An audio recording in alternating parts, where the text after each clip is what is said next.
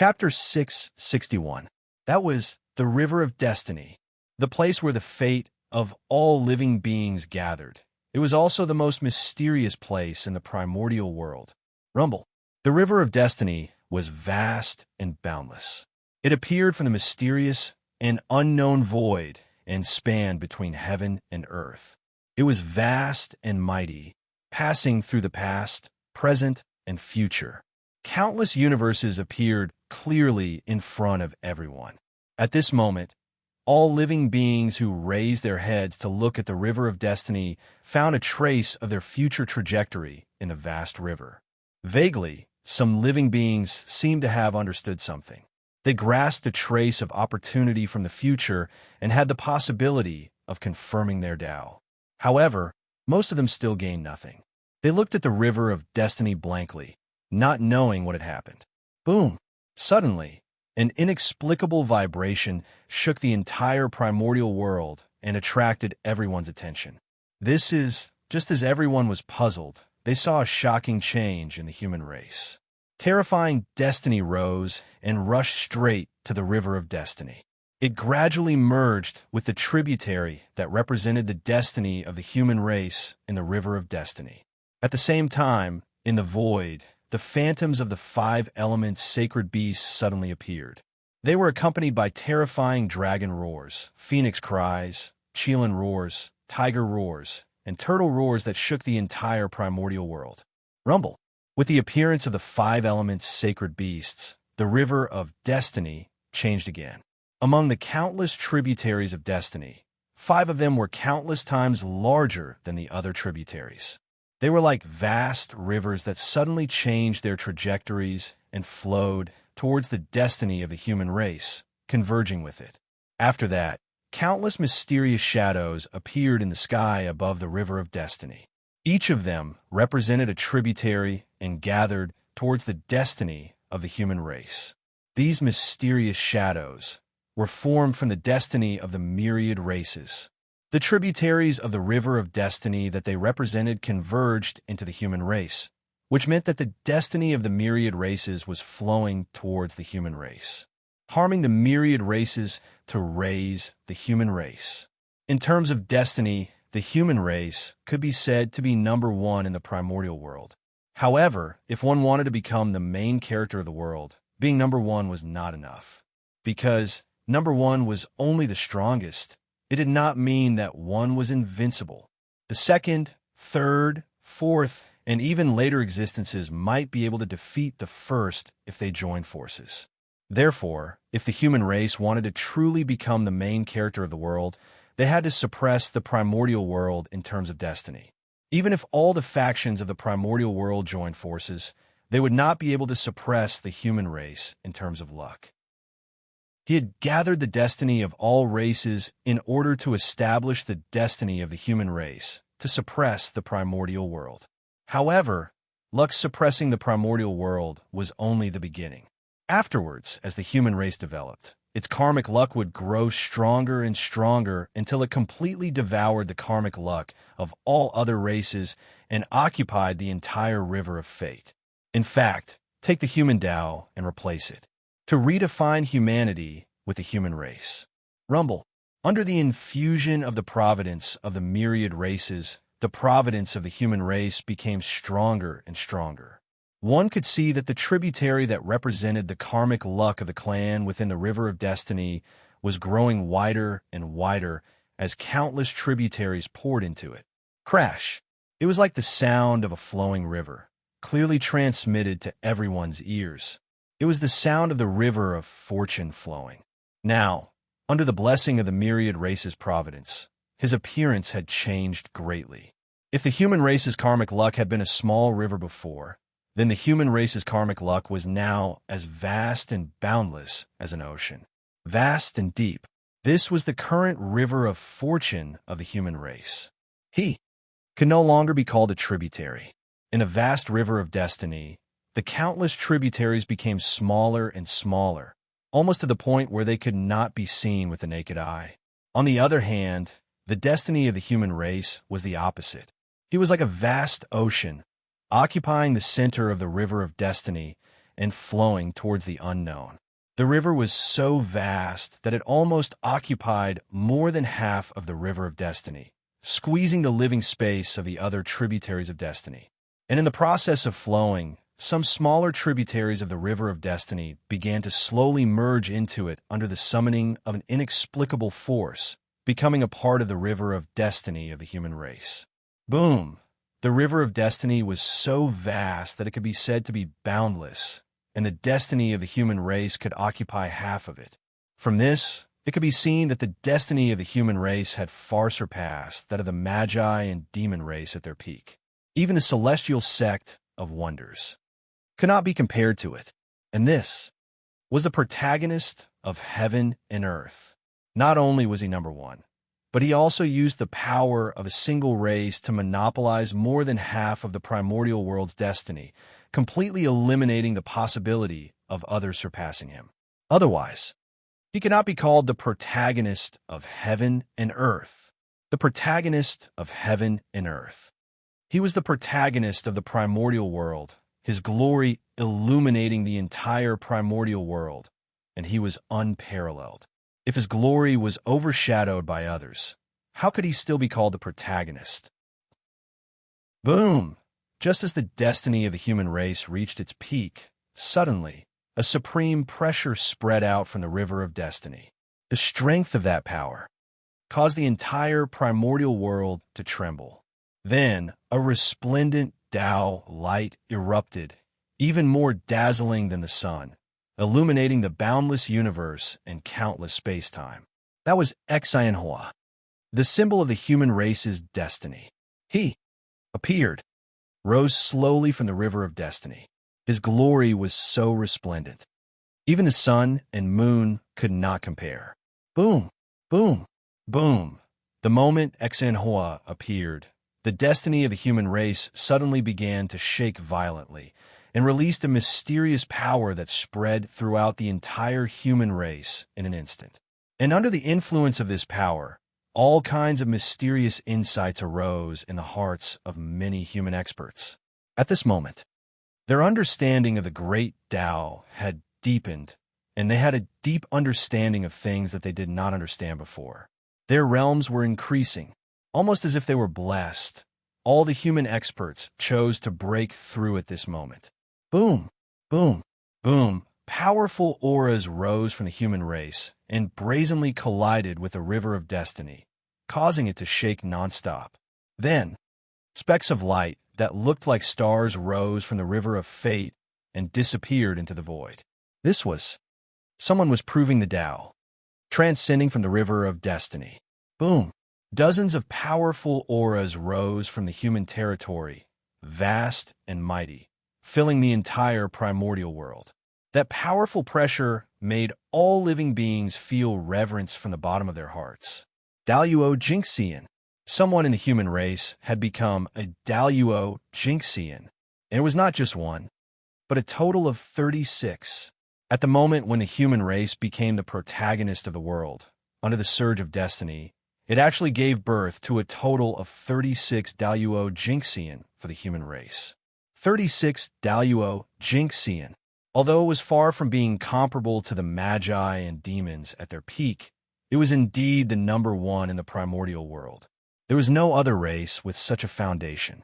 Moreover, the 36 Daluo Jinxian were only the beginning. Under the infusion of the human race's destiny, even more human experts fell into Tao enlightenment. It would not be long before more Daluo Jinxian were born in the human race. At the very least, it would not be much less than before. And this was under the restrictions of the world. If the heavenly Tao was willing to let go of the restrictions, just the infusion of destiny just now would be able to give birth to no less than 100 Daluo Jinxian for the human race. But unfortunately, the world had changed. The cultivation environment of the ancient times was no longer there. The current primordial world had completely become the postnatal era. The laws of heaven and earth seemed to be covered with a layer of gauze, becoming hazy and difficult to comprehend. It was more than 100 times more difficult than in the ancient times. In addition to the other restrictions, If the living beings wanted to become Daluo Jinxian, it could be said to be thousands or tens of thousands of times more difficult than ancient cultivators. It could even be said that if the living beings wanted to become Daluo Jinxian, the difficulty was exactly the same as the difficulty of the ancient cultivators to become quasi-saints. From this, it could be seen the difficulty of the living beings to attain the Tao. In other words, it was almost impossible for the living beings to attain the realm of Daluo Jinxian through normal means. This was a restriction of the heavenly Tao on all living beings. There were too many Daluo Jinxian in the primordial world, but the world did not need so many Daluo Jinxian. Therefore, the heavenly Tao placed a restriction on the world, increasing the difficulty of attaining the Tao. It was fine if there were Daluo Jinxian in the past, but in the future, not too many Daluo Jinxian would be allowed to appear. This could be considered a punishment of the heavenly Tao for cultivators. The reason why cultivators were getting worse with each generation was not only because the cultivation environment was getting worse, but also because the heavenly Tao was deliberately restricting them. Even under such circumstances, the destiny of the human race could still give birth to 36 Daluo Jinxian for the human race. It could be seen how powerful the destiny of the human race was, and the strength of the destiny of the human race was not only shown. Under the Daluo Jinxian, there were Mortai Jinxian and Golden Immortals breaking through. It could be said that, as the human race became the main character of the world, the strength of the human race as a whole increased by a large level. With so many experts breaking through, almost all the spiritual energy in the human territory was squeezed dry. Even the heavenly cycle palace, which the human race had the most, was not enough. If the human race's destiny was not strong enough to directly draw innate spiritual energy from the heavenly realm, the spiritual energy in the human territory would not be enough to support the breakthrough of so many experts. After this, the only shortcoming of the human race has been completely fixed. In the heavenly court, the South Pole Emperor quietly watched the changes of the human race, his heart filled with joy.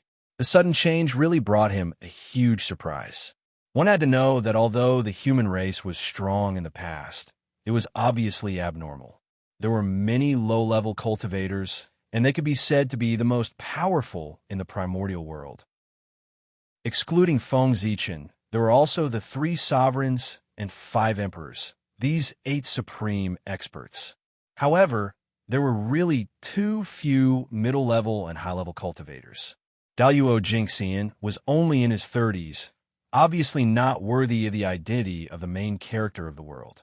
However, under the infusion of destiny, the strength of the human race suddenly increased to a level that was enough to match the identity of the main character of the world. In Feng Zichen's eyes, the strength of the human race was still far from being comparable to the shamans and demons at their peak.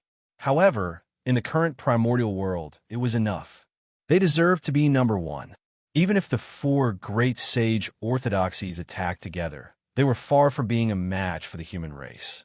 It could be said that under the infusion of destiny, the changes of the human race in this short period of time were comparable to the changes of the human race's normal development for tens of millions of years. This change, who would it be? Who would be unhappy? Not to mention Feng Zichen. The human race's destiny skyrocketed, and even the 3 sovereigns and 5 emperors who were cultivating in the Fire Cloud Cave received some benefits, and their strength increased to varying degrees. Even Yuhua, who was far away in the chaos outside the heavens, was also affected, and her strength suddenly increased by a large margin. However, for them, the improvement of their strength was secondary. The main thing was that with the improvement of their destiny, their understanding of the Tao had become deeper. Especially for Fuxi, the improvement of his destiny was even more significant. With the blessing of the human race's destiny, he, who already had a deep foundation, truly saw the possibility of attaining the Tao. It was estimated that it would not be long before he could take that crucial step and cultivate into the primordial Daluo Jinxian. This kind of power was not the power brought by the quasi-saint karmic rank, but the power that truly belonged to him. The primordial Daluo Jinxian. The karmic rank only brought him the power comparable to the primordial Daluo Jinxian, but did not deprive him of the possibility of continuing to improve. The two did not conflict. On the contrary, the two complemented each other. Karmic rank was the authority of the primordial world. Having a karmic rank, it was like the authorities were giving you a cheat. With the blessing of the karmic rank, the cultivation speed would be faster. Similarly, the stronger one was, the more perfect the power brought by the karmic rank could be. It was true that the power of the karmic rank was very strong, but this did not mean that the person with the karmic rank was weak. In other words, even the current 6 sages, even if they had suddenly lost their sage karmic rank, they were still the supreme masters who suppressed the primordial world. This was because they had already cultivated into the realm of the primordial Daluo Jinxian with the blessing of the sage karmic rank. The 6th heaven of the sage was the 6th heaven of the primordial chaos. In terms of the essence of the realm, there was no difference between the two. The only difference was that the former could control the power of the way of heaven, while the latter could not. As the supreme masters of the human race, the 3 sovereigns, 5 emperors, and Yuhua had all benefited. In terms of contribution to the human race, Feng Zichen, who was also the North Star Emperor, would naturally benefit more than them. Boom on the North Star. An invisible force descended with a loud rumble. It ignored all the restrictions and formations and directly blasted on the light cocoon formed by the North Star Emperor in the North Star Palace. The North Star Emperor, who was at the critical moment of transformation and was only half a step away, directly took the last step with the help of this force and completed the final transformation. Bang! There was a shocking explosion, and the light cocoon formed by the North Star Emperor shattered and turned into light spots that filled the sky and disappeared. At the same time, a supreme pressure swept out in all directions with the North Star as the center. In the blink of an eye, it spread to the entire primordial world. Whoosh! At this moment, the world went silent. In front of this supreme pressure, the world seemed to have frozen. Time and space stopped moving, and the rules also stopped operating. Only on the North Star, a figure that was surrounded by Taoist rhymes and filled with a mysterious aura slowly appeared. That was the North Star Emperor. He had attained the Tao. In a trance, endless light bloomed from his body. It was extremely bright, and the world lost its color. Only the bright light of the Tao filled the air. P.S. Today is the birthday of my book friend, the Sky Guide. I would like to say to him, happy birthday. I hope he can see it. Chapter 662. However, very soon, the unbelievably bright Tao light began to fade. Like flowing water, the Tao light that shrouded the entire eldritch universe vanished in the blink of an eye and gathered behind the North Star Emperor. After a series of distortions, the bright Tao light gradually dimmed, and endless mysterious runes appeared. Not long after, the Tao light completely disappeared. A long river made of innate runes replaced his position and floated behind the North Star Emperor, bobbing up and down. That was the Great Tao River. It was formed by the North Star Emperor's Great Tao and was more than 3,000 miles long. It represented the North Star Emperor's 3rd heaven of primordial chaos. That's right, it was the 3rd heaven. With the help of the postnatal providence, the North Star Emperor's position, and the human race's providence, the North Star Emperor broke through to the 3rd heaven of primordial chaos. That was the benefit of having a karmic rank. It was fine if he did not break through, but once he did, he would break through to the next realm. Ordinary people could not be envious. Rumble. The Great Tao River was vast and mighty. It was only 3,000 miles long, but it gave people a feeling that it was incomparably huge. It was like a bridge of heaven and earth that pierced through the entire world and emanated endless majesty. Splash! Suddenly, the Great Tao River moved. Endless innate runes flowed like flowing water and made splashing sounds, breaking the peace of heaven and earth. Then, as if something was broken, heaven and earth resumed its flow. Time and space were no longer stagnant, and the laws began to operate again. Everything returned to normal. Rumble. The moment heaven and earth returned to normal, countless great Taos and laws appeared in the sky at the same time and gathered toward the North Star. When one person achieved the Tao, thousands of Taos came to congratulate him. That was the sign of achieving the Tao. Almost at the same time, a hazy figure appeared in front of everyone. He stood at the peak of heaven and earth. He was only the size of an ordinary person, but he gave people the feeling that he was as vast as heaven and earth. It was as if he was the incarnation of the Tao. No, not the incarnation of the Tao, nor the carrier of the Tao. Instead, he was the Tao. Praise the North Star, Upper Palace's heavenly emperor, infinite. Praise the West's heavenly emperor of supreme polarity, infinite. Praise the West's heavenly emperor of supreme polarity, infinite. Almost involuntarily, the living beings could not help but worship the Gauchian star and praise it. After that, not long after all the living beings bowed, the phenomenon of flowers falling from the sky and golden lotuses surging from the ground suddenly appeared in the heavens and the earth, and boundless, auspicious aura suffused the air. It could be said that, following the North Star's attainment of the Tao, a joyous atmosphere pervaded the entire wilderness. This was the heavenly Tao's blessing to the North Star Emperor. The North Star Emperor's attainment of the Tao was celebrated by everyone. This treatment was almost comparable to that of Saint. As the supreme of heaven and earth, the innate sword ancestor, the sage emperor of the human race, the post-celestial Tao ancestor, and the great Taoist priests, great Emperor Gauchian was qualified to do so. If the heavens and earth did not bless him when he attained the Tao, given the vastness of the primordial world, who is qualified to receive the blessings of the world when they attain the Tao? After all, in a sense, the status of the North Star Emperor was even more honorable than that of a sage. Not to mention anything else. The three words great Taoist priests were enough to make the North Star Emperor stand at the top of the untainted land and be worshipped by all living beings. The North Star Emperor has attained the Tao. The great divine masters who were awakened by the commotion of the human race stared blankly at the North Star Emperor's attainment of the Tao. Even though they had thousands of words in their hearts, they could not say a single word. Even though they knew that the North Star Emperor would attain the Tao at any time, everyone was already mentally prepared. However, when this scene really happened, it still brought great shock to the great divine masters of the primordial world.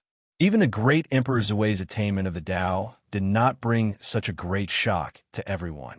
Under this kind of shock, because of the North Star Emperor's attainment of the Tao, the bottleneck that restricted them from breaking through the primordial chaos Daoyuo, Jinxian, began to loosen. They did not have the time to check. Everything was because the one who attained the Tao was the North Star Emperor. The young man from a human race was from a Zichen clan. He was different from the great Emperor Zui. The great Emperor Zui had a strong background and was almost unparalleled in the primordial world. He was a great god born from the Zui star and was from the same sect as the heavenly Tao. He was known as the god of Pangu and was the purest Pangu. Such a person was destined to attain the Tao. No matter how great his achievements were, it would not surprise anyone. At most, they would sigh and say, the legacy of the Pangu is so terrifying. On the contrary, it would be surprising if such a person could not attain the Tao. Therefore, even if the great Emperor Zui only used less than 10 million years to attain the Tao, no one would be too surprised. Moreover, from the fact that the great Emperor Zui and the North Star Emperor were on good terms, it could be seen that the great Emperor Zui had already existed countless years ago. It was just that he did not show up because of the threat of Dijun.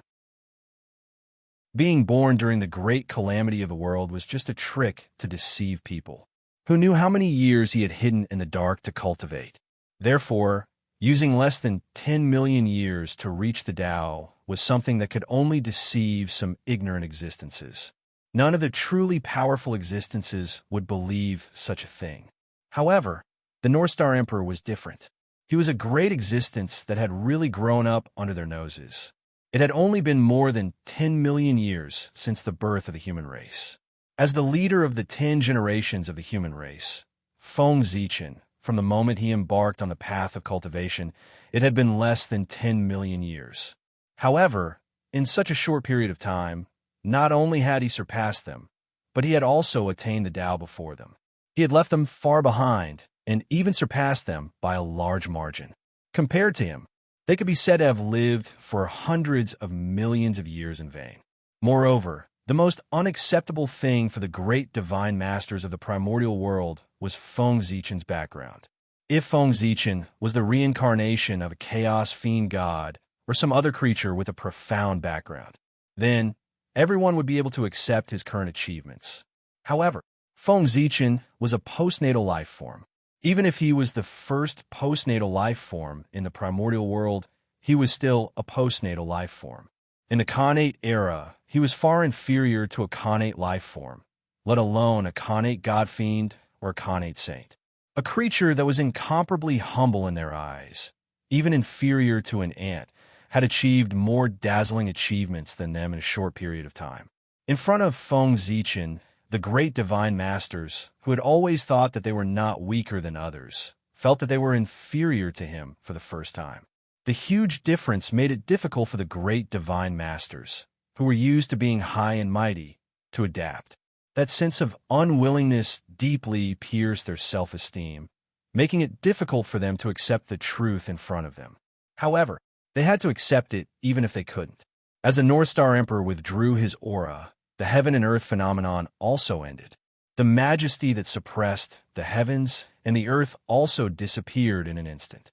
And all of this symbolized that the North Star Emperor had stabilized his realm. So, don't be conflicted. The North Star Emperor's attainment of the Tao is his own and also his opportunity. There's nothing to be envious of. Moreover, his attainment of the Tao is also a good thing for us.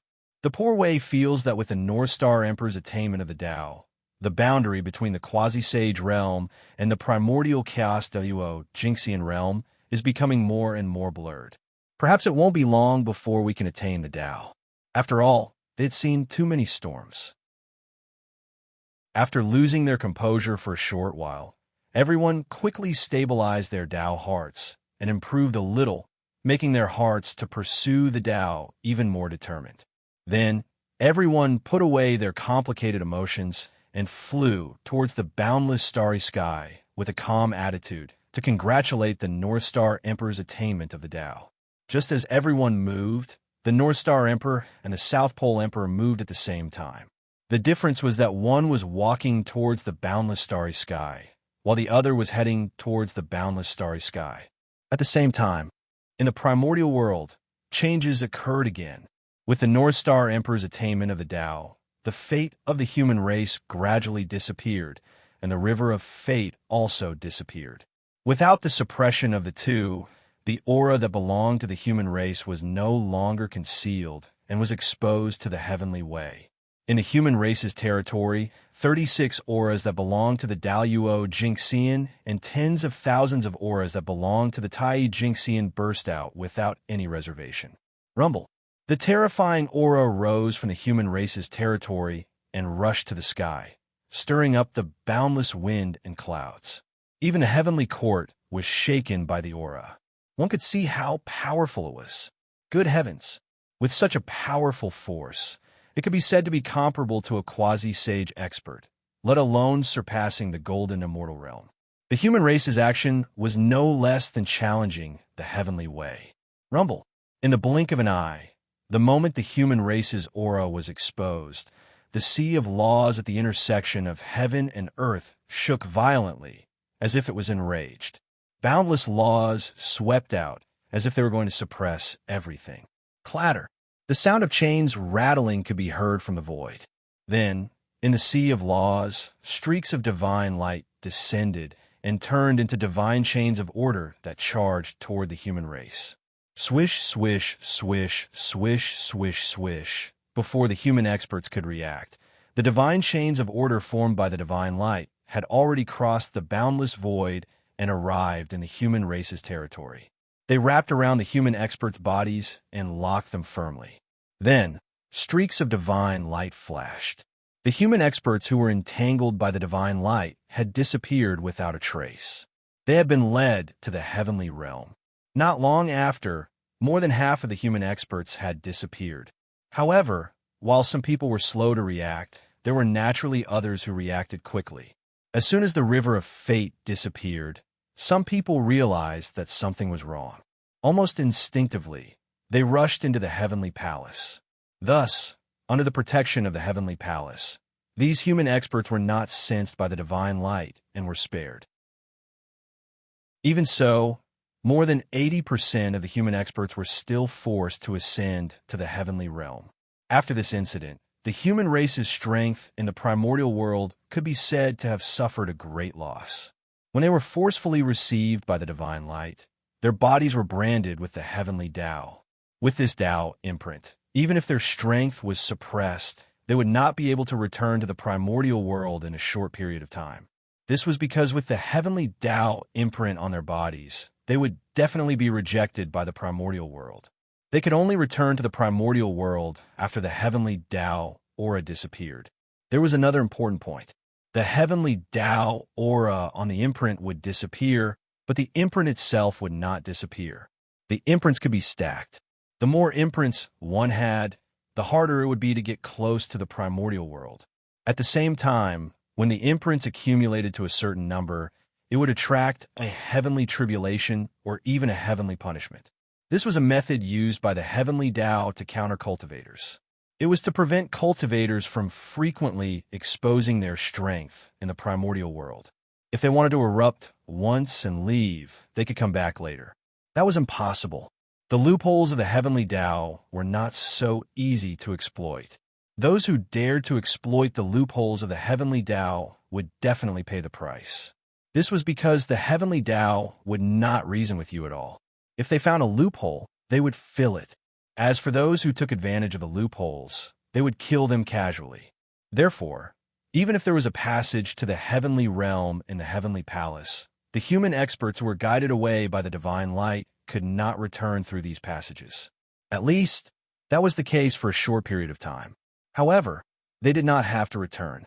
This was because the primordial world would welcome the 6 celestial emperors of the human race, the North Star Emperor. As everyone knew, the true identity of the North Star Emperor was the ancient sacred emperor of the human race, the Zichen clan. Since he would be the celestial emperor, these human experts who had just ascended to the heavenly realm would naturally have the opportunity to show their prowess.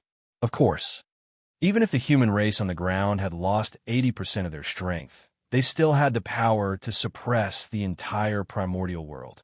This was not an exaggeration. The current human race was more than 10 times stronger than before. It was not an exaggeration to say that it was 100 times or 1,000 times stronger. With such strength, even if they had lost 80% of their strength, they were still stronger than before.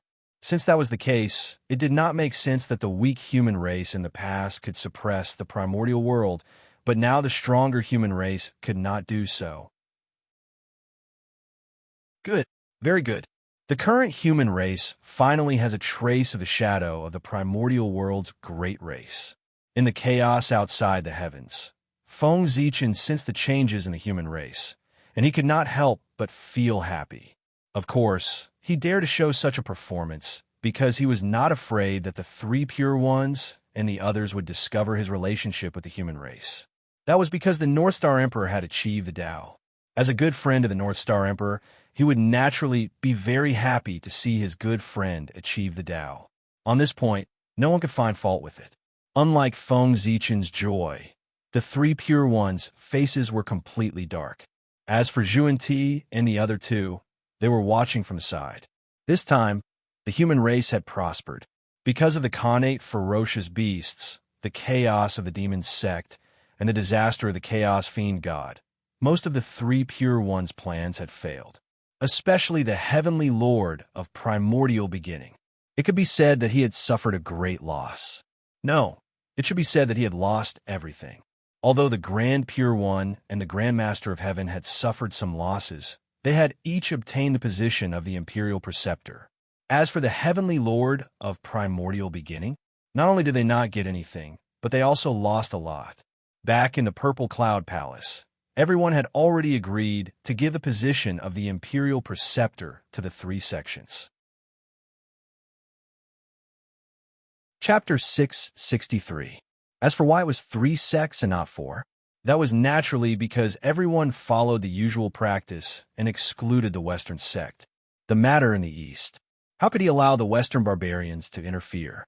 After the 3 sects obtained the position of the teacher of the 3 emperors, the Grand Pure One personally descended to the mortal world to teach the emperor of the human race, Fuxi. Although the identity of the emperor was noble, the Grand Pure One was the heavenly Tao Saint. He was the spokesperson of the heavenly Tao in the primordial world. With such a status, he was definitely qualified to become the Sky Emperor's master. After Heavenly Emperor Fuxi, it was Earthly Emperor Shinnong. However, at that moment, in order to protect the primordial world, all the saints had left the primordial world and headed to the chaos outside the heavens. Since the prime of Tontian was not around, Xianqing took the Earthly Emperor as his disciple. Although the earthly sovereign status was much higher than Xianqing's, the earthly sovereign status was much higher. Moreover, Xianqing was far from being comparable to the Grand Pure One. But in the end, the earthly sovereign was also a human. On the other hand, Xianqing was the immortal master of the human race. He was the teacher of all the immortals of the human race and was worshipped by the entire human race. Therefore, as long as the Emperor of Earth was still a human, he would have to call Xianqing teacher. With this identity, Xianqing was naturally qualified to be the teacher of the earthly sovereign. Ren School had the Grand Pure One, and Jie School had the 9 heavens immortal venerables. However, Chan School had nothing. Although the 12 golden immortals all had extraordinary backgrounds, their achievements were extremely limited. He hadn't even touched the threshold of Daluo Jingxian, let alone become the teacher of Renhuang. Furthermore, due to Fuxi and Shinnong's exceedingly outstanding performance, the position of the Renhuang changed. He went from the ruler of a race to the ruler of all races. Therefore, the Renhuang became even more honorable. In that case, with the cultivation of the 12 golden immortals of the Chan School who were not as strong as Daluo Jingxian, how could they be qualified to be the human emperor's teacher? Wasn't he afraid of being devoured by the chi of heaven and earth and falling into the cycle of reincarnation? He knew that he was not qualified. Even if the disciples of Chan School were unwilling, they had no choice but to change. He changed his plan from becoming the teacher of the human emperor to helping the human emperor unify the primordial world. In this way, although the merit points obtained would be less, at least he would not return empty-handed.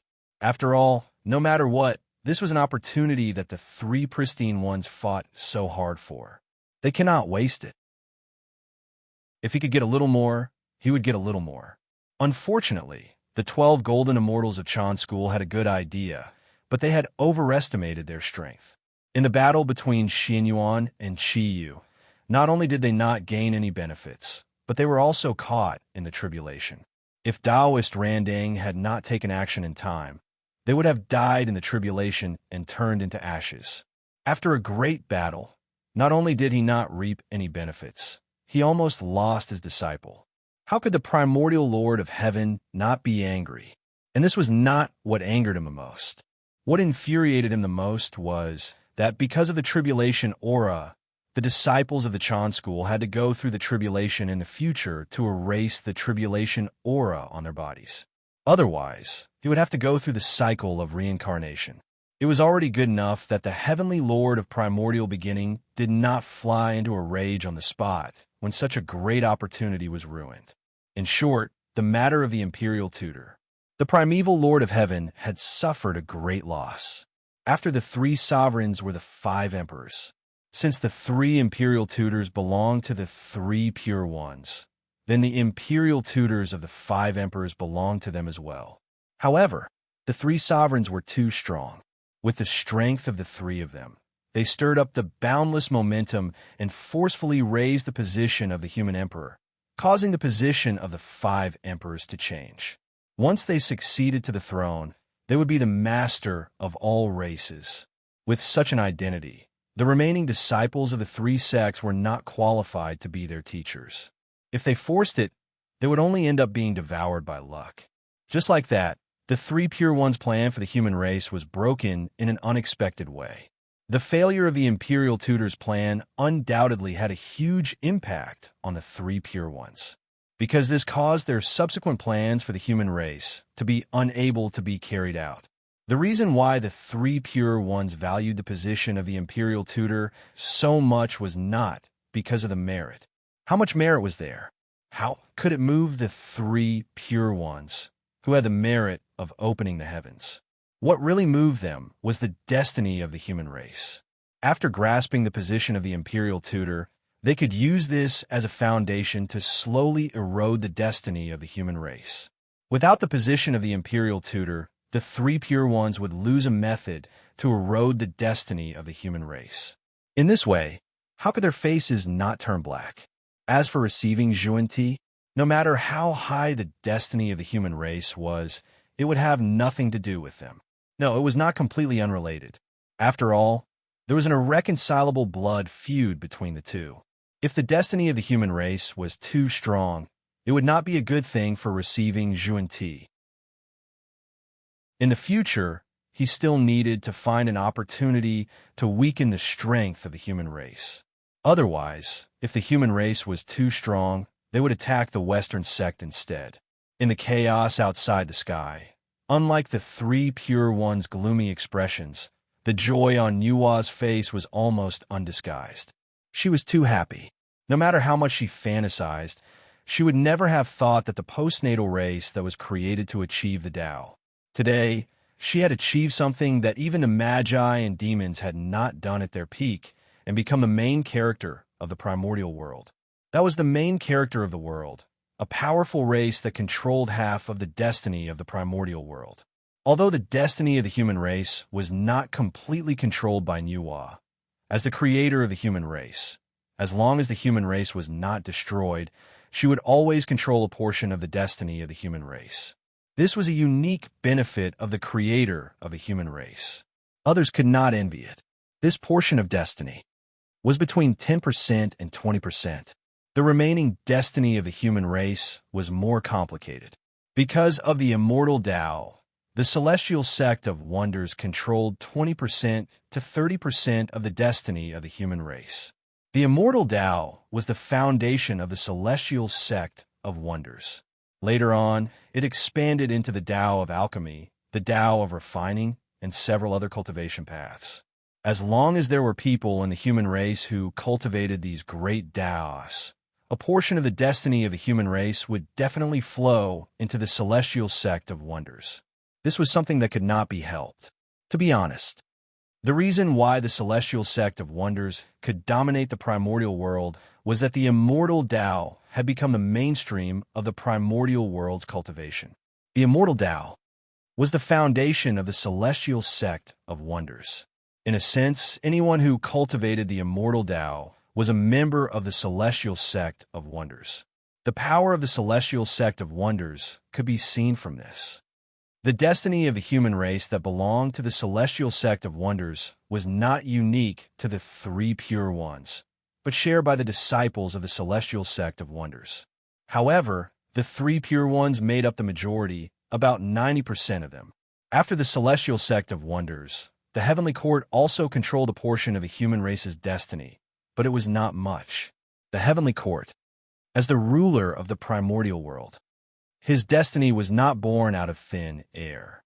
When the heavenly court was formed, all existences in the primordial world, regardless of whether it was a person or an object, as long as they were in the primordial world, they had to part a wisp of destiny and gather in the center of the primordial world. And this was the destiny of the heavenly court, and it was also the symbol of the heavenly court's control of the primordial world. As a member of the primordial world, the human race naturally had a wisp of destiny in the heavenly court. If the heavenly court had it, so did the Yin court. After all, countless people died every year in the human race. After deducting the destiny in the hands of outsiders, the destiny that the human race truly controlled was only about 50%. This was already quite a lot. In addition to the destiny in Yua's hands, it was already almost 70%. This 50% of the destiny that belonged to the human race belonged to the human race, and it was not in the hands of a single person. However, although this portion of destiny was shared, it was not something that anyone could use. Without a doubt, Feng Zichen had the highest priority in the use of this portion of providence. After that, it was the 3 sovereigns and 5 emperors. After that, it was those with high authority in the human race. Don't underestimate this 50% of the human race's destiny. One had to know that the destiny of the human race was as much as half of the primordial world's destiny. Its strength had reached an unbelievable level. Even a saint would not dare to say that he could contend with it. Even if it was only 50%, if it could be completely concentrated on a single person, it could create an existence that was comparable to a saint out of thin air. However, it was a pity that unless it was a last resort, the destiny of the human race would not all gather on a single person. After all, the destiny of the human race was not all on a single person. 50% of the destiny is not much, but it is not little either. However, for the human race, it is already the bottom line. It can't be less. If it is less than 50%, the human race will be in danger of losing its dominance. In the chaos outside the sky, Feng Zichen thought to himself, the human race only controlled 50% of the destiny. This was an extremely dangerous signal for him. One had to know that destiny was not unchanging. If someone controlled more than 50% of the destiny of the human race, then if this person wanted to do something to the human race, Feng Zichen would not be able to stop him at all. Therefore, 50% of the destiny was Feng Zichen's bottom line. However, this was far from enough. He still needed more. Only when more of the destiny of the human race was in the hands of the human race could the human race truly control their own destiny and not become someone else's puppet. 50% of the destiny of the human race outside, other than the 10% of the destiny of the Nuwa that could not be changed, the rest of the destiny was Feng Zichen's goal. Destiny was not unchanging. External factors had a great impact on it. If the immortal path's influence in the human race was weak, then correspondingly, the destiny of the human race that it controlled would be reduced. At present, Feng Zichen's primary goal was to suppress the immortal path and weaken the influence of the 3 pure ones on the human race. And on this point, the North Star Emperor was already planning, looking from the chaos outside the sky back to the primitive land. At this moment, with Emperor Shun's abdication, everyone elected you as the leader of the human race to rule the primitive land. However, due to the end of the Emperor's destiny of the human race, Yu is only respected as King Yu, not Emperor Yu. However, even though the Emperor's destiny of the human race had ended, the Emperor's aura of the human race did not weaken at all. It still existed in the form of a 9-clawed divine dragon, hovering above the ancestral land of the human race, emitting endless majesty that deterred all races. Perhaps, with the support of such a strong Emperor's aura, it would produce an Emperor's purple aura for the human race. It was not impossible for King Yu to take another step forward and become one of the 9 great emperors of the human race. What a strong Emperor's aura! Perhaps, this is where Yu's opportunity lies. With this, he could take another step forward and become a great emperor. If this is really the case, the destiny of the human race will definitely be stronger. In the heaven, the North Star Emperor could not help but exclaim when he saw the scene in the ancestral land of the human race. Such a strong emperor's aura could be said to be the foundation of becoming an emperor. As long as the human race could develop steadily in the coming days without any major issues, the matter of you becoming the Mother of Asterisk Human King was basically set in stone. However, things would obviously not go so smoothly. That was because Heaven's Way had decided for the human race to prosper, and there were only 8 great emperors, the 3 sovereigns and 5 emperors. The extra one was obviously not within Heaven's Way's plan. This was going against Heaven's Way. There would definitely be countless tribulations accompanying it to cut off the possibility of the 9th great emperor appearing in the human race. The peace in the primitive land would not be maintained for long. That was because Heaven's Way had not noticed the signs of King Yu becoming an emperor. Therefore, the primitive land could continue to maintain its peace. However, once Heaven's Way noticed that something was wrong, endless tribulations would definitely follow and descend upon the primitive land to destroy King Yu's foundation of becoming an emperor. Heaven's Way, then let's have a fight and see whose methods are better. Emperor Gaochen thought silently as he thought about the possible tribulations in the future. He had already expected the tribulations that King Yu would face when he became an emperor.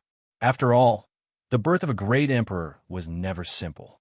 The birth of every great emperor would be accompanied by endless blood and fire. Feng Zichen was not afraid of going against Heaven's Way. That was because he was very familiar with going against Heaven's Way. After all, he had done it many times. That's right, the current North Star Emperor was already a heavenly emperor.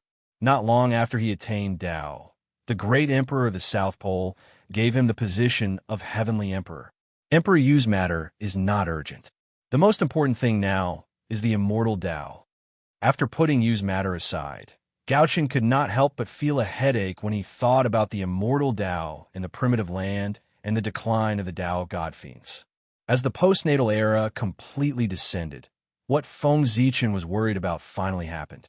The Tao of God Fiends gradually declined, and the immortal Tao that was suppressed by it gradually recovered. Regarding this, Feng Zichen was also helpless. The cultivation of the Tao of God Fiends really consumed too many resources. The current environment could not support the cultivation of this Tao at all. There was no possibility of taking another step forward. It would be foolish enough to persist. Therefore, the decline of the Tao of God Fiends was inevitable. It was not because the Tao of God Fiends was too weak. On the contrary, it was because it was too strong that it attracted the jealousy of the heavens and limited its development. In the future, the Tao of God Fiends would probably become the private land of prodigies. Not all prodigies cultivated the Tao of God Fiends, but those who cultivated the Tao of God Fiends were definitely prodigies. Ordinary people could not even enter the door. Regarding this, Feng Zichen was naturally unwilling, but he had no choice. The more powerful something was, the more restricted it would be. Moreover, the Tao of God Fiends was an existence that could allow one to go against the heavens. This was simply heaven-defying. The heavenly Tao allowed the Tao of God Fiends to develop for nearly 10 million years without making a move. It was already giving Feng Zichen enough face. Chapter 664. Sign. The times have changed. If the Tao of the God Fiend cannot be changed, it is inevitable that it will be abandoned by the times. Forget it. Since I have nothing to do recently, I might as well spend more effort on the Tao of the God Fiend to simplify it and make it like the immortal Tao, suitable for the general public. With that thought, Feng Zichen made a decision in his heart to modify the Tao of the God Fiend. If the threshold of cultivation was too high, it was definitely not a good thing for a Tao path, especially one that was preparing to prosper in the world. If the threshold was too high, it was equivalent to rejecting the majority of living beings. However, if that was the case, what was the use of being able to produce world-shaking experts?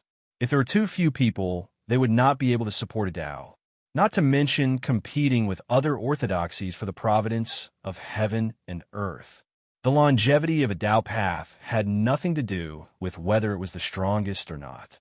It had to do with whether it was the most suitable for all living beings. Compared to the Tao of the God Fiend, the immortal Tao was indeed weaker. However, its threshold was extremely low, and almost everyone could get started. And this was the advantage of the immortal Tao. In this world, there might be times when there were no prodigies born. However, there would never be a lack of ordinary people. The weakness of the Tao of the God Fiend was that it relied too much on prodigies. If there were no prodigies born in several generations, wouldn't the Tao of the God Fiend be cut off? Therefore, Feng Zichen thought of modifying the Tao of the God Fiend. To compete with the immortal Tao, the first thing the Tao of the God Fiend had to do was to lower the threshold. Otherwise, there was no need to compete. The Tao of the God Fiend had already lost from the beginning. Just like that, Feng Zichen was immersed in modifying the Tao of the God Fiend. Just like that, time passed by unknowingly. In the blink of an eye, 10,000 years had passed. Rumble. On this day, the heavenly court, which had not moved for a long time, suddenly emitted a huge fluctuation. A huge phantom of a stone tablet loomed in the sky above the heavenly realm. In an instant, a terrifying aura spread throughout the entire primordial world in the blink of an eye. It was like a mountain pressing down on the hearts of all living beings. What happened? Such a commotion naturally alarmed the great beings who were cultivating diligently. Thus, they all raised their heads and looked at the place where the aura erupted. Chi! A terrifying gaze shot out from the eyes of the great magics, piercing through the layers of void. Soon, it arrived above the celestial court. As far as the eye could see, there was a huge stone tablet standing between heaven and earth, emitting endless majesty. The body of the stone tablet was engraved with mysterious runes, as though they recorded the most noble truth of the world. Endless Taoist rhymes swirled around them, making them look exceptionally mysterious. When facing such a profound stone tablet, if an ordinary person were to take a single glance at it, the person would probably be unable to help but be immersed in it and disregard everything to comprehend the grand Tao profundities within it. However, the great masters from the celestial sect of Wonders were different. The moment they saw the mysterious characters on the stone tablet, a strong desire to destroy appeared in their hearts without any warning, urging them to destroy the stone tablet. It was as if the existence of the stone tablet could shake the foundation of their existence, giving them an extremely dangerous feeling. It was this feeling that made them want to destroy the stone tablet, and they couldn't get rid of it.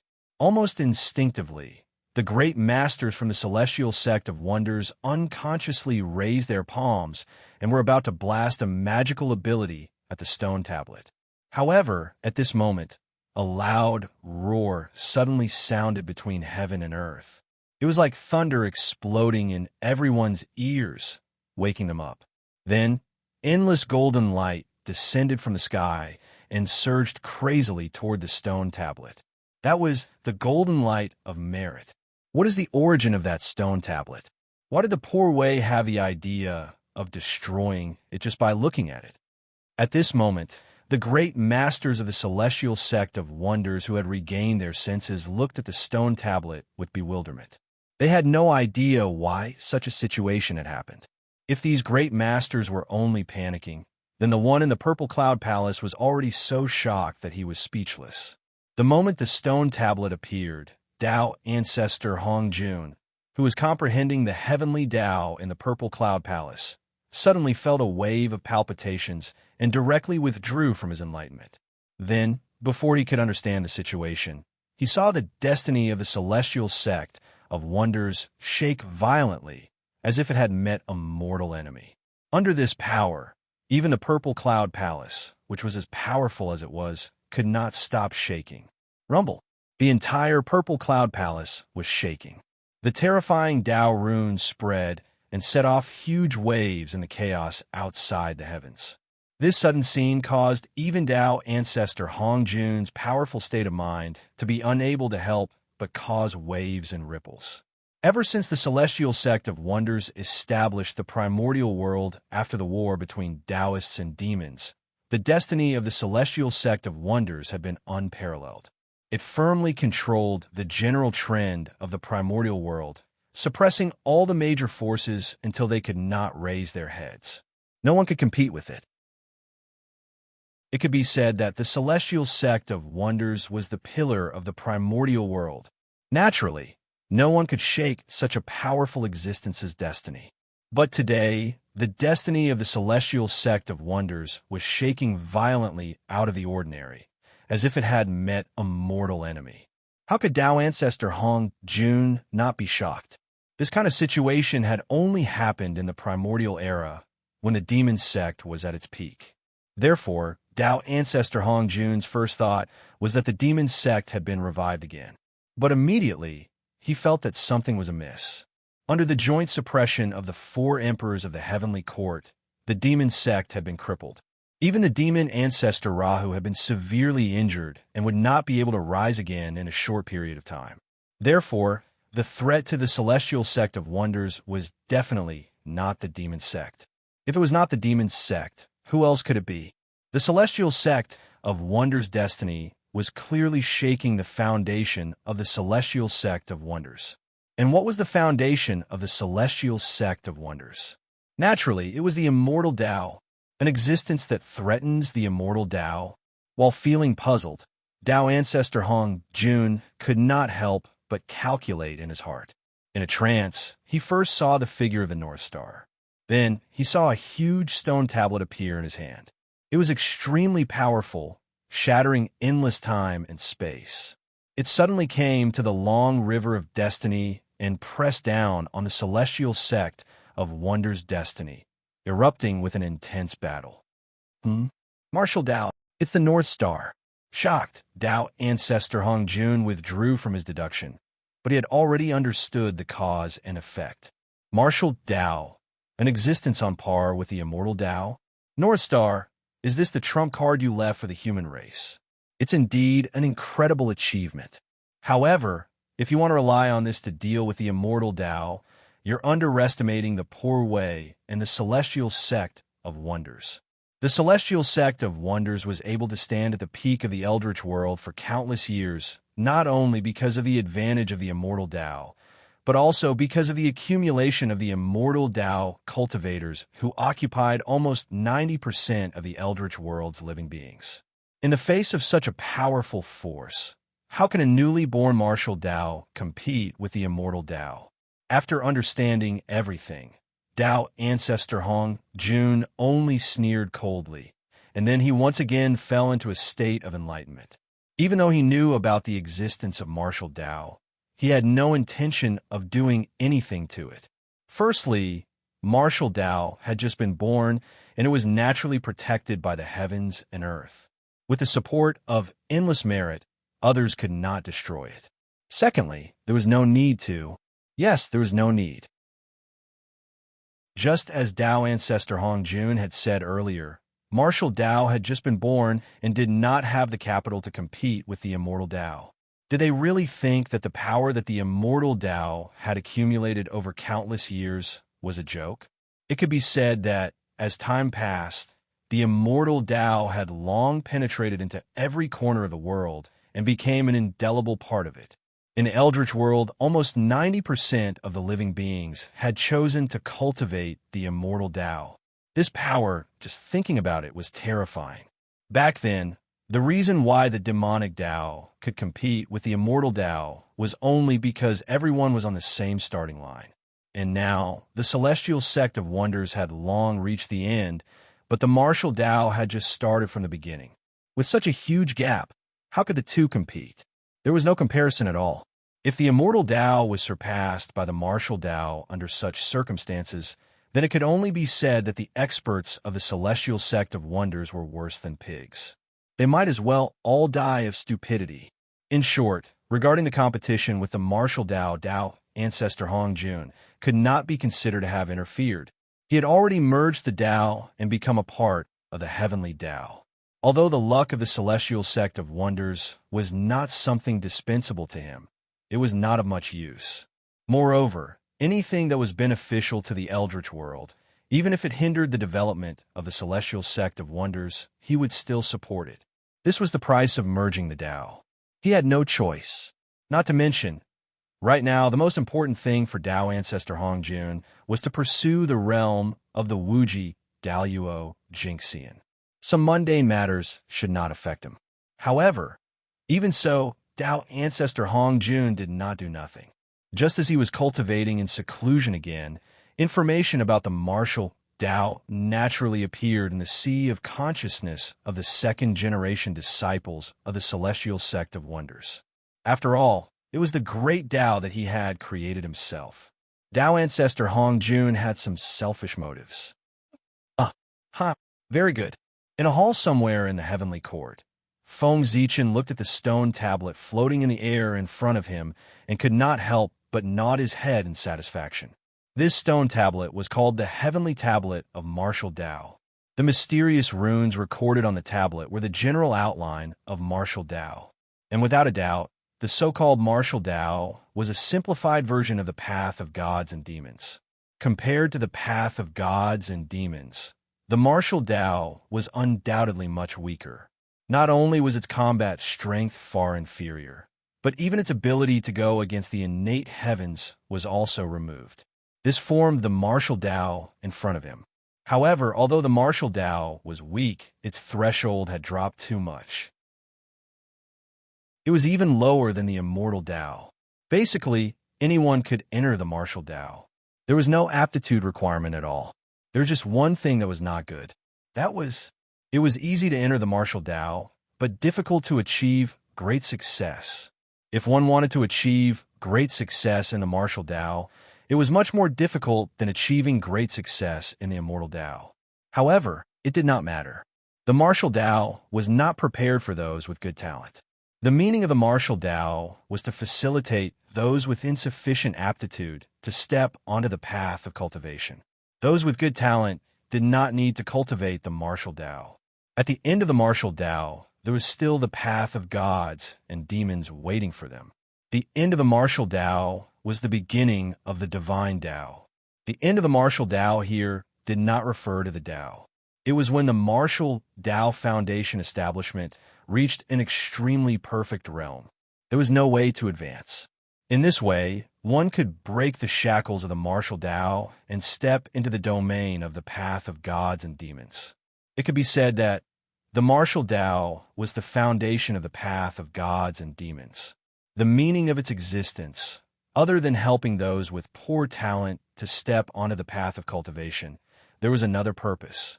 That was to select talents for the path of gods and demons.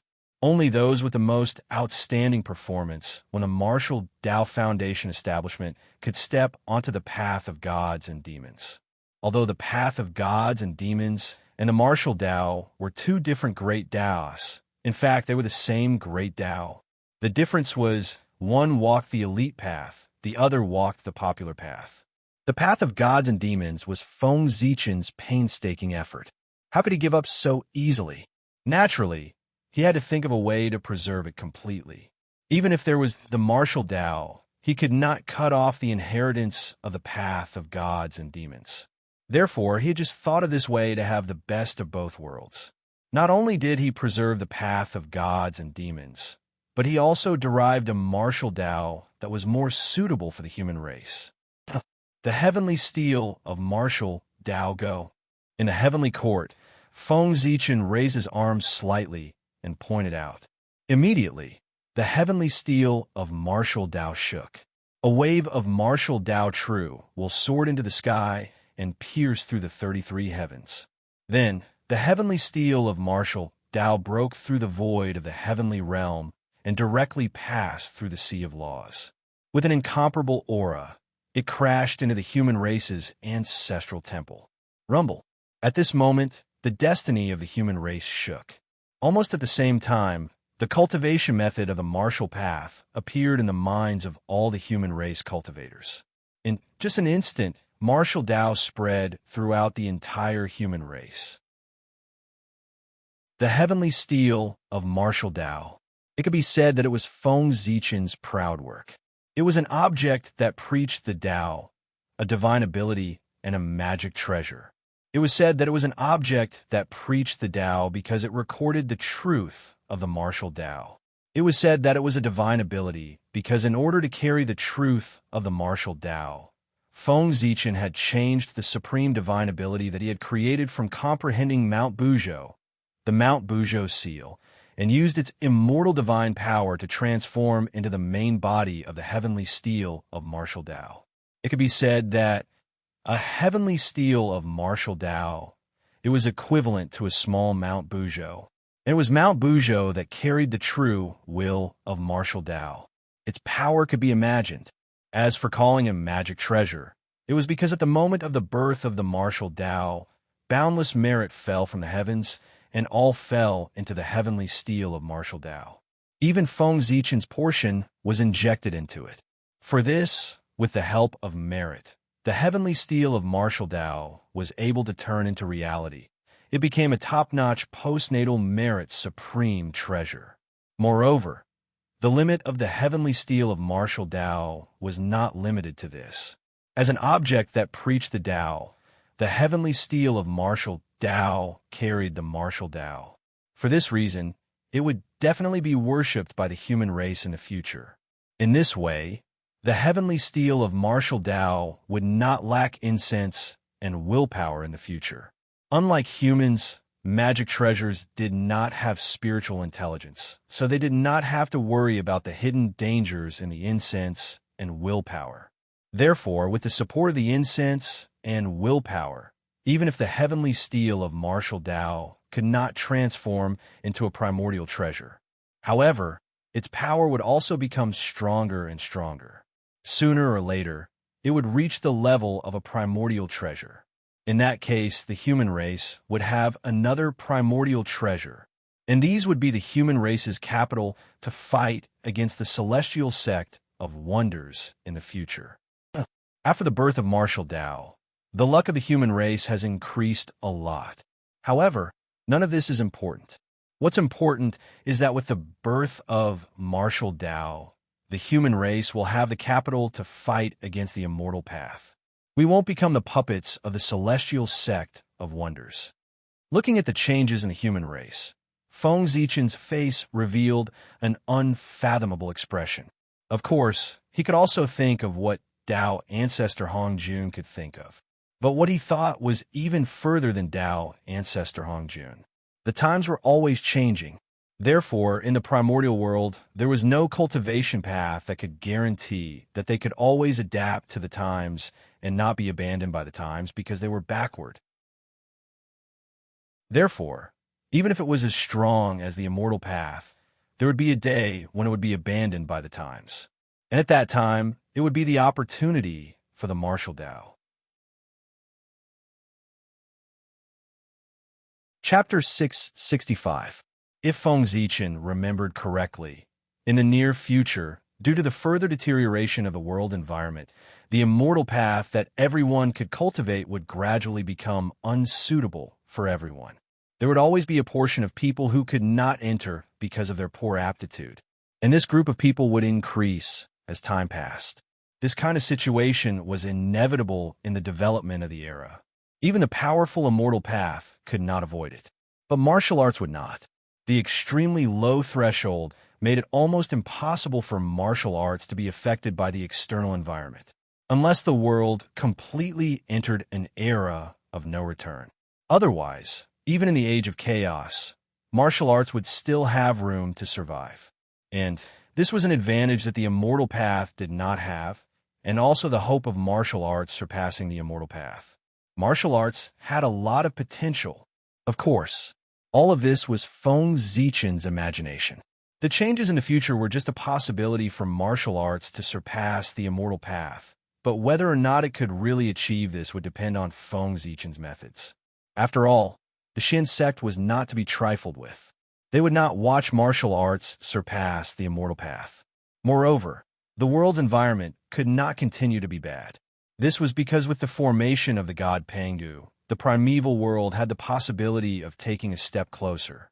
In theory, the innate spirit Qi should be getting denser and denser. The current situation in the primeval world was the result of the deliberate suppression of the heavenly Tao. However, there was a limit to everything. Even the powerful heavenly Tao could not always suppress the primeval world. When it reached the limit, the harder it was suppressed now, the stronger it would rebound in the future. Perhaps it would return to the ancient primeval age in one fell swoop, or even surpass it. However, that was another story, the story of the recovery of spirit Qi. To be honest, Feng Zichen was looking forward to the day of the recovery of spirit Qi, because that was the most suitable era for the path of gods and demons. After the recovery of spirit Qi, the ancient bloodline that had been suppressed by the environment for countless years began to slowly recover in the bodies of all living beings. If at this time, all living beings with awakened bloodlines cultivated the path of gods and demons. Combined with their ability to go against the innate heavens, wouldn't they have the potential to soar into the sky? This was an advantage that the other Grand Taoists did not have.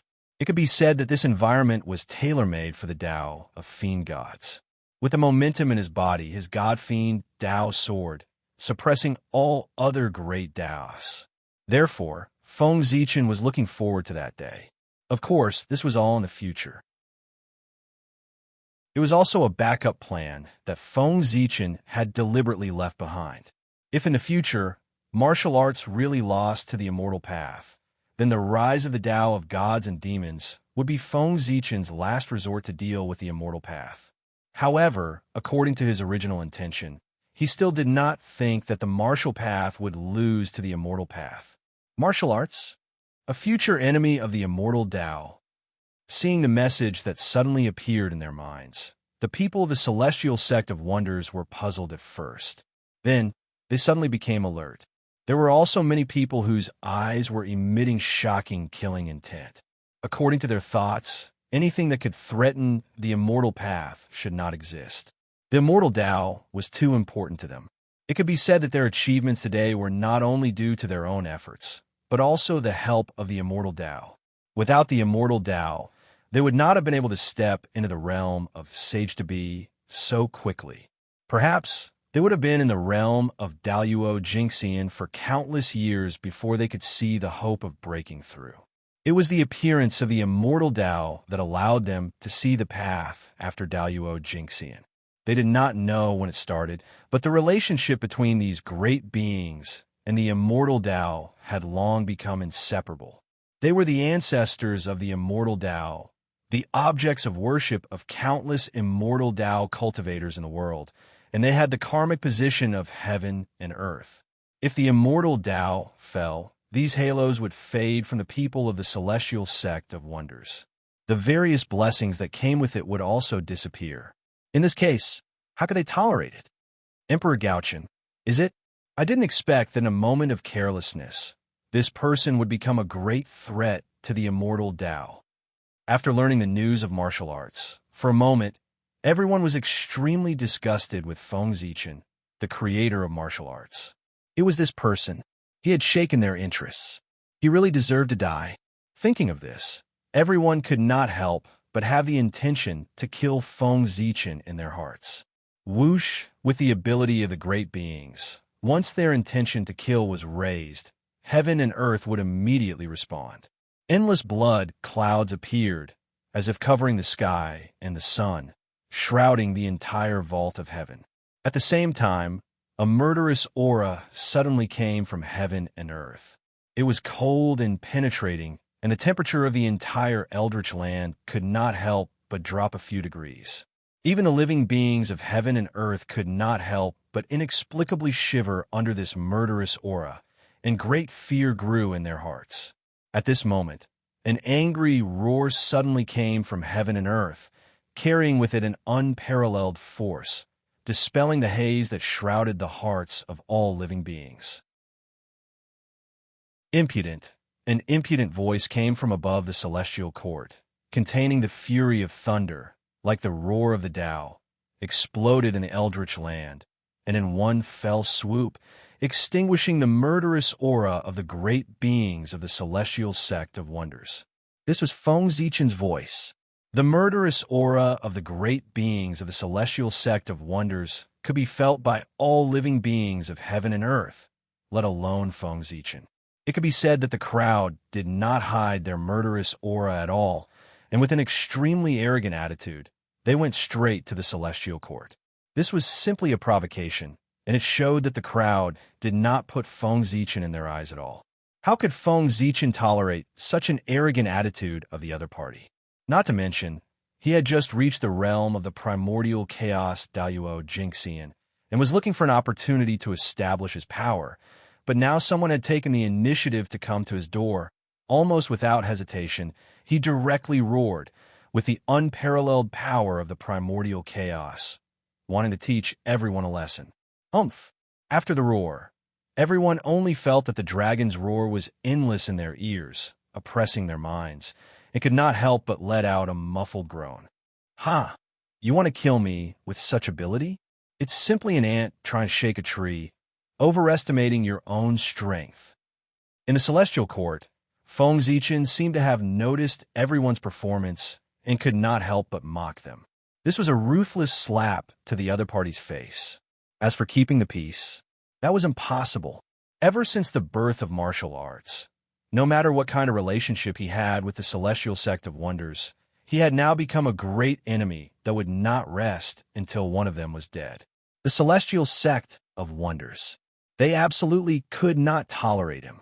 Since that was the case, why should they show mercy? Naturally, they would seize the opportunity to humiliate the other party to death. Gauchen, when everyone heard that, they were really embarrassed and angry. They were embarrassed because what the other party said was the truth. He was the primordial chaos Daluo Jinxian, and his strength was far beyond theirs.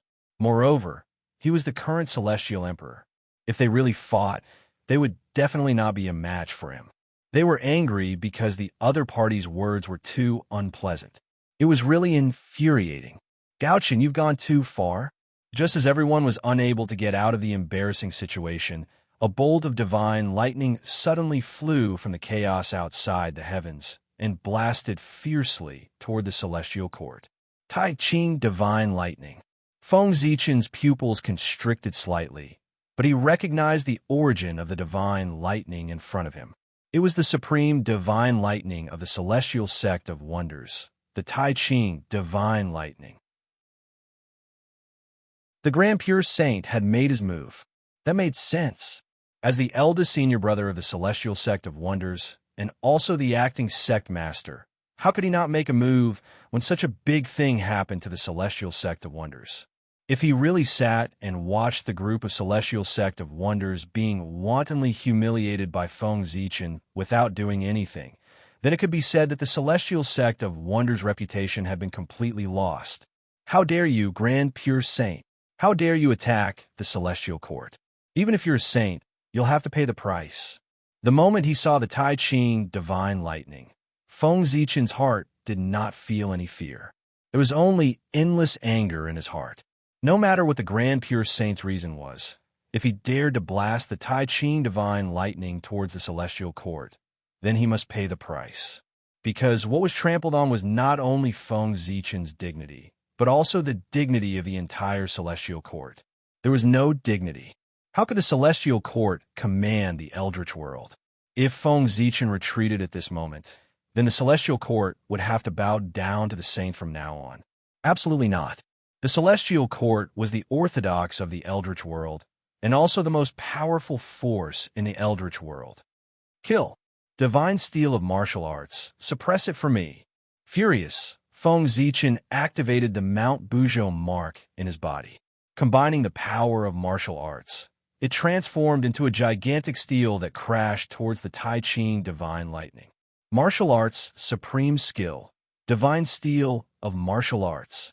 In an instant, the image of an ancient steel appeared from the void, exuding an enormous aura that could suppress all things, holding the Tai Ching divine lightning in place.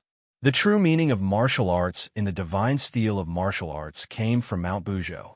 If the Tai Ching divine lightning was in its peak state, it might be able to resist a little. However, crossing the endless chaos had already consumed too much of the Tai Ching divine lightning's power. As such, the current Tai Ching divine lightning was no match for the divine steel of martial arts. Boom! The divine steel of martial arts shook, and the image of Mount Buzhou appeared vaguely, exuding a monstrous aura that suppressed the surrounding space. One could see that the Tai Ching divine lightning was unable to resist this power as it kept shrinking. In the blink of an eye, it turned into a lightning pearl and fell into the Celestial Court. Boom! After that attack, the remaining power of the divine steel of martial arts did not dissipate. It broke through the endless void and charged towards the chaos beyond the heavens. Taoist Tai Ching, when you return from the chaos beyond the heavens, we will settle this karma. The North Star Emperor put away the lightning pearl formed by the Tai Ching divine lightning and snorted coldly. He did not charge towards the chaos beyond the heavens. At this critical moment for the human race, it was not appropriate for him to leave the eldritch world. Otherwise, he would not let today's matter go so easily. However, the Grand Pure One's attack this time had formed a huge karma with the celestial court. Whether it was the four heavenly deities or Hao Qian, they would have to fight with him in the future to settle this karma. The two of them were not fighting to determine the victor, but to express their attitude. Therefore, after that attack, the two of them stopped. This farce ended, and the eldritch world returned to peace. However, the eldritch world was calm, but the chaos beyond the heavens stirred again. With a boom, the chaos shattered, and a huge stone tablet suddenly appeared and blasted towards the Grand Pure One. "How dare you!" With a roar, the Grand Pure One waved the horsetail whisk in his hand and brushed it towards the divine steel of martial arts. Immediately, endless grand, pure, immortal light erupted, drowning and devouring the divine steel of martial arts. "Old Grand Pure One, how dare you bully me like this?" The moment the divine steel of martial arts shattered, Feng Zichen casually threw out 1,000-elephant divine lightning at the defenseless Grand Pure One. At the same time, his body swayed, and a huge Pangu Dao body appeared, charging towards the Grand Pure One. As one of the four heavenly deities, how could Feng Zichen, the great emperor of Ziwei, not react when he saw the Grand Pure One attack the celestial court? Rumble. Pangu's Dao body appeared. It was hundreds of millions of feet tall and was accompanied by boundless Dao runes. With every move he made, an unparalleled power erupted, shattering the surrounding primal chaos. This was called the extreme of strength. What? How can your physical body be so strong? I'm afraid, even if Di Jiang comes back to life, he won't be so powerful. The appearance of Pangu's Dao body, Feng Zichen version, for the first time brought a huge impact to the Grand Pure One. The vast and violent aura made his eyelids twitch, and he felt a sense of oppression. Oh no, this beast is too powerful. I can't fight it. The moment Feng Zichen pounced, the Grand Pure One did not hesitate to activate the Khanate Cardinal Treasure, the Taiji painting, and evolve the Yin and Yang Qi to protect himself. Feng Zichen was unfazed by this and continued to throw a punch. He wanted to use the power of the Taiji painting to verify the power of his physical body. After the baptism of the Great Tao, his physical body had undergone a shocking transformation. His strength had reached an unbelievable level. Strong, unimaginably strong. Although his Dharma powers and soul were also very strong, they were much weaker in front of his physical body. It could be said that Feng Zichen's physical body was his strongest technique at the moment. He could shatter the Tao with his bare hands. The power of a single attack could shatter the world. Boom! When Feng Zichen punched out, even the powerful Tai Chi diagram could not help but creak under the pressure. Then, the Yin and Yang Qi that it had evolved shattered, revealing the Grand Pure One inside. Oh no! In his field of vision, a fist kept enlarging. The Grand Pure One did not have time to be shocked. He hurriedly took out the Heaven-Earth Mystic Yellow Merit Pagoda and placed it above his head. Wisps of Heaven and Earth Mystic Yellow Qi hung down to block Feng Zichen's punch. With a bang, Feng Zichen's punch collided with the Heaven-Earth Mystic Yellow Pagoda. Although it did not break through its defense, it sent him flying. Very good. In the distance, the Grand Pure One stood up in a slightly sorry state. His face was no longer as calm as before. There was only endless anger.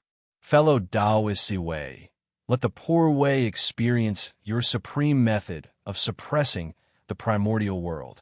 As soon as he finished speaking, the Grand Pure One had the Heaven-Earth Mystic Yellow Pagoda above his head. He held the Khanate Cardinal Treasure, the Taiji painting, and charged towards Feng Zichen with a murderous expression. All right, I've long wanted to experience the methods of the leader of the saints. With a thought, Feng Zichen faced him with his bare hands. He could not use the Hongmeng Daozhou. The Zhouxing painting was no match for the Taiji painting.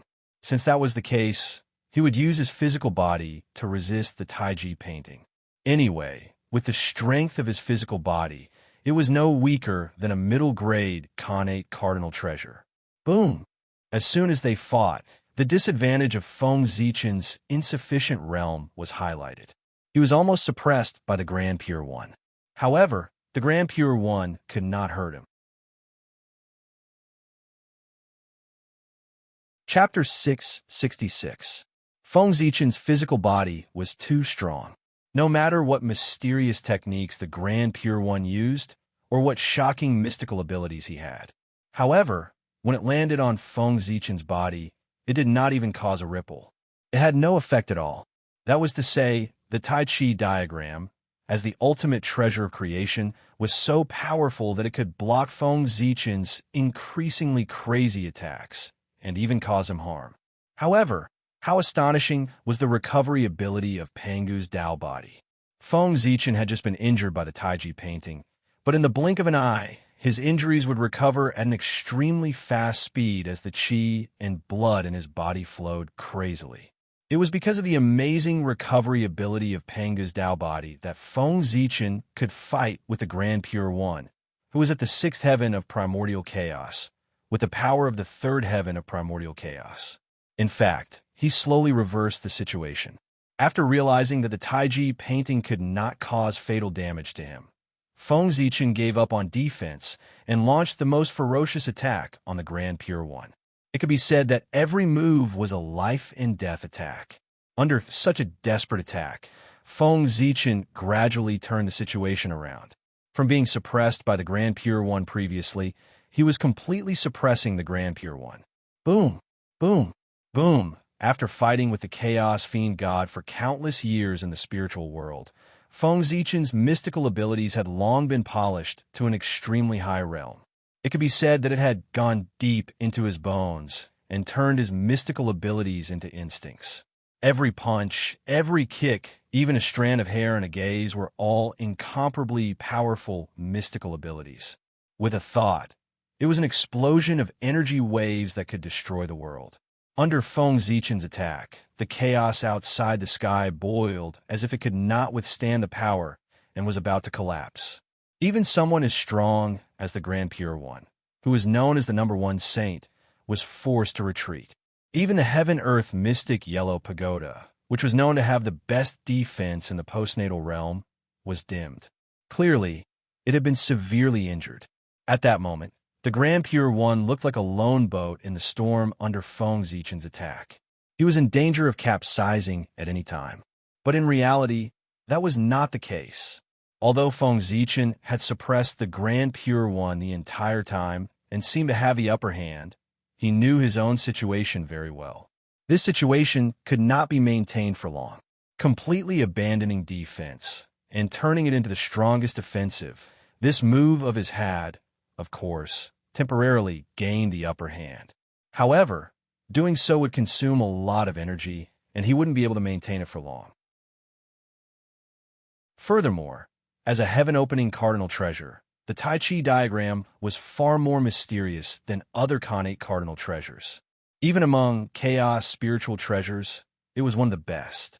Not to mention anything else, just the 10% merit of creation in the heaven-splitting treasure was enough to make them stand at the top of all the treasures in the untainted land. What kind of concept was 10% of the merit of creation? The three pure ones became the saints of heaven because they each had 10% of the merit of creation. Each of the three heaven-opening cardinal treasures had 10% of the merit of creation. That was their invincible foundation in the primordial world.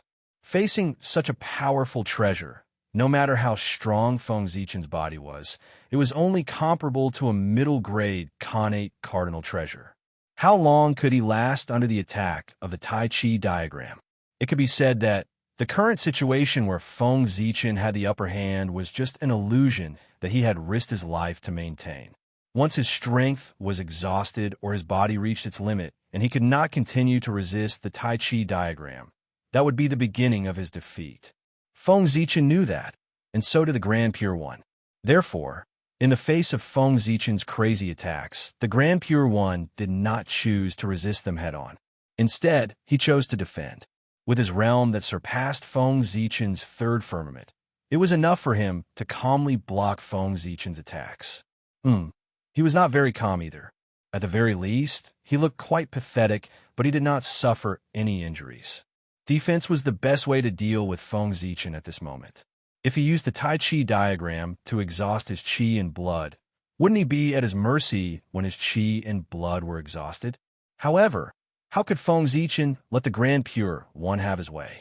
After fighting for so long, Feng Zichen was certain that unless he revealed his strength at the fifth firmament of primordial chaos, he would definitely not be a match for the Grand Pure One. However, it was not a life-and-death battle now. It was just a battle of emotions. It was not worth him revealing his trump card in advance. With that thought in mind, Feng Zichen decided to call a truce. He was not playing anymore. The moment he thought of it, Feng Zichen retreated and distanced himself from the Grand Pure One. Is this the strength of the leader of the saints? I've finally experienced it today. It's a little disappointing. After dispersing Pangu's Tao body, Feng Zichen said to the Grand Pure One in an extremely disappointed tone. That expression, that posture, it was as if the words "that's all there is to it" were plastered on his face. You. Hearing that, even with the Grand Pure One's mental state, he could not help but be furious. What did he mean by SOSO? He was clearly not his match, but he still acted as if he had taken advantage of him. That attitude was really infuriating. If you're really strong enough, why don't you continue fighting? Didn't you see that the situation was not good and retreat in time? If they continued fighting, the Grand Pure One was definitely confident that he could suppress Feng Zichen. Unfortunately, at the critical moment, Feng Zichen retreated. That made the Grand Pure One very angry. Moreover, Feng Zichen had grasped the timing of his retreat very well. It happened to be the moment when he was exhausted and the Grand Pure One was about to counterattack. He was filled with anger and was about to counterattack so that he could vent his anger. However, at that moment, the other party retreated. He retreated. Faced with such a situation, the Grand Pure One felt that there was nowhere to vent his anger. He could not help but feel aggrieved, especially once Feng Zichen left to create a false impression for others. When the Grand Pure One faced great emperors away, he could not resist at all. He could only be beaten passively. Thinking of that, the Grand Pure One felt even more aggrieved. The Grand Pure One was furious. It had been a long time since he had the intention to kill Feng Zichen. You can fight whenever you want and stop whenever you want. How can there be such a good thing in the world?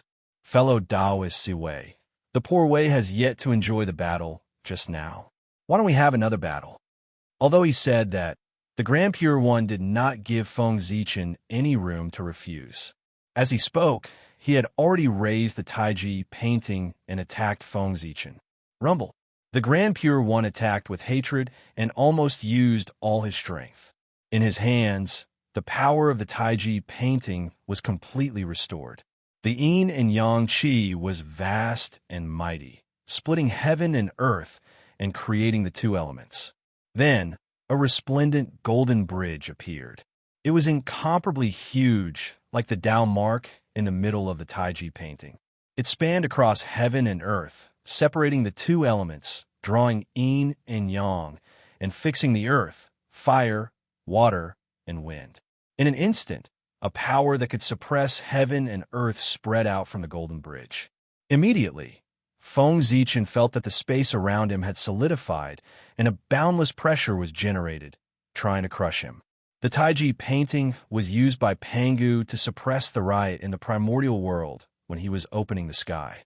Thinking about it, the Taiji painting at its peak could even suppress the primordial world, let alone Feng Zichen. However, the same Dharma treasure in the hands of different people would have different power. In Pangu's hands, the Taiji painting could suppress the primordial world.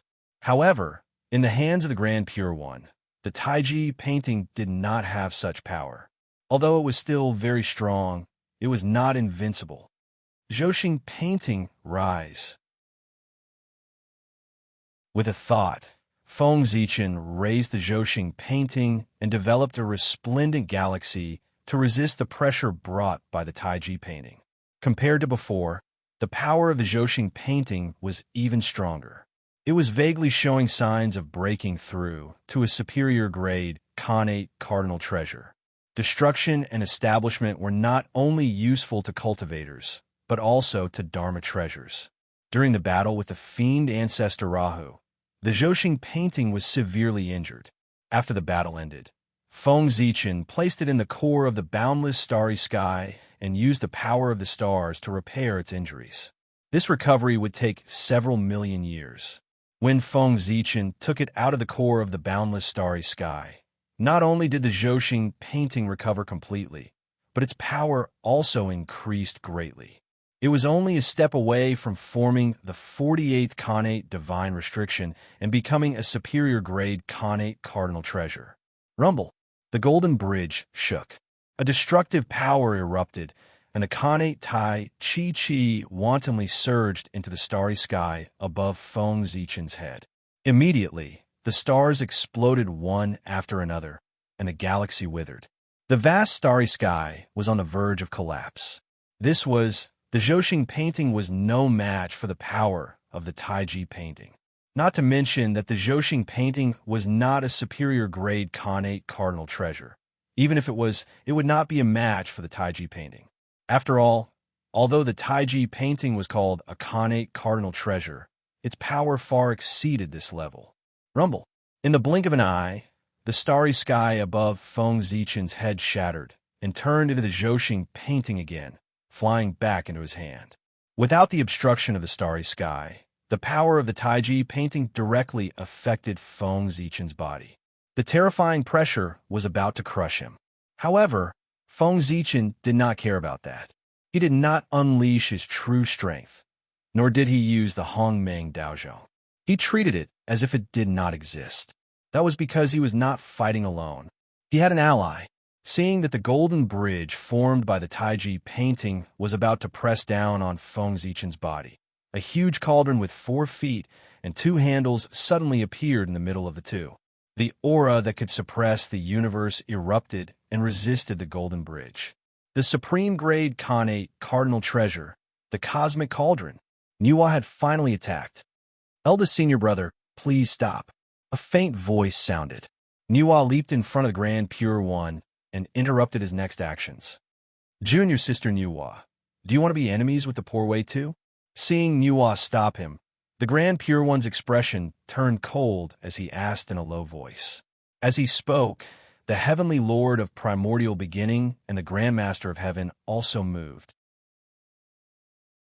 With a flash, they arrived behind the Grand Pure One and faced Niwa together.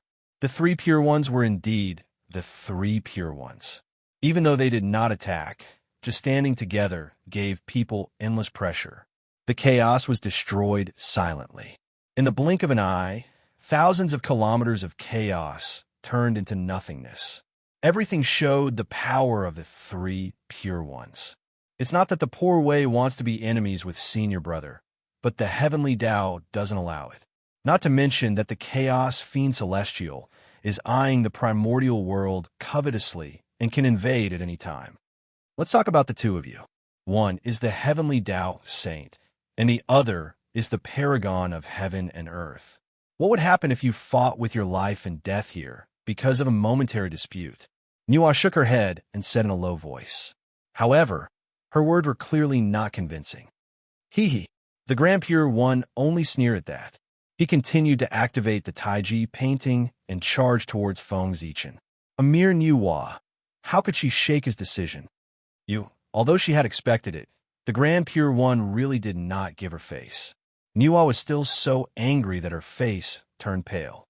She immediately raised the cauldron of heaven and earth and collided with the Taiji painting. However, the moment she attacked, the Heavenly Lord of Primordial Beginning and the Grand Master of Heaven also attacked. Panga's banner and the Immortal Vanquishing Array appeared at the same time. They tore through the chaos and collided with the cauldron of heaven and earth, sending it flying far away. Being surrounded by the two of them, Niwa was shocked and furious. She did not waste any time and directly revealed the Dharma idol of the human-headed snake god and charged towards the two of them. With Niwa's strength, she was no match for one of them, let alone two of them. However, The two of them did not dare to attack her. In order to make up for the lack of heaven, Nuwa had destroyed her Tao body, causing her strength to regress. In order to compensate her, the heavenly Tao used the qi of heaven and earth to reconstruct her Tao body. Although the body of heaven and earth merit was not as powerful as her previous Tao body, it was clearly more mysterious. At the very least, no one dared to hurt her. If anyone dared to damage the Tao body refined by the heaven and earth merit, they would definitely attract negative karma. Although the saints were not afraid of negative karma, their disciples were.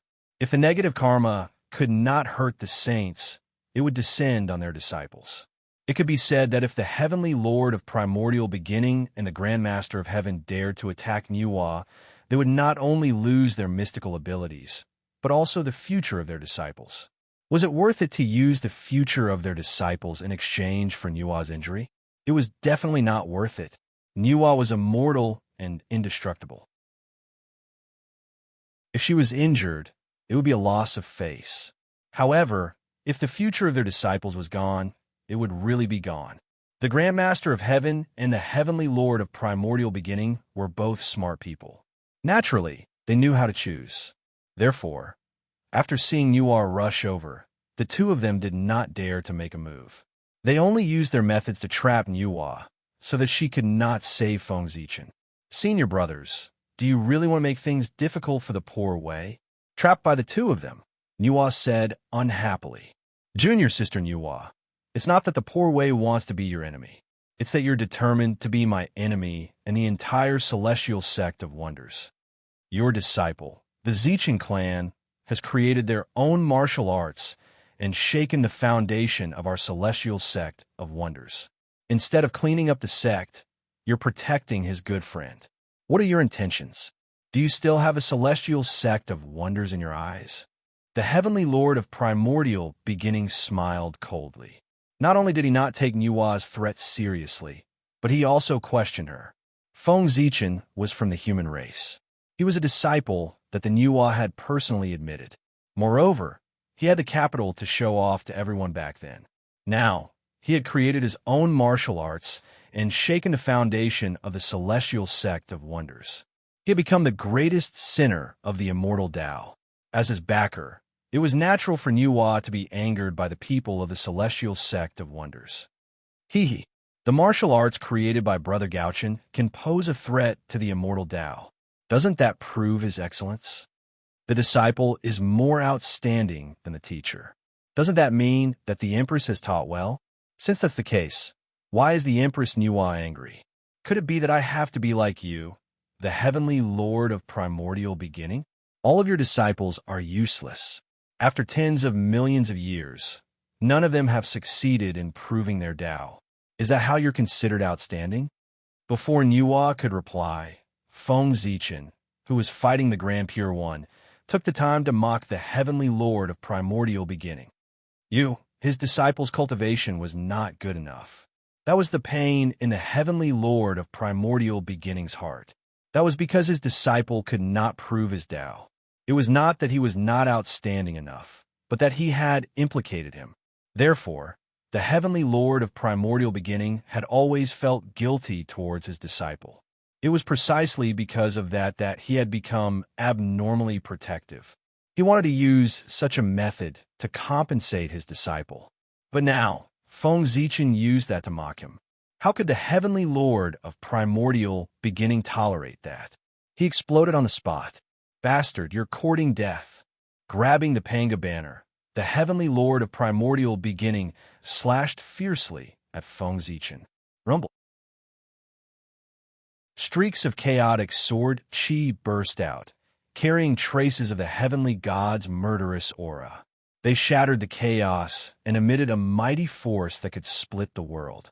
Back then, when the Pangu axe shattered, Panga used the Panga banner to shatter the chaos and continue to split the world.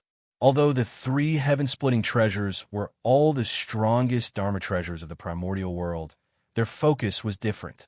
The Taiji painting was a suppression treasure, the Pangu axe was a killing treasure, and the Chaos Bell combined the advantages of the two. It could attack and withdraw. For this reason, Among the 3 heaven-splitting treasures, the Panga banner had the strongest killing power.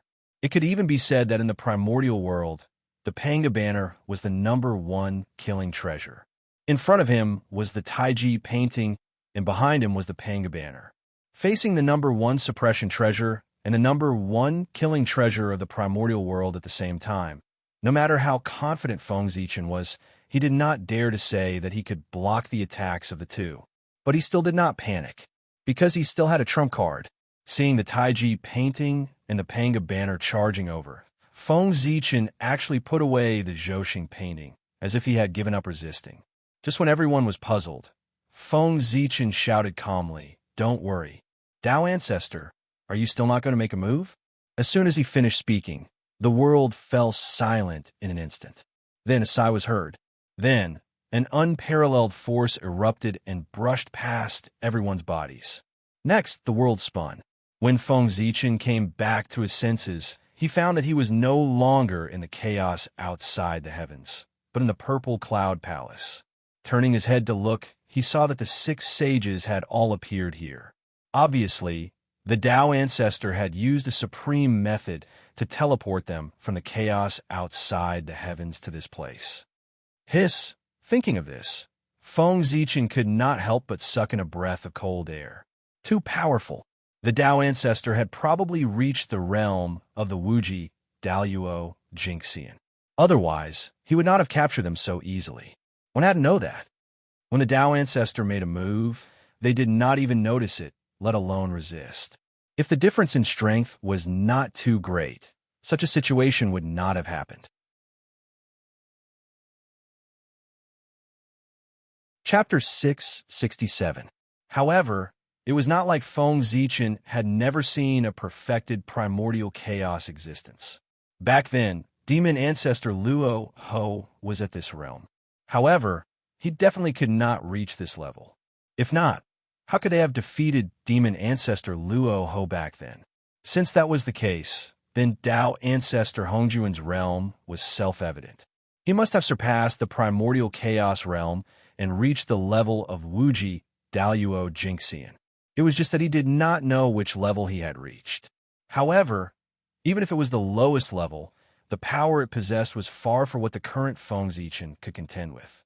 Just now, he had been captured by Tao ancestor Hongjun without any resistance. This was enough to prove this point. While feeling shocked, Feng Zichen could not help but look around to observe the performance of the other saints. However, what he saw in front of him were calm faces. However, the unconcealable shock in their eyes showed that they were not as calm as they appeared. Obviously, the strength displayed by Tao ancestor Hongjun had deeply shocked them. That was also true. After cultivating hard for countless years, they had finally reached the realm of saints. Moreover, they had achieved good results on this path. They had thought that they could reach the realm of Tao Ancestor. But all of a sudden, he realized that the gap between them seemed to have become even bigger. Such an outcome was indeed a huge blow to the proud and arrogant saints. However, compared to the saints, Feng Zichen was much calmer. Because he had cultivated to the primordial chaos realm in a short period of time, he had developed the confidence of being invincible. Although Tao Ancestor Hongjuan's realm was high, it was not unattainable. As long as he was given time, he would surpass him sooner or later.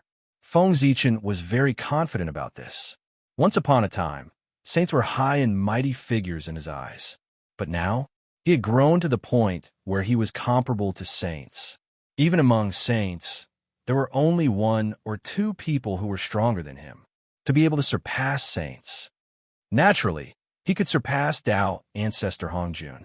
Feng Zichen was no longer the human youth who struggled to survive in the past. He was now a well-deserved big shot in the untainted land. His every word and action could influence the general trend of the land and decide the rise and fall of countless races. It stood at the peak of the world. Ziwei greets Tao Ancestor. Niuhua, Taiqing greet Master. Jin, Zhuanti greets Teacher. Suppressing the shock in their hearts, everyone stepped forward and bowed to Tao Ancestor Hongjun. After that, everyone stood there with their heads lowered, waiting for Tao ancestor Hong Jun's reprimand. As for what happened before, since Tao ancestor Hong Jun had intervened, it was naturally over. That's right, Tao ancestor Hong Jun was Feng Zichen's greatest trump card.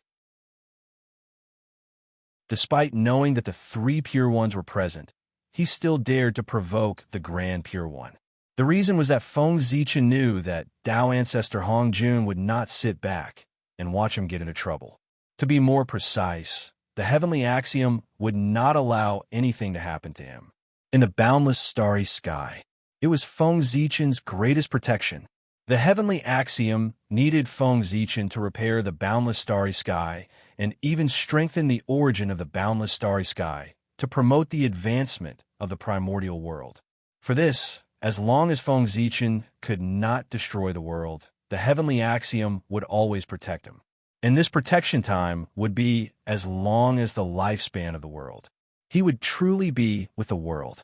It could be said that as long as the world still needed the boundless starry sky, Feng Zichen would not really encounter any fatal danger. Even if he was besieged by the saints, he would still be able to turn the situation into a blessing. At most, he would be sealed in the boundless starry sky and could not come out. In a sense, Feng Zichen could be considered a different kind of saint. Under the protection of the heavenly axiom, he could already be like a saint and achieve immortality in the true sense of the primordial world. What he lacked was to mobilize the authority of the heavenly axiom. However, as the supreme being of heaven and earth, how could Feng Zichen lack the authority of the heavenly axiom? Even if he was not as good as a saint, it would not be that bad. Therefore, the saint did not have much of an advantage in front of him. That was not right either. At the very least, the vast sea of knowledge that the saint had accumulated over the countless years was what Feng Zichen lacked. Sigh. You are also existences that have achieved the Tao. It's not appropriate to reprimand you like before. Therefore, the poor way will not say much today to avoid annoying people. However, I have something to remind you. I hope you will keep in your hearts. In the future, when you attack, can you first consider whether the primordial world and the endless living beings can withstand your torment? Tao ancestor Hong Jun's words were not heavy, but in everyone's ears, they were like a thunderclap. They were so frightened that they hurriedly stood up and said that they did not dare. All right, they're all figures like Saint Tao masters. How can they lose their composure in front of the poor way? Get up. Tao ancestor Hong Jun waved his sleeve, causing a gust of wind. Immediately, everyone felt a supreme force, causing them to be unable to bow. They could not help but be incomparably shocked. Thank you, master, teacher. Once again feeling the power of Tao ancestor Hong Jun, everyone did not dare to be rash. They hurriedly returned to their original positions and waited for the Tao ancestor's instructions. All right, it's been hard on you all these years. Since all of you are here, and the poor way has recently made a breakthrough in her cultivation, I'll tell you about the path after primordial chaos. Perhaps it was because of the breakthrough in his cultivation, or perhaps it was because everyone had worked hard to guard the chaos outside the sky for so many years. In short, Tao ancestor Hong Jun was very happy and had the idea of preaching to everyone. Thank you, master, teacher. Hearing this, everyone was overjoyed. What kind of realm was Tao ancestor Hong Jun? He had already surpassed primordial chaos and reached the level of Wuji Daluo Jinxian. For such an expert to preach to them and elaborate on the cultivation path of the primordial chaos realm, it could be said to be a shocking opportunity. If they could comprehend something from it, it would save them a lot of detours and a lot of time. In that case, how could everyone not be happy? Perhaps the opportunity to advance further should be here. Not to mention how the Tao ancestor preached in the Purple Cloud Palace. After Feng Zichen passed down the martial path, chaos gradually appeared in the primordial world. And this was inseparable from martial arts. What was martial arts? Some people said that it was to stop the spear for martial arts. Some people said that it was to use the spear for martial arts. However, whether it was to stop the spear or to use the spear, they both had the meaning of fighting. Martial meant fighting, and with fighting there would be chaos. Therefore, due to the gradual rise of martial arts experts often broke out into great battles. Moreover, there were many troubles caused by martial arts battles in various places, causing chaos in the primordial world to gradually appear. Logically speaking, even if martial artists like to fight, the human emperor ruled the primordial world and ordered all races. He should be able to control the situation. Moreover, no matter how bad he was, he should have the ability to suppress the chaotic situation within a certain range and not affect the entire primordial world. However, right under the nose of the human emperor, the chaos in the primordial world quickly spread to the entire primordial world with an irresistible force. As a result, the human emperor completely lost the ability to control the situation. By the time he came back to his senses and comforted the good people, the situation in the entire primordial world had already become a mess. The various races attacked each other, and the war was endless. Many races took advantage of the chaos in the primordial world to target the heavenly cycle temple, causing the war to further worsen. There were also many powerful beasts that were unknown, extinct, or only existed in legends. They suddenly appeared out of nowhere and scattered all over the primordial world, causing chaos one after another. These chaos broke out almost at the same time. It was precisely because of this that the peace that had lasted for millions of years in the primordial world was suddenly broken and it fell into chaos again. And these things happened so together, of course, it could not be a coincidence. All of this was secretly pushed by someone. And the origins of the people who were secretly pushing all of this were a little complicated. There were great masters from the celestial sect of wonders, and there were also great masters from ancient races. In short, ever since the human race became the protagonist of the world, there were too many people who were jealous of the human race. There were too many people who wanted to take a share of the human race's destiny. If the human race had been developing steadily, they might not have been able to do anything to the human race. However, after the birth of martial arts, the celestial sect of wonders was furious and wanted to teach the human race a lesson. At the same time, they also used this as an excuse to restrict the development of the human race, lest their strength become too strong and exceed their control. The thoughts of the great masters of the celestial sect of wonders were very simple. If they could not deal with Feng Zichen, could they not deal with the human race? Therefore, a series of conspiracies against the human race soon appeared in the primordial world, and the great masters hiding in the dark saw that the celestial sect of wonders had taken action. They also took action. However, their goal was not to target the human race, but to create chaos so that they could fish in troubled waters. These great masters hiding in the dark knew one thing very well, and that was, with the celestial sect of wonders around, it was very difficult for them to obtain benefits from the human race. Therefore, they simply did not target the human race, but focused on creating chaos. When the primordial world was completely chaotic, the human race and the celestial sect of wonders would have no time to take care of themselves. That would be their opportunity. Muddy water. It was easy to fish. Therefore, with this thought, these great masters hiding in the dark secretly unlocked the ancient seal and released the primordial mutants inside. Of course, there were also some great masters who released the exotic beasts that they had raised in the past from the secret realm and let them wreak havoc in the primordial world. This was the origin of the exotic beasts that had wreaked havoc in the primordial world. Countless years had passed since the creation of the world. The wild heaven and earth mutants had long been wiped out. Only a few of them were kept in the hands of those with great magical powers. Now, taking advantage of the chaos in the primordial world, they had released all of them. The impact on the primordial world could be imagined. One had to know. Those that could be called primordial mutants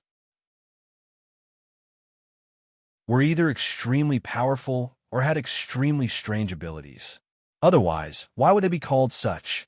It was precisely because of these strange abilities that these exotic beasts were extremely difficult to deal with. Moreover, the shackles that limited the strength of cultivators had now become the protection of these exotic beasts. If the primordial world did not have the ability to isolate heaven and earth, allowing Daluo, Jinxian, and above to take action, what was there to be afraid of these exotic beasts that wreaked havoc in the primordial world? No matter how many came, they could be killed with a flick of their fingers. However, it was precisely because of the ability to isolate heaven and earth that all existences above the gold immortal realm could not take action. The primordial exotic beasts might not be strong, but their innate magical abilities were absolutely strange. With only the cultivation of a gold immortal, how difficult would it be to suppress and kill them? If one was not careful, one might even be killed by them instead. Moreover, these exotic beasts were not the most terrifying. They were just scabies. Although they were a little troublesome, they could still be solved with some time. The truly troublesome ones were the heaven and earth mutants that had walked out of the ancient seal. The fact that the ancient seniors had sealed them instead of killing them was enough to show how troublesome they were. If they could kill them, they would have done so long ago. They would not have spent too much effort to seal them and leave behind a huge hidden danger in the future. The reason why they did not kill them was very simple. It was because the seniors could not kill them, so they had no choice but to seal them. When it came to the origin of the heaven and earth mutants, they were also extraordinary existences. At the beginning of the world, when all living things were born, the primordial world was far from as perfect as it was today. There were all kinds of flaws in the operation of the rules of heaven and earth. It was because of the existence of these flaws that those heaven and earth mutants were born. They were formed from the flaws of heaven and earth. Therefore, their abilities were unpredictable and impossible to guard against. Moreover, because they were related to heaven and earth, they could be said to be immortal and indestructible existences. They had no realm and could not cultivate, but they could obtain power by breaking the rules. The more rules the heaven and earth mutants destroyed, the more terrifying their power would be. The strongest existence among them could even be compared to a quasi-saint. Their existence was the bug of the primordial world. It was simply unsolvable. In the primordial era, these heaven and earth mutants wantonly broke the rules and finally angered the strongest of the primordial world at that time. They were jointly besieged by the innate saints and innate ferocious beasts. In the face of such powerful two sides, the heaven and earth mutants were naturally no match for them and were beaten back. However, they had the ability to be immortal and indestructible. No matter how the innate ferocious beasts and innate saints tried their best, they could not kill them. In desperation, these ancient era experts could only seal them to prevent them from continuing to break the rules of the primordial world. However, they did not expect that after countless years, in order to seek their own interests, some of the ancient era experts secretly opened the seal and released those heaven and earth mutants, taking the initiative to let them wreak havoc in the primordial world. This action was really hateful. After being sealed for countless years, the strength of those heaven and earth mutants could be said to have fallen to the freezing point. From the level of Daluo Jinxian, they had fallen to the level of a gold immortal. However, since they were heaven and earth mutants, their physical bodies were definitely not weak. They could even be said to be extremely strong, not much weaker than the innate ferocious beasts. These heaven and earth mutants had such strong physical bodies. Even if their strength had fallen, they were still not something that those gold immortal cultivators could resist. Chapter 668. Not to mention, the Xenogeneics also had those strange and unpredictable talents and abilities. Therefore, with these mutants around, it was hard for the Eldritch world to not be in chaos. Damned Xian sect. Damned immortal path. At this moment, in the Human Emperor Palace, the current human emperor of the human race, Si Wenming, Yu the Great, looked at the void in front of him with an ugly expression, cursing at the Xian sect. This was because his surroundings were covered in divine chains of order. They firmly trapped him within the emperor's palace, causing him to be unable to take a single step out of here. Without a doubt, this was the Xian sect's method. Although the divine chains of order did not have the slightest bit of a mortal Tao aura, the heavenly energy on the divine chains exposed their origins. It was this heavenly energy that could trap the human emperor, Si Wenming, who was comparable to a great perfection quasi-saint, in the human emperor palace, unable to move. In the eldritch world, other than the Xian sect's immortal path, which other force could control such powerful heavenly energy? The answer was none. The end of the immortal path was the heavenly path. The original intent of the immortal path was a description of the heavenly path. With the strength of the human race's fate, only the Xian sect could restrict the human emperor's movements. One had to know that the most terrifying thing about the Xian sect was not their long fate, but the fact that they had the largest number of great mediums in the eldritch world. It could even be said that the Xian sect alone could represent all the forces in the eldritch world. In front of this force, the human race, as the main character of the world, could not fight against it. Therefore, once the Xian sect took action, the human race fell into a passive position. Restricting the human emperor's freedom was the first step of the Xian sect against the human race. With the support of the human race's fate, the human emperor could unleash strength comparable to a great perfection quasi-saint in the eldritch world. A great perfection quasi-saint was the top existence even in the heaven realm and Daluo sky, where experts were everywhere. Needless to say, a great perfection golden immortal was the pinnacle of the eldritch world. Without a doubt, the human emperor with the strength of a great perfection quasi-saint was an invincible existence in the eldritch world. Absolutely invincible. As long as the human emperor's presence, any schemes against the human race, no matter how perfect they were, would be useless. That was because, in the face of absolute power, all schemes and tricks were unable to withstand a single blow. The strength of the human emperor was enough to sweep away everything in the untainted land. Therefore, the great masters of the celestial sect of wonders, who were well aware of this, used the fortune of the celestial sect of wonders to restrict the freedom of the human emperor as soon as they decided to deal with the human race. This was the only way. Only then could they deal with the humans with ease. Otherwise, they were afraid that as soon as they made a move, the human emperor on the other side would use his absolute power to defeat all their means. Furthermore, after restraining Wanren Huang, these great mediums from the celestial sect of wonders were worried that it would not be safe. Then, they restrained the 9 supremes of the human race, Daluo Jinxian. The 9 Daluo Jinxian were ministers who assisted the human emperor.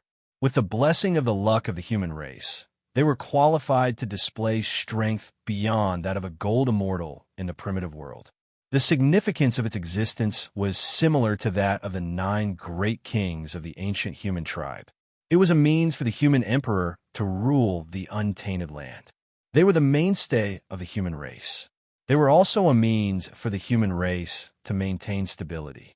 Their greatest role was to maintain the stability of the human race when the human emperor was not around. A long time ago, the human race had once imagined what the human race's situation would be like when a human emperor was not around. Therefore, they imitated the ancient 9 kings system and set up 9 leaders for the human race. Their purpose was to deal with today's situation. But who would have thought that? The celestial sect of wonders would not make a move. Once they made a move, it would be earth-shattering. After trapping the human emperor, they also made a move to lock up the 9 Daluo Jinxian. It made the human race's preventive measures a complete joke. And this was the main reason for the chaos of the primitive world.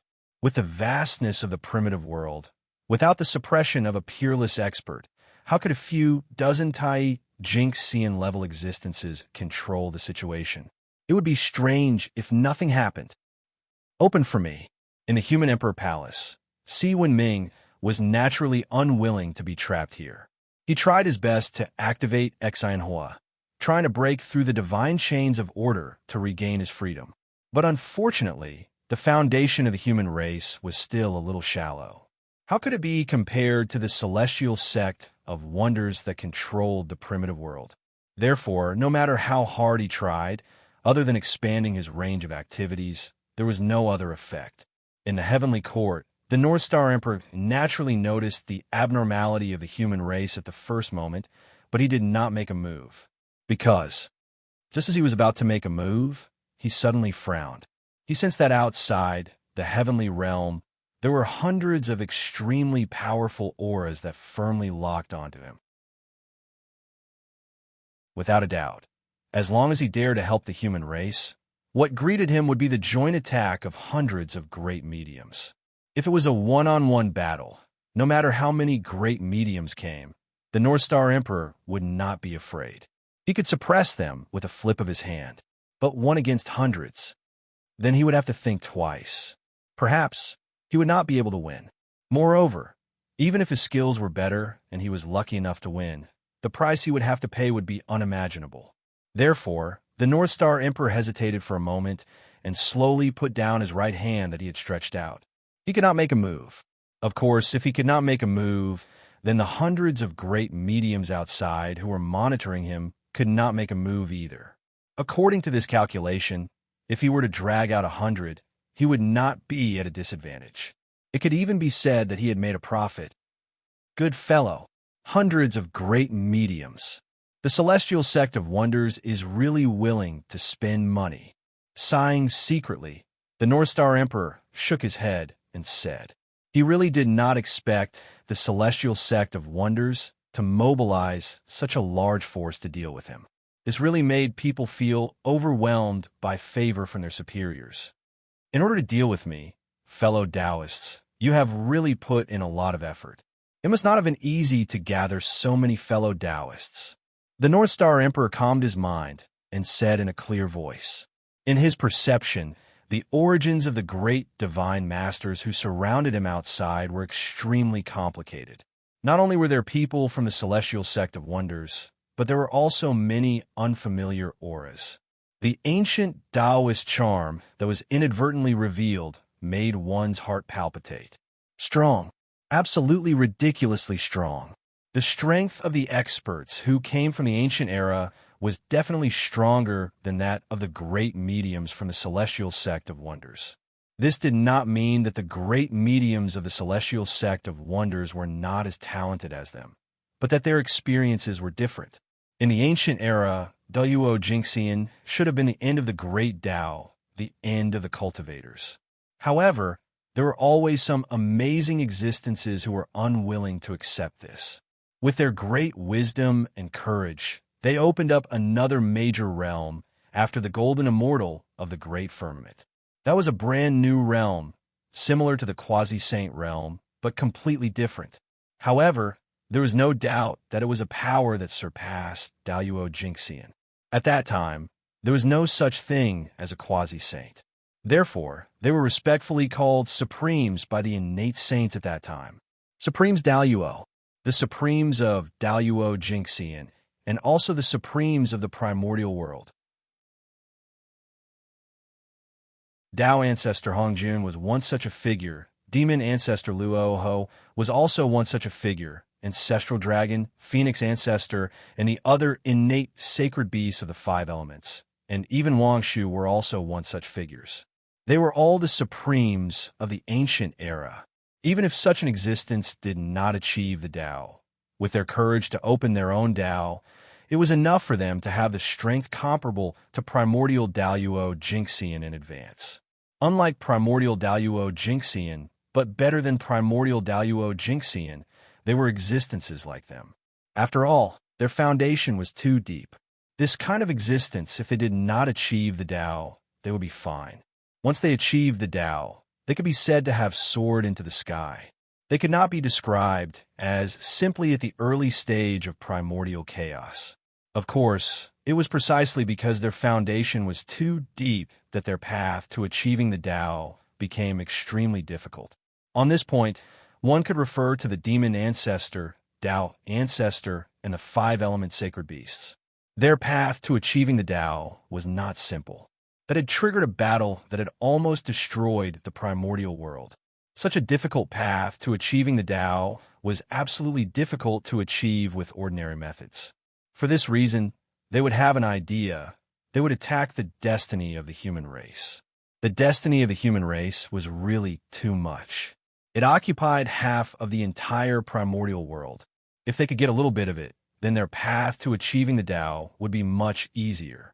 It was with this idea that these ancient supremes, who had entered a state of seclusion since the end of the ancient era, finally could not suppress the thoughts in their hearts. They appeared in the primordial world after a long time and caused this turmoil, compared to achieving the Tao. So what if he had to sacrifice a little? As for the threat of the heaven and earth mutants, they had never taken it seriously. In the ancient era, when they were still weak, they could seal it. Not to mention, they were now much more powerful than they were back then. A mere heaven and earth mutant could be destroyed with a flick of a finger.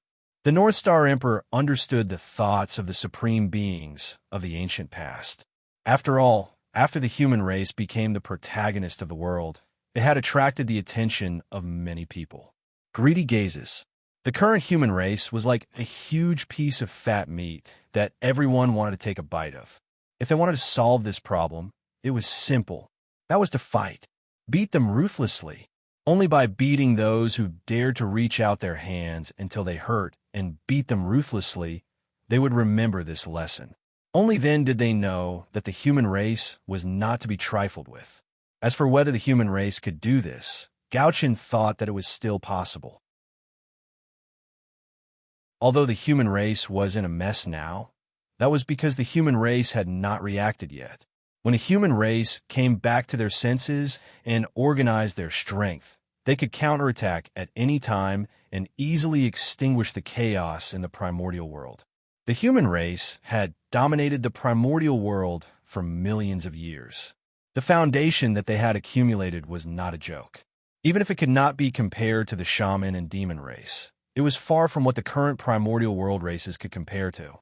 If a mere heaven and earth mutant wanted to defeat the human race, they would be underestimating the human race too much. If the human race was really so weak, it would be impossible for them to escape from the seal of the demon race. And the key to turning the situation around was the human emperor, Si Wenming. If he could appear in time, the situation of the human race would quickly stabilize, and they would be able to condense enough strength to suppress the chaos in various places. Perhaps. This was the test of the world for Si Wenming. After passing, he would be the 9th great emperor of the human race. If he could not pass, then he could only be the king of the human race. The reason why Gauchin did not save Si Wenming was because of this consideration. As the human emperor, if he could not even solve such a small problem, what qualifications did he have to become the great emperor of the human race? Therefore, Emperor Gauchin made up his mind to completely let go of this matter and leave it all to Si Wenming to handle. He believed that Si Wenming could solve these matters, and he also believed that the human race had the ability to overcome these difficulties. Otherwise, the human race would be too lousy. If a mere disaster could make the human race unable to take care of themselves, then it would be better not to be the main character of this world. It would also save him from embarrassing himself there.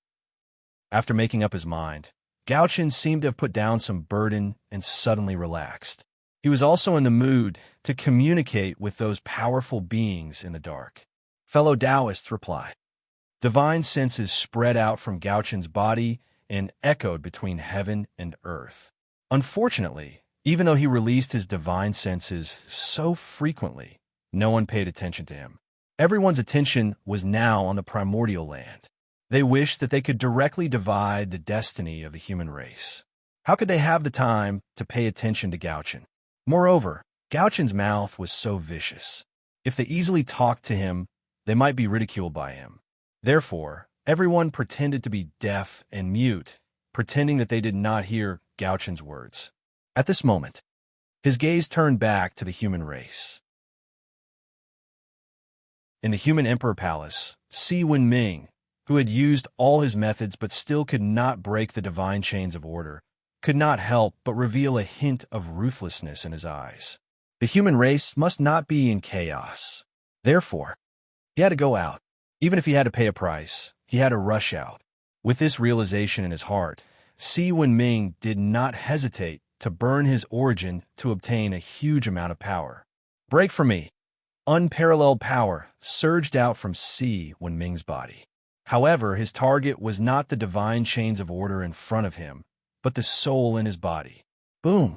With a deafening boom, Si Wenming's body was blasted apart. At the same time, the destiny of the human race was also shaking nonstop. Waves of violent power surged out and entangled with the divine chains of order in the human emperor palace. Under this violent power, the divine chains of order that Si Wenming could not do anything about finally showed signs of collapsing. Bang, bang, bang. Amidst the shocking explosion, the divine chains of order that trapped Si Wenming broke one after another. However, at that moment, as if sensing the changes in the human emperor's palace, an extremely mysterious power surged out from the void and supported the divine chains of order. Suppress. It was a light word, but it carried an unparalleled power. The instant that voice rang out, the divine sequence chains that were originally in a state of collapse suddenly recovered their original state. Furthermore, they became even more powerful. Whoosh! As the divine chains of order swayed, an unparalleled power surged and suppressed the violent destiny of the human race once again. Si Wenming, he was also trapped again. However, unlike before, Si Wenming, who was suppressed again, had extremely empty eyes without the slightest bit of spirit.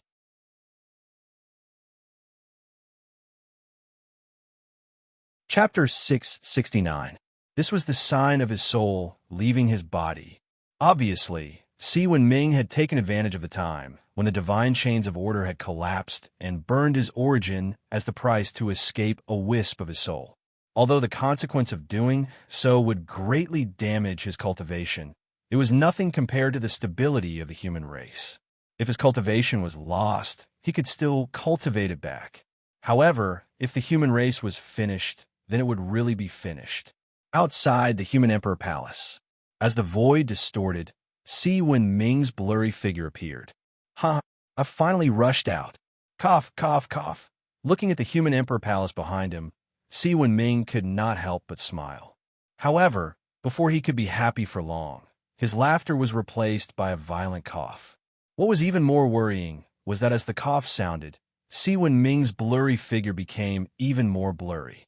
It was faintly discernible and showed signs of disappearing. Obviously, his situation was not good. That was also true. In order to rush out of the human emperor palace, he had paid too great a price. Not to mention that his origin had been burned to ashes. Even his physical body had been severely injured. Moreover, when he rushed out of the human emperor palace, his soul had been weakened layer by the divine chains of order and was already extremely weak. If not for the fact that he had been a human emperor for hundreds of thousands of years and had already condensed half of the imperial purple chi in his body, he would have been reduced to ashes by the divine chains of order. At this moment, I'm really too weak. Not to mention ruling the human race. I can't even walk in front of everyone. I'm afraid that before I can see everyone, my soul will not be able to hold on and will collapse on its own. Therefore, the most important thing now is to recover some of my strength and condense a physical body again. This way, I can appear in front of everyone. With a plan in mind, Si Wenming did not hesitate. He immediately summoned the last of his strength and escaped into the imperial ancestral temple near the human emperor palace. He had been careless. If he had known that the celestial sect of wonders would attack him, he would not have stayed in the human emperor palace. Instead, he would have chosen to stay in the imperial ancestral temple of the human race. After all, compared to the human emperor palace, the imperial ancestral temple was the most important place of the human race. Even if the human emperor palace was related to the two galactic cosmic light arrays of the primordial world and the human race, its status was far from being comparable to the imperial ancestral temple. The imperial ancestral temple. That was the place where humans worshiped their ancestors. All the martyrs of the humankind since the birth of the humankind were enshrined in it.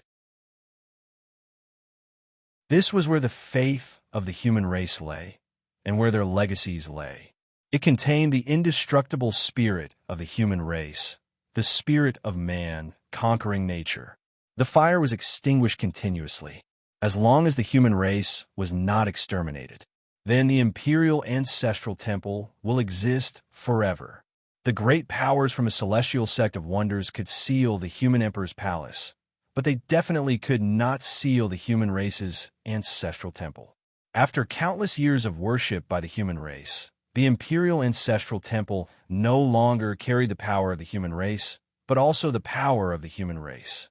The spirit of the human race was that man could conquer the heavens. Without a doubt, this was looking down on the heaven Tao. How could man win against the heavens? It was only right that divine abilities were no match for the heavens. Any existence that dared to defy the heavens had completely disappeared from the world. All of this had been proven by history. But even so, the human race still dared to shout the slogan, "Man can conquer the heavens." Of course, this was not because the human race was stubborn, but because the human race had something to rely on. This reliance was the human Tao. As a postnatal race created by Nuwa to make up for the lack of the human Tao, the human race had an advantage that the other races did not, and that was that they were closer to the human Tao. It was precisely because of this advantage that some of the activities of the human race could repeatedly resonate with the human Tao.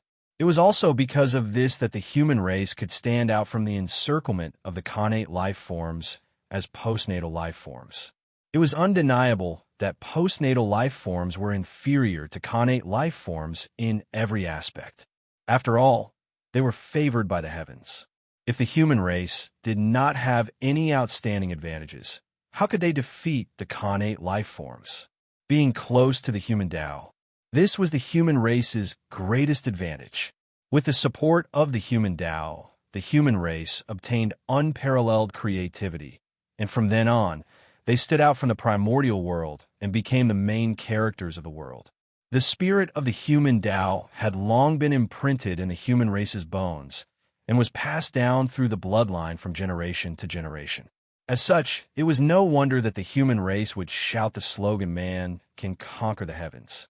It was a spirit that was engraved in the bones, an instinct that could not be erased or forgotten. Even the heavens and the earth would be moved by it.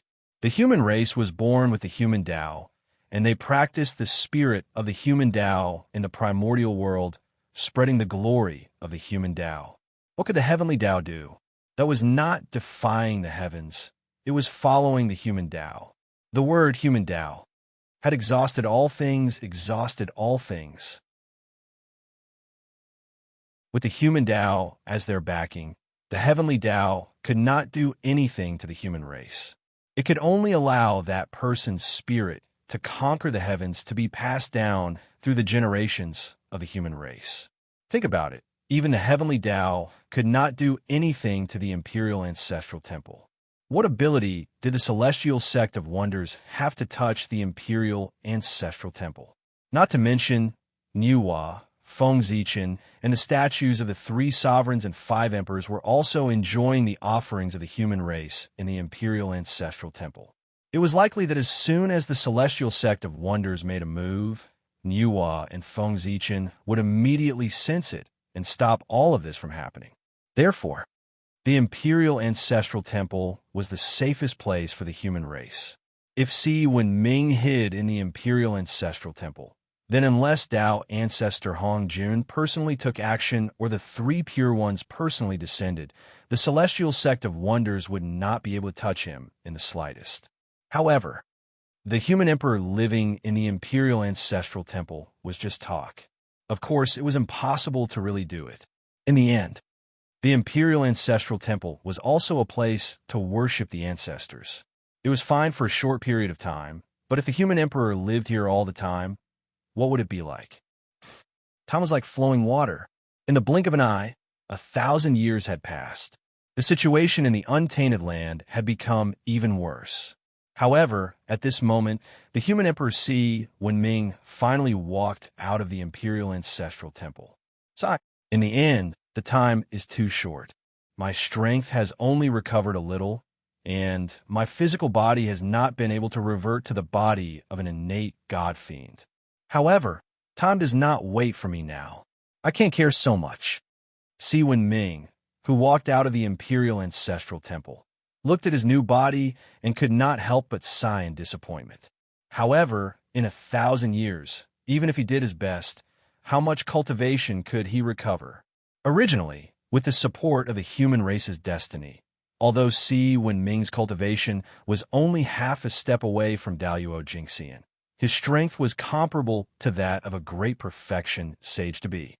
However, as he forced his way out of the human emperor's palace, his divine soul escaped, but the human race's destiny was still locked in the human emperor's palace.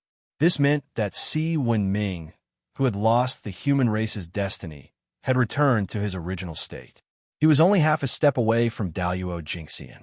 If that was the case, it was fine. Although a half-step golden immortal was not strong enough, he could be regarded as an overlord in the current untainted land, though he might not be invincible in the present age. However, because of the burning of his origin, Si Wenming's realm fell. He fell from half a step away from Daluo Jingxian to the level of a golden immortal. Moreover, his physical body, which was comparable to an innate god-fiend, could not be brought out of the human emperor's palace. The physical body that he had now was just a recondensed one that he had spent 1,000 years to refine. It had just reached the level of an innate life form. Weak too weak. Although the golden immortal realm was the limit of combat strength in the untainted land, innate life forms in the golden immortal realm could be found everywhere in the untainted land. He could not be considered an expert. Si Wenming was the only one who knew the difference between an invincible warrior of the untainted land and an ordinary expert. However, it did not matter if his cultivation level was low or his strength was weak. Si Wenming still had half of the imperial purple chi and the innate treasure, the human emperor's seal. Although these two treasures were not enough to let him continue to be invincible in the untainted land, they were enough to ensure his safety and prevent him from being killed. As soon as he came out of the imperial ancestral temple, Si Wenming did not have time to sigh about his luck. He immediately used the human emperor's seal to issue several orders to announce his existence. After the human emperor appeared, the human race's people were relieved. What happened after that was much simpler. Si Wenming did not care about the situation in the untainted land. He immediately gathered all his strength to help the elders and leaders of the human race stabilize the situation of the human race. Only when the human race was stable would they have enough strength to calm the chaos in the untainted land. You're out so soon. You didn't disappoint me. It's just a little tragic. The physical body is broken, the origin is scattered, and the soul is weak. These injuries are more serious than the last. It's not easy to recover. In the heavenly court, after seeing that the situation of the human race was gradually stabilizing, the North Star Emperor already knew that Si Wenming had broken out of the seal. He could not help but smile. However, different from his happy mood, the faces of the Almighties who were hiding in the dark all turned ugly when they heard the news that Si Wenming had broken out of the seal. What a variable! Si Wenming's appearance had brought too much uncertainty to their plans. It would even cause their plans to completely collapse. Therefore, Si Wenming could not be left alive. Moreover, if they could kill the human emperor of the human race, it would undoubtedly be a huge blow to the morale of the human race. It might even cause the human race to fall apart. With this thought in mind, these great divinities hiding in the dark could not help but have the intention to kill Si Wenming. However, although they had the intention to kill, they did not choose to take action immediately,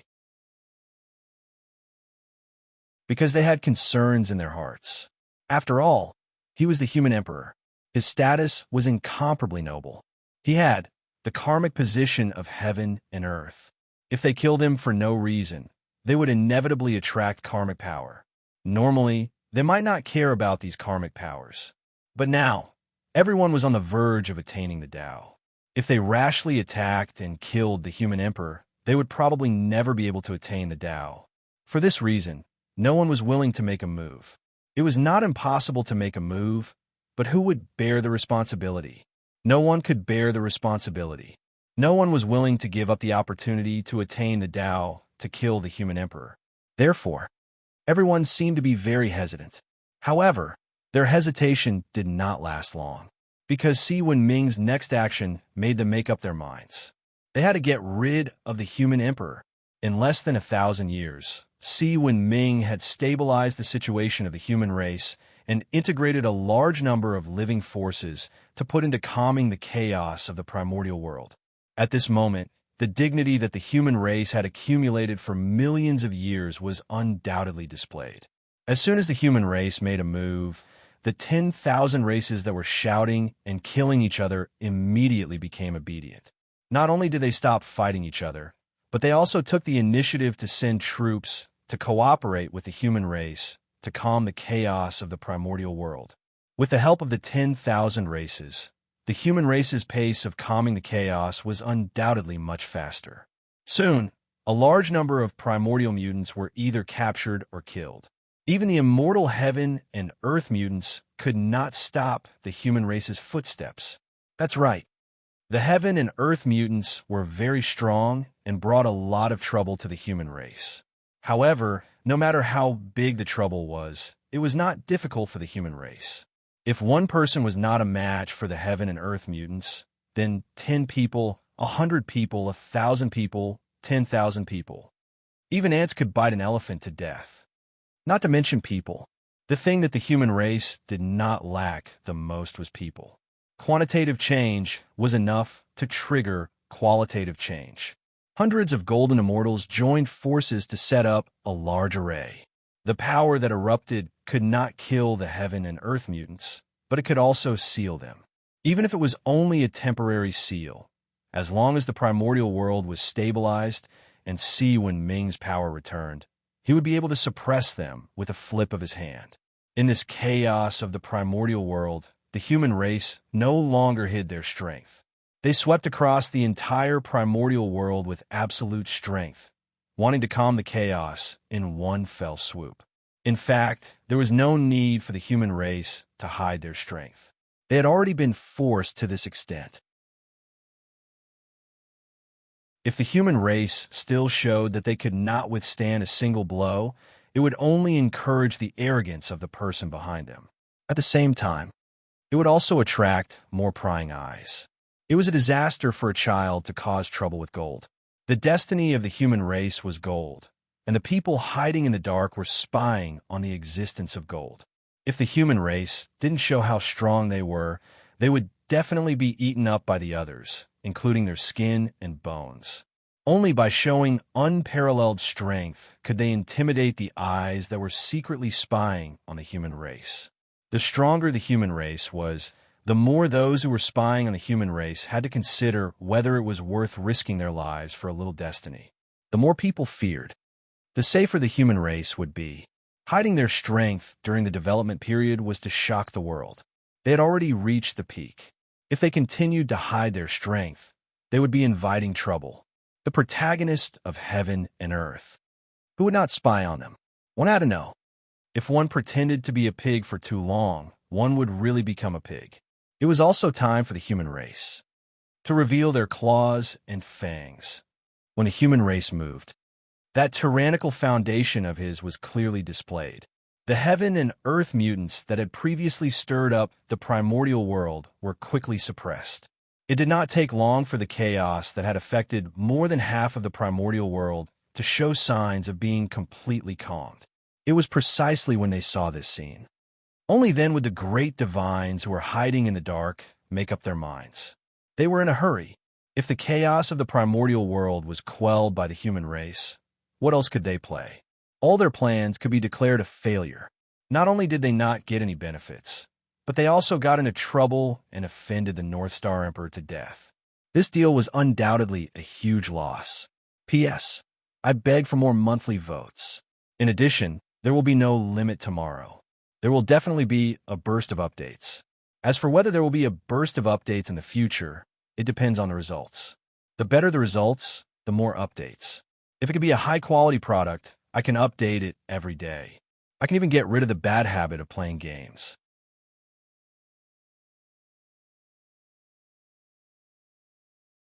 Chapter 670.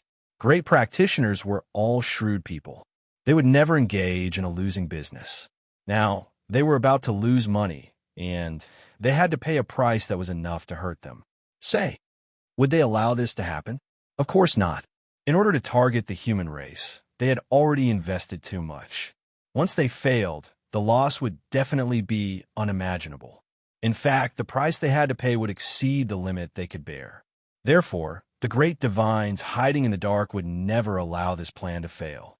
If the human emperor hindered their plan, then they would make the human emperor disappear. As soon as this thought came to mind, everyone had the intention to kill. Therefore, they tacitly looked around. Of course, it was impossible for one person to do such a big thing as killing the human emperor. The best thing was for everyone to do it together. In this way, even if the karma came, with everyone sharing it, their pressure would be reduced a lot. Perhaps, after everyone shared the pressure, the consequences of killing the human emperor would not be a big deal. The consequences of killing the human emperor would be great, but they had the advantage in numbers. Each of them would bear a share of the responsibility. Perhaps this matter would be fooled. After all, if they joined forces, they would be able to control the general trend of heaven and earth. They might be able to erase the impact of killing the human emperor. Thinking of this, the worry in everyone's hearts lessen a lot. Fellow Taoists, we can't delay any longer. If we delay any longer, the chaos of the primordial world might be quelled by the human emperor. Therefore, we can't hesitate any longer. The poor way knows that you are unwilling to bear the karma of killing the human emperor. This is normal. After all, it is the supreme karma of heaven and earth. It is ominous to kill. But we don't have to kill him. Just like before, we can find an opportunity to continue sealing the human emperor. Of course, we have to pay a price to forcefully seal the human emperor, but if everyone here works together, that price is nothing. Just as everyone was secretly plotting, a sudden voice echoed in everyone's ears, breaking the long silence. Who is it? Everyone could not help but be shocked.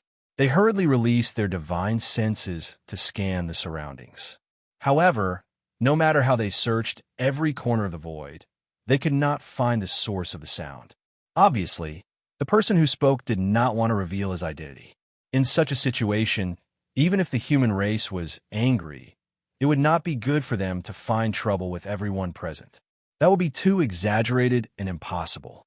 However, if the human race was determined to target a few of them, there would be no problem. Who would the human race target then? Without a doubt, the human race would target whoever performed the best in this plan against the human race. The person who spoke dared to collude with everyone to seal the human sovereign. There was no doubt that he was the primary target of the human clan.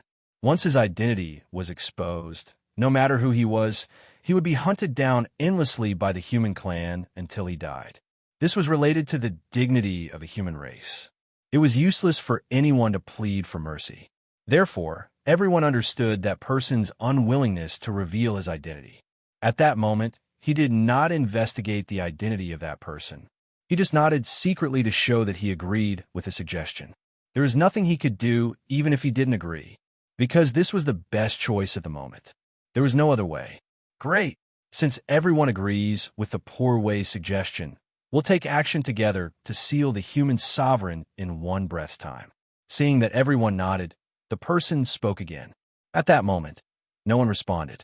However, their attitude of secretly accumulating power had already revealed everything. Very soon, one breath's time passed, and it was time for everyone to take action. Take action! A voice was heard. Almost at the same time, everyone mobilized their magic power and was about to attack the human sovereign. However, just as they took action, an extremely dazzling sword light flew out from the heavenly court. It cut through the layers of void and swept toward them. Quick dodge! It's the North Star Emperor. Knowing who the person was, everyone did not have the heart to fight against him. They did not have the time to deal with the human sovereign.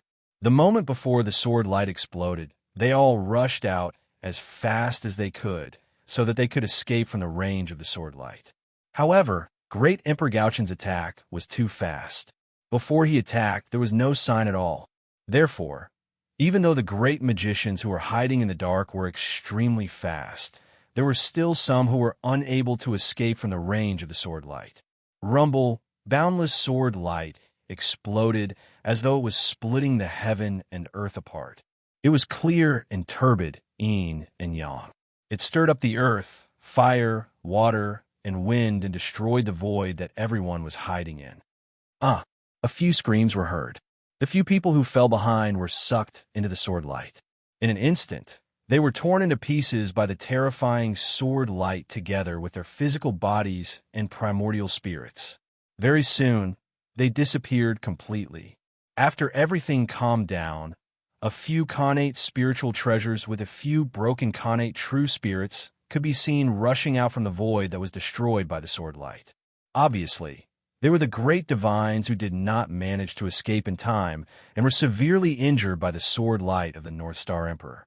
Their physical bodies were shattered, their primordial spirits were shattered, and even their connate, undying, true spirits were broken. Wasn't that a serious injury? It could be seen that the North Star Emperor was ruthless. Swoosh! A few powerful great mediums saw the innate spiritual treasures dashing out and protected them without hesitation. They wanted to prevent the North Star Emperor from continuing to attack and killing them. No matter what, they were in an alliance to fight against the North Star Emperor. If they were to allow the severely injured people to be killed by the North Star Emperor, everyone would be in danger. The alliance that was not considered reliable to begin with would only exist in name. Before the enemy was dealt with, the alliance would only exist in name. Then, when the North Star Emperor came, how were they going to defend against him? Therefore, no matter what, they had to protect the alliance. Even if it was just for show, they had to maintain the stability of the alliance to prevent the North Star Emperor from finding an opportunity to destroy them one by one. Protecting the injured allies was the first step, and it was also a necessary step. Sigh. In the heavenly court, the North Star Emperor who saw the scene couldn't help but sigh. He took back the thought of continuing to attack. Everyone reacted quickly and did not give him a second chance to attack. Otherwise, he might have a chance to kill a few great divines. However, the chances of that happening were not high. Those who could reach this stage would have some trump cards in their hands. How could they die so easily? One had to know that this was the primordial world with an incomparably deep foundation. If it was another world, primordial chaos experts could naturally do it. However, the primordial world could not. There was no other reason. Its foundation was too deep. The primordial world was built on the corpses of a large number of chaos demon gods whose strength far exceeded the primordial chaos realm. This also created the primordial world's incomparably deep origin. For this reason, some special existences could always be born in the primordial world.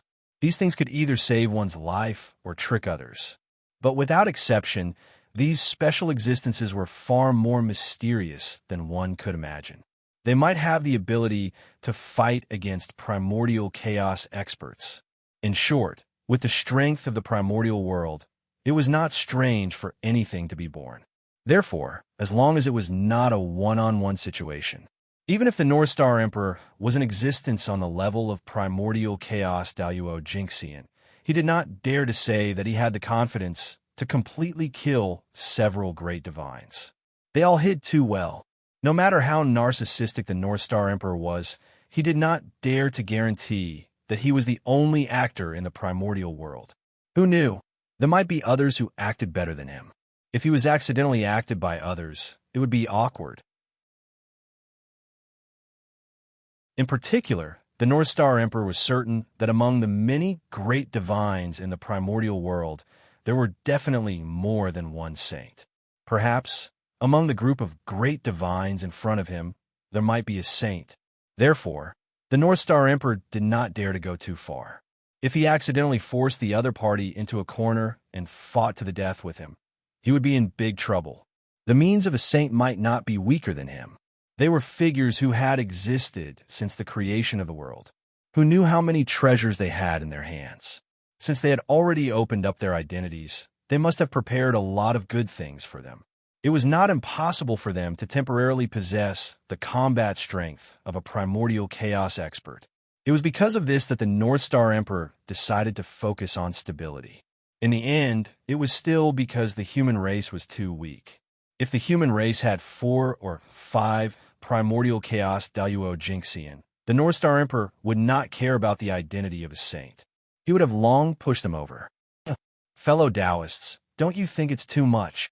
When the human emperor of our race was sealed, I did not make a move to save him. But now that the human emperor of our race has just broken the seal, you are in a hurry to make a move on him. Your table manners are really unsightly. After putting away the Zichan sword, the North Star Emperor mocked everyone. Your Majesty, you must be joking. The Poor Way and the others have no intention of making a move on the human emperor. They just want to help the human emperor when they see that the primordial world is in chaos. One of them laughed dryly and went forward to explain. Help, I think it's more of a hindrance. It seems that the primordial world is not chaotic enough. Are you planning to add more fuel to the fire? How could the North Star Emperor believe such nonsense? He continued to mock them. It's fine if your Majesty doesn't believe me. The Poor Way and the others just won't make a move. That person saw that the North Star Emperor's words were unpleasant. After laughing a few times, he stopped talking. So, the place fell into silence again. However, under this silence, there was an invisible undercurrent surging crazily. Fellow Taoists, it's already come to this. If you still have any tricks up your sleeves, don't hide them anymore. Hurry up and use them. Otherwise, after a period of time, the human race will completely pacify the primordial world. Then, all our previous efforts will be in vain. With the North Star Emperor around, it was no longer realistic to make a move on the human emperor. Everyone could not help but feel more anxious. Time waits for no one. To be honest, these powerful existences were also very depressed. As the saying goes, every dog has its day.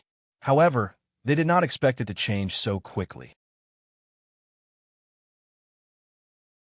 Previously, they worked together to stop the North Star Emperor from helping the human emperor. But now, the situation was completely reversed. It was the North Star Emperor's turn to stop them from making a move on the human emperor. Wasn't this retribution coming a little too quickly? Could this be the effect of the providence of the protagonist of heaven and earth? It made it difficult for the other forces to harm the human race. However, with so many forces working together, their providence should have suppressed the human race. After all, the providence of the human race was only half of the providence of all the races in the primordial world. It was not half of the entire primordial world's providence. With so many forces working together, what they mobilized was the providence of the blessed grotto heavens and the connate Tao providence. Whether it was the quality or quantity, it suppressed the human race. Therefore, the providence of the human race should not be so prosperous at this moment. However, although they were confused, their actions were not slow. They all used their trump cards. They had already invested so much in the beginning. Now, they could no longer retreat. Anyway, if they retreated this time, they would not be able to obtain the forgiveness of the human race. Then, they would go all the way. What if they won? The benefits they would obtain would undoubtedly be shocking. All right, we have to admit, these great divination masters were gambling. However, wasn't life a huge gamble? If they won the gamble, their future would be bright. If they lost the gamble, there was nothing to lose. Since that was the case, why not block it? There was no way for them to turn back. Rumble. The moment these powerful existences' backup plans were activated, orders were sent out from the various blessed grotto heavens.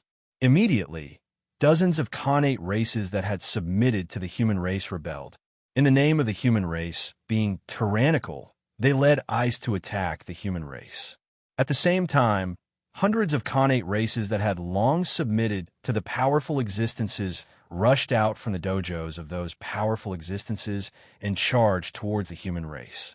For a moment, the human race became the target of everyone in the primordial world. Even the excuse was ready-made. The human race was tyrannical, so much so that they were sinned by the heavens. They sent down the mutants of heaven and earth to cause chaos in the primordial world, disturbing the foundation of the human race's rule. For this, these Khanate races obeyed the mandate of the heavens and mobilized troops. They thought that the heavens and earth would get rid of this thief and overthrow the rule of the human race. The human race, who was suppressing the mutants of heaven and earth, was suddenly stabbed in the back by the Khanate races. They were flustered. However, the human race was strong after all.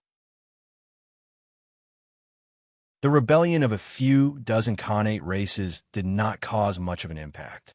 They could be suppressed very quickly. On the other hand, the Khanate races that walked out of the dojos of the powerful existences were somewhat difficult to deal with. Unlike the Khanate races that were still in the primordial world, the Khanate races that were in the dojos of the powerful existences were not affected by the change of the world at all. Their bloodlines did not degenerate and still maintained the purity of their Khanate bloodlines. Because of that, they were extremely powerful. Moreover, there was also an irreconcilable blood feud between these Khanate races and the human race. They would rather leave the primordial world than live under the same sky as the human race. This had already explained everything. These Khanate races were all the main forces in the Khanate alliance back then.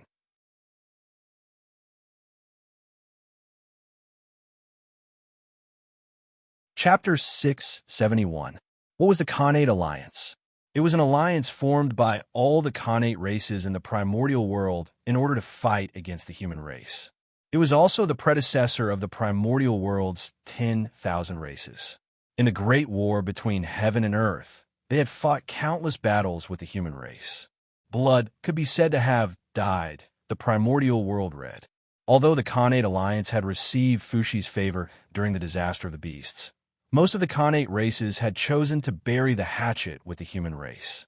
However, there were still a small number of Khanate races who did not let go of their hatred for the human race. Instead, they chose to draw a line with the human race. These Khanate races were the main war faction of the Khanate Alliance. As the main war faction, they could be said to be the main force of the Khanate Alliance against the human race. They were at the forefront of every battle. After countless battles, countless of their clansmen had died at the hands of the human race. These blood feuds had accumulated, causing them to form an irreconcilable enmity with the human race. Thus, how could they submit to the human race? Therefore, after the Khanate Alliance collapsed, the other Khanate races joined the human race. These Khanate races who had a death grudge with the human race joined forces to deal with the Khanate beasts. From then on, they had a new name, the Khanate Vestigial Race, the race left behind from the Khanate era. Without a doubt, since these Khanate Vestigial Race dared to become enemies with the human race, their strength must be extremely powerful. Although they could not fight against Khanate beasts, they could still survive. Under the protection of each other, the Khanate Vestigial Race survived the tribulation of Khanate beasts with difficulty. But then, before they could take revenge on the human race, they suddenly realized that the human race was already a colossus that they could not shake. At that time, Fushi suppressed the primordial world. No one in the 10,000 races could contend against him. Helpless, these Khanate Vestigial Race temporarily gave up the idea of revenge and focused on developing to wait for the future. Unfortunately, although their strength increased quickly, the human race undoubtedly developed faster. As time passed, the gap between them and the human race did not decrease. Instead, it became bigger and bigger. Their hope of revenge was getting slimmer and slimmer. Then, the Khanate Vestigial Race had been waiting for heaven and earth isolation. After heaven and earth isolation, they could not stay in the primordial world any longer. Therefore, they sought refuge with the great divine ability. They hoped that one day, a peerless figure would be born in their race and completely destroy the human race. In the blink of an eye, the world had changed. In the blink of an eye, millions of years had passed. At this time, the pre-celestial descendants who were practicing in the Taoist field of the Great Medium suddenly received an order from the Taoist priests to go to the untainted land to attack the human tribe. It was this order that awakened the hatred in the hearts of the Sciention vestigial races towards the human race. Almost without hesitation, they walked out of the great masters' dojos and brazenly charged at the humans. Things were different now. In the past, they weren't a match for the human race, not because they weren't strong enough, but because the human race had the support of a great divine ability. But now, the situation had completely reversed. The human race had somehow angered the celestial sect of wonders, causing the celestial sect of wonders to turn around and support them against the human race.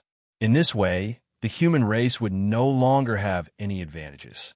How could they withstand their attacks? One must know that, in the primordial world, the will of the celestial sect of wonders was the will of the heavenly Tao. Since the human race dared to make an enemy out of the celestial sect of wonders, their fate was already sealed. They were bound to fail. The human race was finished.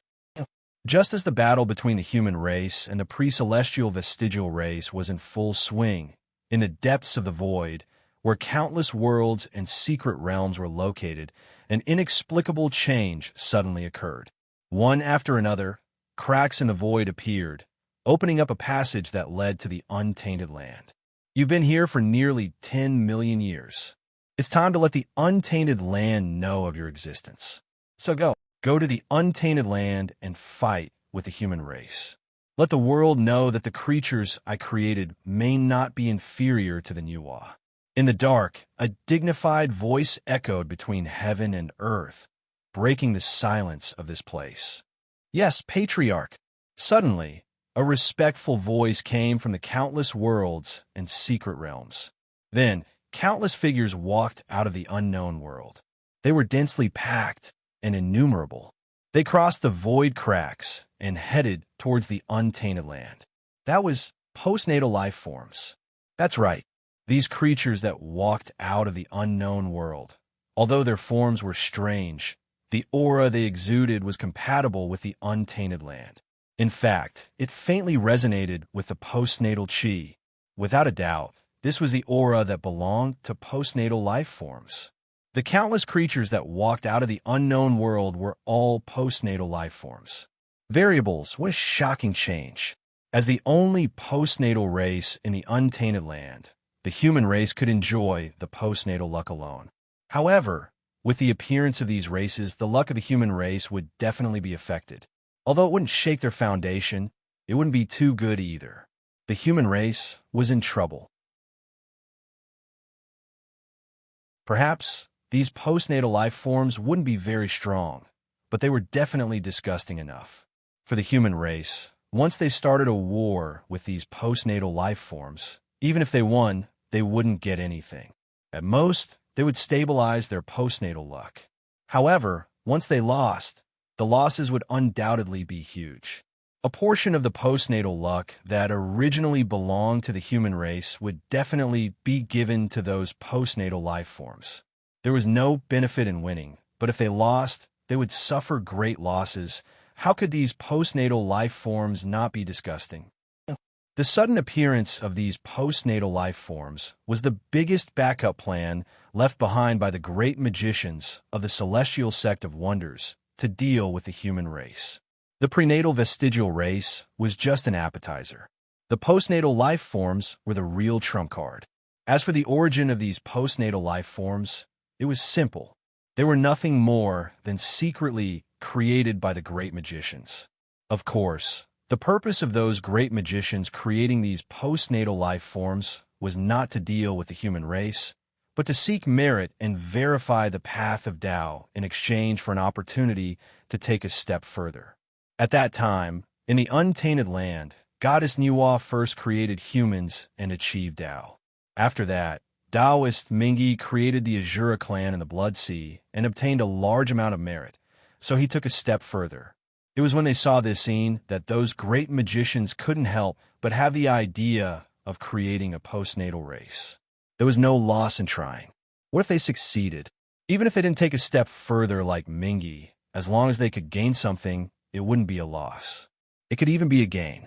If they could obtain some merit, that would be even better.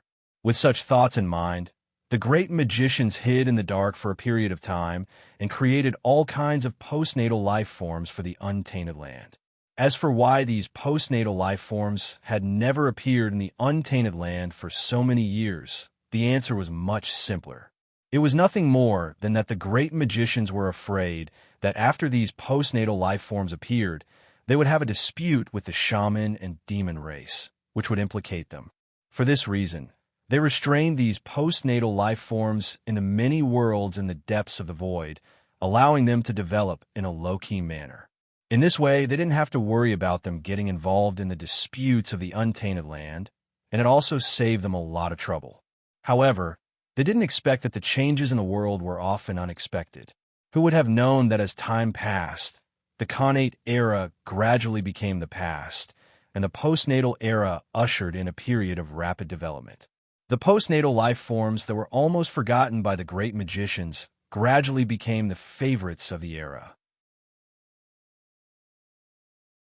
At the same time, they also became the sharp weapons of the great magicians to deal with the human race. Rumble. The moment those postnatal life forms stepped into the untainted land, the long river of destiny in the mysterious and unknown space immediately sensed it. The long river of destiny that represented the human race suddenly began to shake violently, and there was a faint trend of splitting. It looked unusually frightening. The moment the destiny of the human race changed, the few existences that were closely related to the human race sensed it almost at the same time. What? Why is the destiny of the human race in turmoil? In the heavenly court, the North Star Emperor couldn't help but frown. Then, he subconsciously glanced at the untainted land. In just an instant, he understood what had happened. In an instant, the North Star Emperor's face darkened, and it became abnormally ugly. Disgusting. It was really too disgusting. If it were any other time, even if these postnatal life forms swarmed up, they wouldn't be enough to fight against the human race. They would be easily suppressed. But now, the human race was facing enemies from both sides. If they fought with these postnatal life forms again, they would seem a little inferior. The reason for this was not because these postnatal life forms were too strong, but because in the battle with the postnatal life forms, the human race could not lose a single battle, and they could not have a tug-of-war with them. Let's put it this way. If the human race could not completely kill these postnatal life forms before they could gain a foothold in the untainted land, then the human race would have already lost the battle with these postnatal life forms. And the longer the war lasted, the greater the losses of the human race. The reason was because once these postnatal life forms gained a foothold in the untainted land, a portion of the postnatal destiny would be separated from the human race's destiny and flow to these postnatal life forms. Moreover, this providence was not fixed. The greater the advantage of these postnatal life forms, the greater the destiny that would flow from the human race's destiny to them. The meaning of their existence was to drink the blood of the human race. Fellow Taoists, what a good method! I have underestimated you. However, if you want to overthrow the human race with just these postnatal life forms, you're thinking too much. Glancing coldly at everyone, the North Star Emperor said coldly. However, no one responded to his words. In this, the North Star Emperor was not surprised. Instead, he secretly thought of a countermeasure. The appearance of the postnatal life forms was indeed beyond his expectations, but this was not a big deal. The human race had a deep foundation. Even when the myriad races were at their peak, they were not afraid, let alone now. Although the human race's current situation was extremely dangerous, that was all on the surface. It was only because accidents happened one after another that the human race was caught off guard, resulting in the current situation. However, as long as they could survive the current period, all the turmoil would be quelled one by one. The human race was not as weak as they had imagined. The Seven Stars continent had not made a move yet, and the allies of the human race had not made a move either. It could be seen that the true foundation of the human race had not been activated yet. This, Feng Zichen knew. The great divinities also knew. Therefore, in order to deal with the human race, the great divinities definitely had some backup plans. In the untainted land, only the demon race and the shaman race could pose a threat to the human race. As an ally of the human race, the shaman race would not attack the human race, so only the demon race could do so. With a thought, the North Star Emperor thought of the final trump card of the great divinities, the demon race. If the demon race took advantage of the chaos to attack, they could indeed threaten the human race. One had to know. After the battle between the shaman and the demon race, although the demon race suffered a great loss and was almost completely wiped out, a portion of the demon race's strength was preserved. That was the North Sea demon race under Demon Master Kuan Peng. Due to his bad relationship with Di Jun, Patriarch Kuan Peng had always worked but not put in any effort in the heavenly court. For this reason, during the battle between the shaman and the demon race, only Patriarch Kuan Peng of the entire North Sea demon race fought.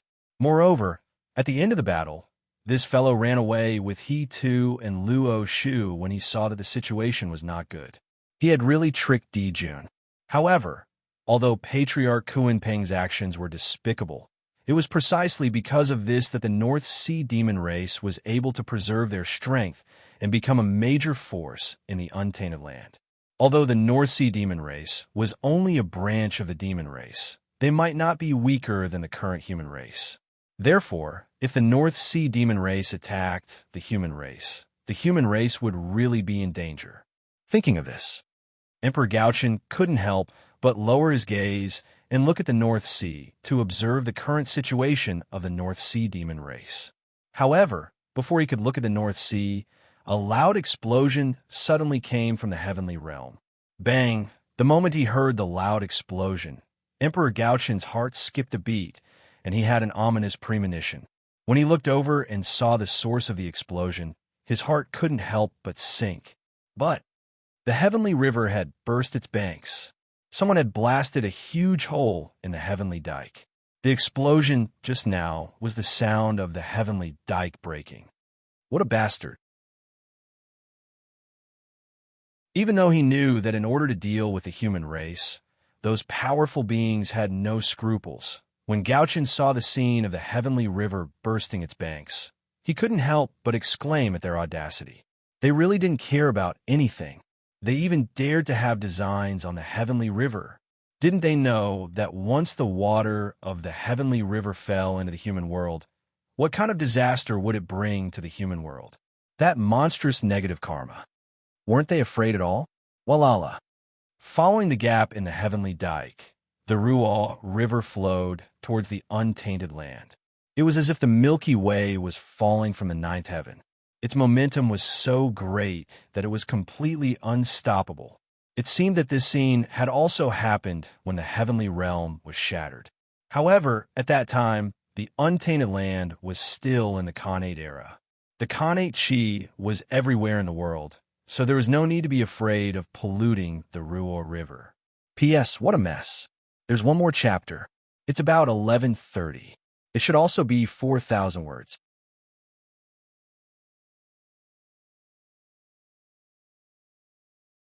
Chapter 672. However, the Eldritch world had completely fallen into the postnatal era. The world was filled with mortal chi. The weak water was heavenly water. It belonged to the Khanate realm.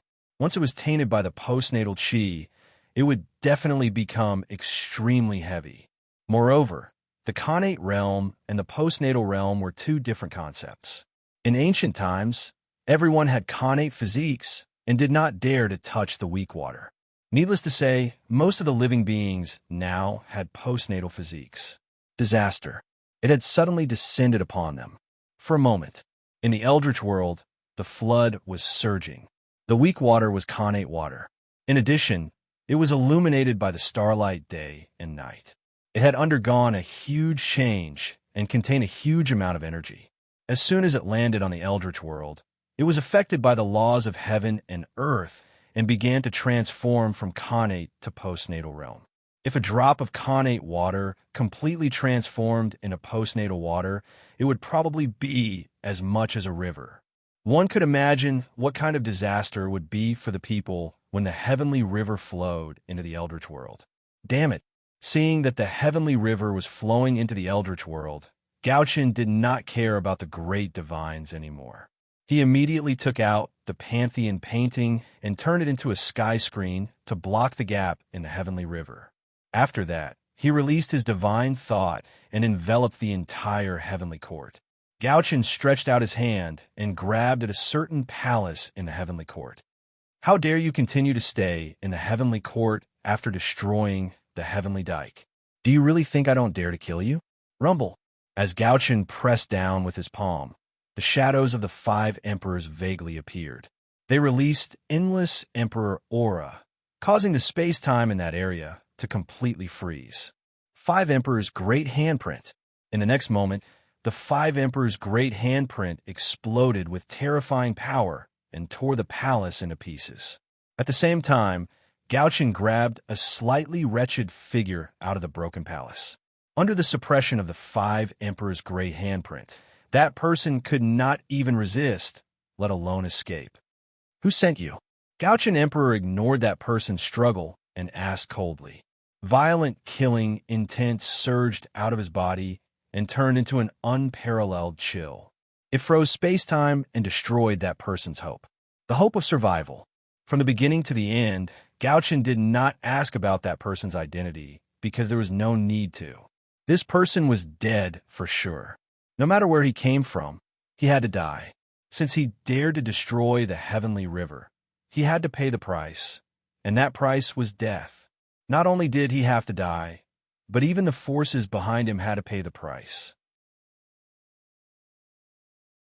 And the reason why he wasn't dead now was because he still had a trace of value, and that was the identity of the person behind him. How could a mere Daluo Jinxian have the guts to destroy the heavenly river? It was nothing more than the support of someone even more powerful. That's right, the person who dared to destroy the heavenly river was a Daluo Jinxian. What a joke. A mere Daluo Jinxian dared to destroy the heavenly river. If a quasi-sage were to make a move, wouldn't the heavenly court be overturned? Who is it? Seeing that the person did not answer, the North Star could not help but tighten its grip on his hand. Suddenly, the person let out a shrill scream as his entire body and primordial spirit shattered together. Only a trace of the innate, undying true spirit was left as it struggled desperately in the North Star's hand. Speak. Without giving the person a chance to breathe, the North Star Emperor continued to ask. Boom! As he spoke, the unique aura of the Celestial Emperor erupted from his body and crushed toward the person. The moment the Celestial Emperor's aura swept across, the person's remaining innate, undying true spirit seemed to have been erased by someone, and half of it quietly disappeared. But even after suffering such a painful blow, the person still did not say a word. You're quite loyal. However, do you think I won't be able to find out who sent you? Then you and the people behind you are underestimating this humble one's methods. Seeing that he could not get anything out of the person, the North Star Emperor's heart stirred. Suddenly, the universe shook as an illusory river appeared from the void. It came majestically and drowned the remaining half of the person's innate, undying, true spirit. In the next instant, space-time fragments danced and reflected the person's past. The river of space-time. The illusory river summoned by the North Star Emperor was the most mysterious and dangerous place in the primordial world, the river of space-time. With Pangu personally guarding the source of the river of space-time, no one could reverse the past and the future. Karma was the cause. However, although the past could not be changed, it was not impossible to use the river of space-time to observe everything that happened in the past. In the end, it was because Mount Bujo was gone. It greatly reduced the danger level of the river of space-time. If it was in the past, not to mention summoning the projection of the river of space-time, even entering the river of space-time would be suppressed by Mount Bujo. But now, there was no need to worry about such a situation happening. To be precise, it started from the time when Mount Bujo collapsed. As long as they did not interfere with the past, everyone could freely enter the river of space-time and observe the past. Of course, it was only limited to the time after that. Everything before the end of the ancient era could not be easily checked, because at that time, Mount Bujo still existed. Now that there was no Mount Bujo in the future, everyone could spy on it. However, in the past, Mount Bujo still existed. Therefore, anyone who dared to spy on that period of time had to be prepared to pay the price. In short, because of the absence of Mount Bujo, the river of space-time was much safer now. With primordial chaos Tao Master's ability, he could already borrow some of the power of the river of space-time without suffering any backlash. What the North Star Emperor needed to do now was to use the river of space-time to reflect that person's past and find the identity of the person behind the scenes. In the primordial world, memories could be faked. True spirits could also be faked. But in the past, because of Pangu, it was impossible to fake it. Therefore, no matter how deeply the person behind the scenes hid or how many faces he changed, he could not escape the reflection of the river of space-time. Spying on that person's memories might not be able to find out the identity of the person behind the scenes, because no one could guarantee that the person behind the scenes would show his true face. However, the river of space-time could lock onto the true identity of the person behind the scenes, because the river of space-time recorded everything in the primordial world. As long as one's cultivation had not reached the realm of primordial chaos Daluo Jinxian, they would definitely leave traces in the river of space-time. Whether it was in the past, present, or future, as long as they left traces, it was enough for the North Star Emperor to lock onto the identity of the person behind the scenes. Rumble. The river of space-time was vast and mighty, reflecting that person's past one by one. Soon, the North Star Emperor locked onto his target. It was a strange scene. In the scene, the person who destroyed the heavenly river was talking to someone, but there was nothing in front of him. It wasn't that there was no one in front of him, but that the person who was talking to him was too powerful and had already cut off the past. Therefore, he couldn't see his figure in the past. Cut off the past. Not bad, but I don't believe that you've also cut off the present and the future. With a thought, the North Star Emperor froze the scene and used the void as a basis to push the river of space-time back to the future. Hiss, is this what a Taoist master can do? Shaking the universe with a raise of his hand and playing with the river of space-time. How terrifying!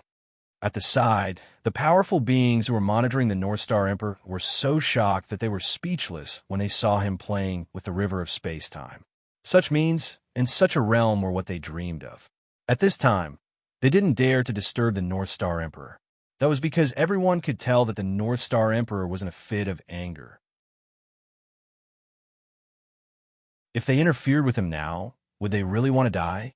Moreover, the North Star Emperor was currently investigating the real culprit behind the Heavenly River's breach.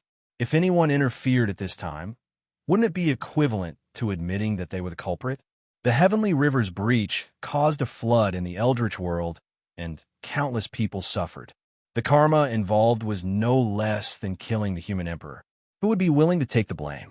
At this time, not to mention the North Star Emperor, even the powerful beings were cursing the mastermind in their hearts. Why did he touch the Heavenly River all of a sudden? Wasn't he looking for trouble? One had to know that the attack of the weak water was indiscriminate. Any existence in the Eldritch world would be affected. In other words, their subordinates were also within the attack range of the weak water. However, the only consolation was that the human race was the most powerful, so they were affected more than others. That could be considered a blessing in disguise. After finding out the identity of the mastermind from the future, the North Star Emperor didn't hold back. He directly used the future to deduce the mastermind's location. Dying. After taking a few glances, the North Star Emperor realized that he didn't know who the mastermind was. He couldn't be bothered to pursue the mastermind's purpose. He directly took out the Zichin sword, broke through the void, and slashed at the mastermind. At the same time, in order to prevent the mastermind from escaping, he even mobilized the power of the North Star to forcefully seal the void where the mastermind was. Even so, the North Star Emperor felt that it wasn't safe.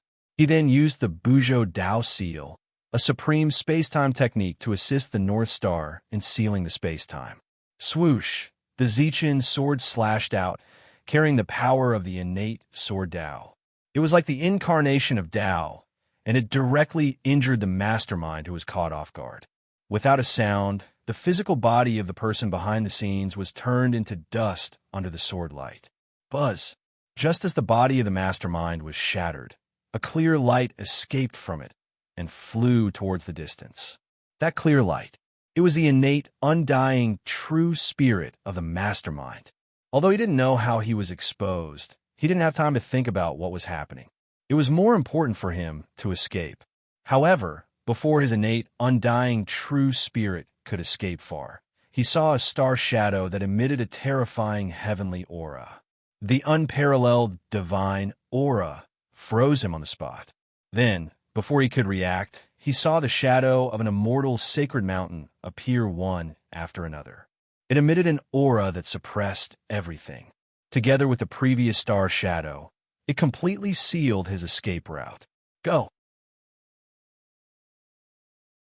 Above the heavenly court, after seeing that the mastermind was completely suppressed, Emperor Gauchen waved his hand and summoned the million-sword illustration to bring him over. Do you really think that you can do whatever you want just because you're an immortal? If I don't make you pay the price today, where will the heavenly court's face be?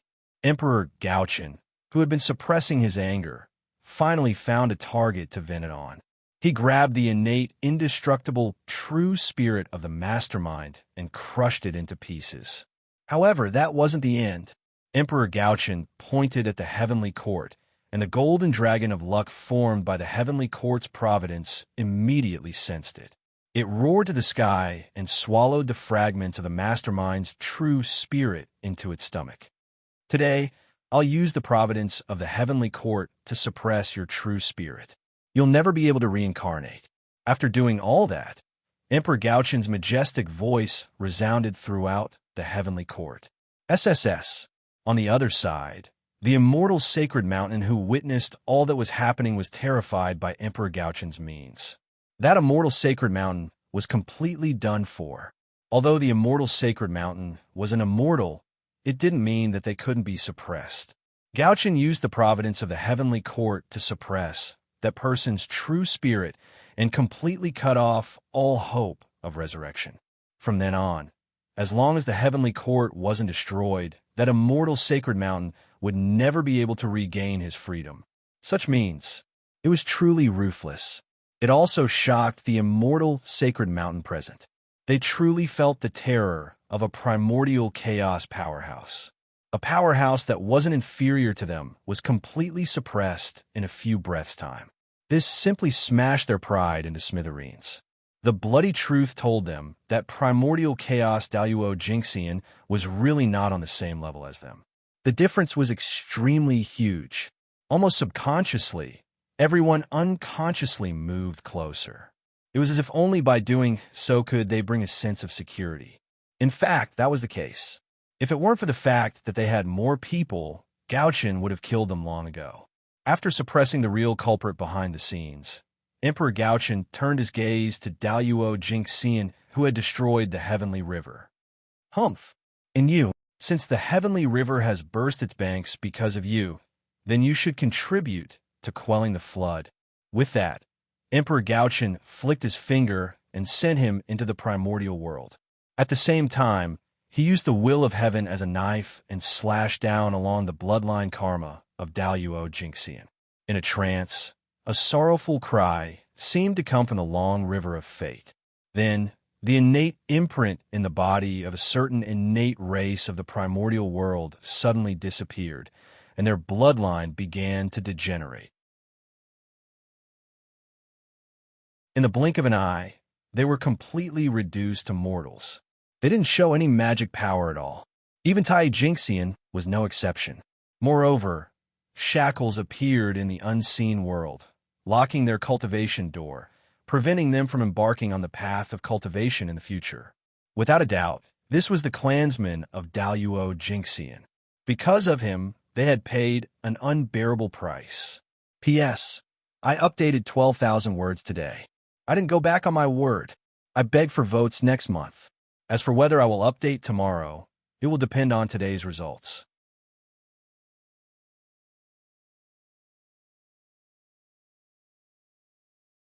Chapter 673. Those who bring disaster to the world deserve such an ending. After doing all this, the North Star Emperor's cold voice reverberated between heaven and earth.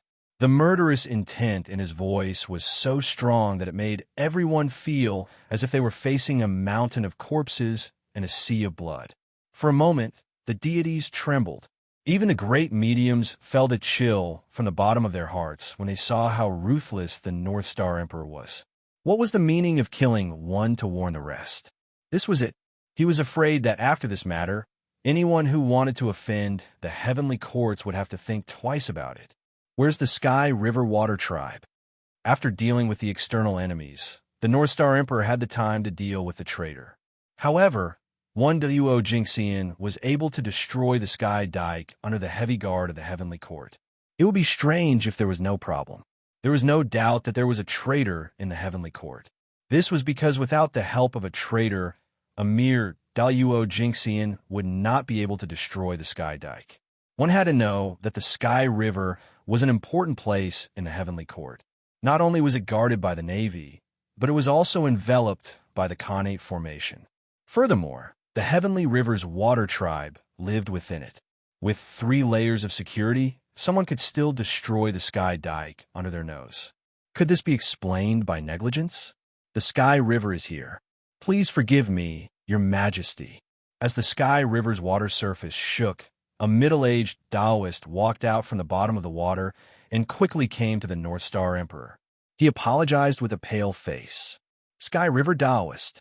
The middle-aged Taoist who walked out from the bottom of the Sky River was called Sky River Taoist. He was a great cultivator whose strength had reached the level of Daluo Jinxian. He was not a living being born in the Sky River. Instead, he was a Khanate god fiend from the primitive water tribe. However, because he had joined the Heavenly Court earlier, Great Heaven wanted to show his sincerity. Of course, he also had the intention to buy bones with 1,000 gold taels. Hence, he specially gave him preferential treatment and granted him the position of the Lord of the Sky River. He also allowed his people to live in the Sky River with him. That was how the name Sky River Taoist came about. This was not his name before, but he changed it after coming to the Celestial River so that he could occupy the destiny of the Celestial River. The Sky River Taoist was the master of the Sky River.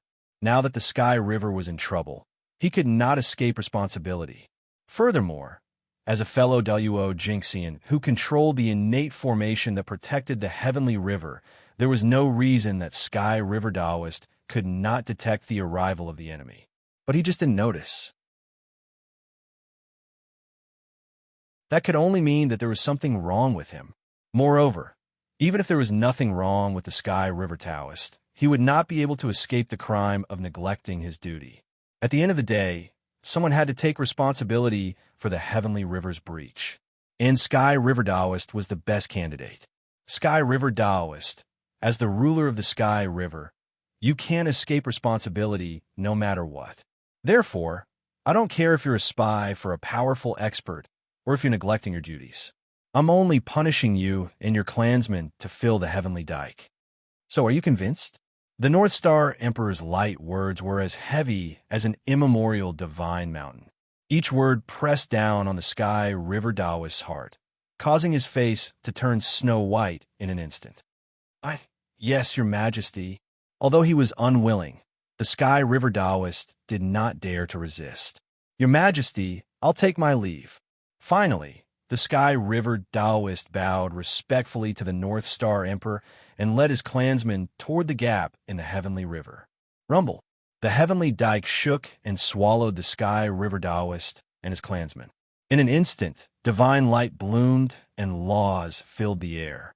It was so dazzling that people could not open their eyes. After everything calmed down, the Heavenly River had returned to its original state. As for the Sky River aquatic race, they had disappeared. They would not be able to appear in the Eldritch world for a few more eons. The North Star Emperor had suppressed the chaos in the Heavenly Court with lightning speed. The power of the North Star Emperor had shocked everyone. The world has really changed. Now, any Tom, Dick, and Harry dares to cause trouble in the Heavenly Court. The North Star Emperor glanced at the great divinities and said casually.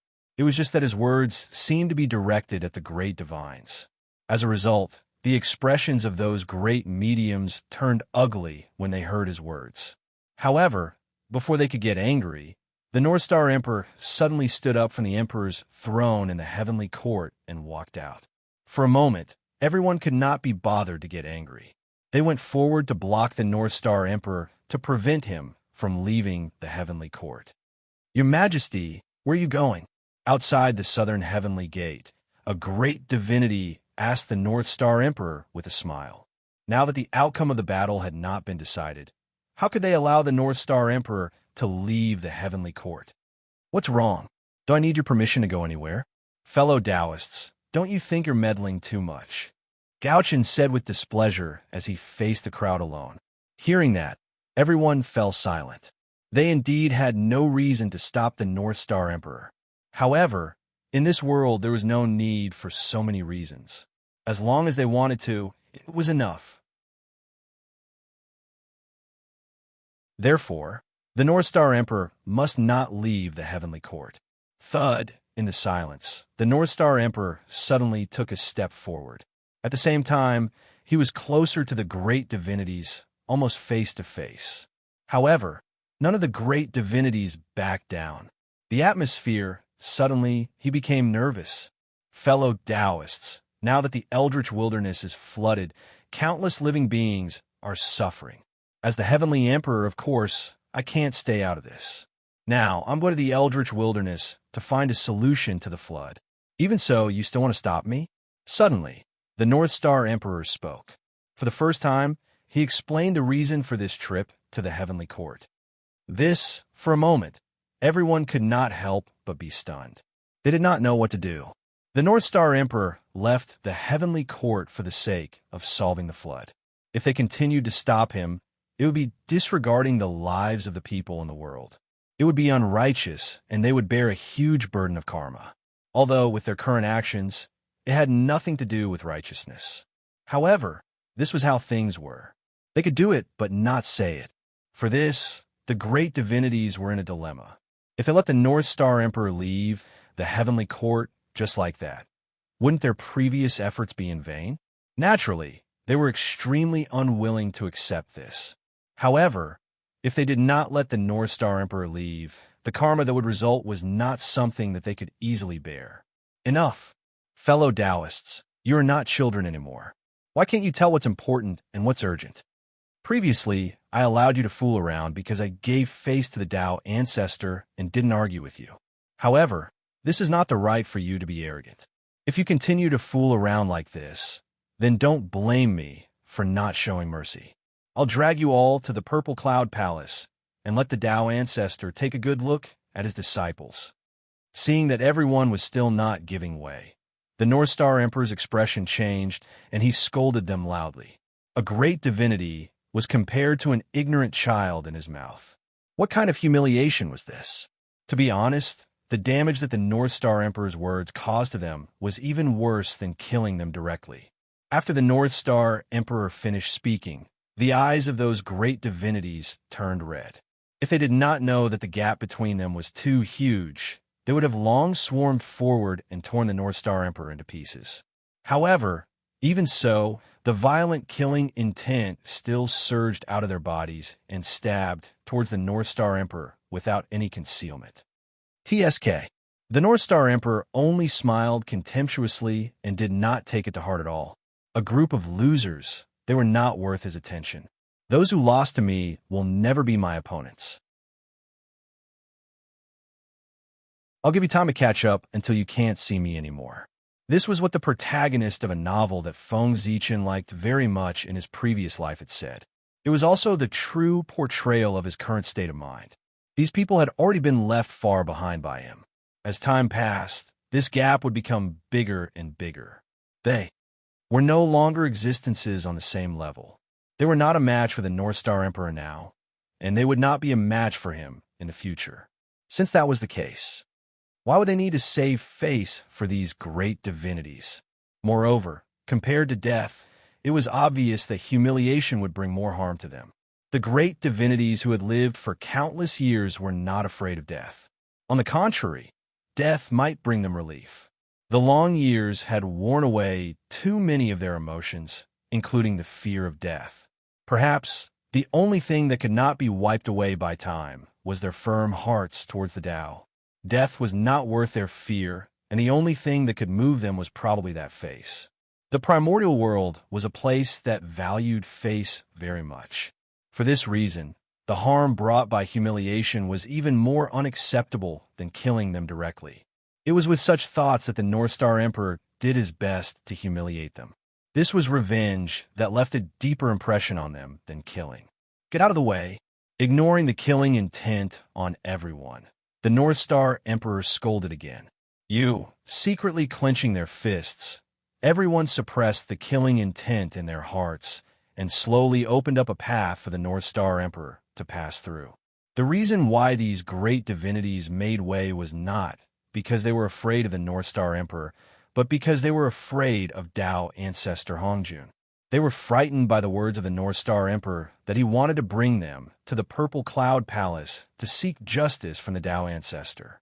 If this matter did not reach the Tao ancestor would turn a blind eye to it.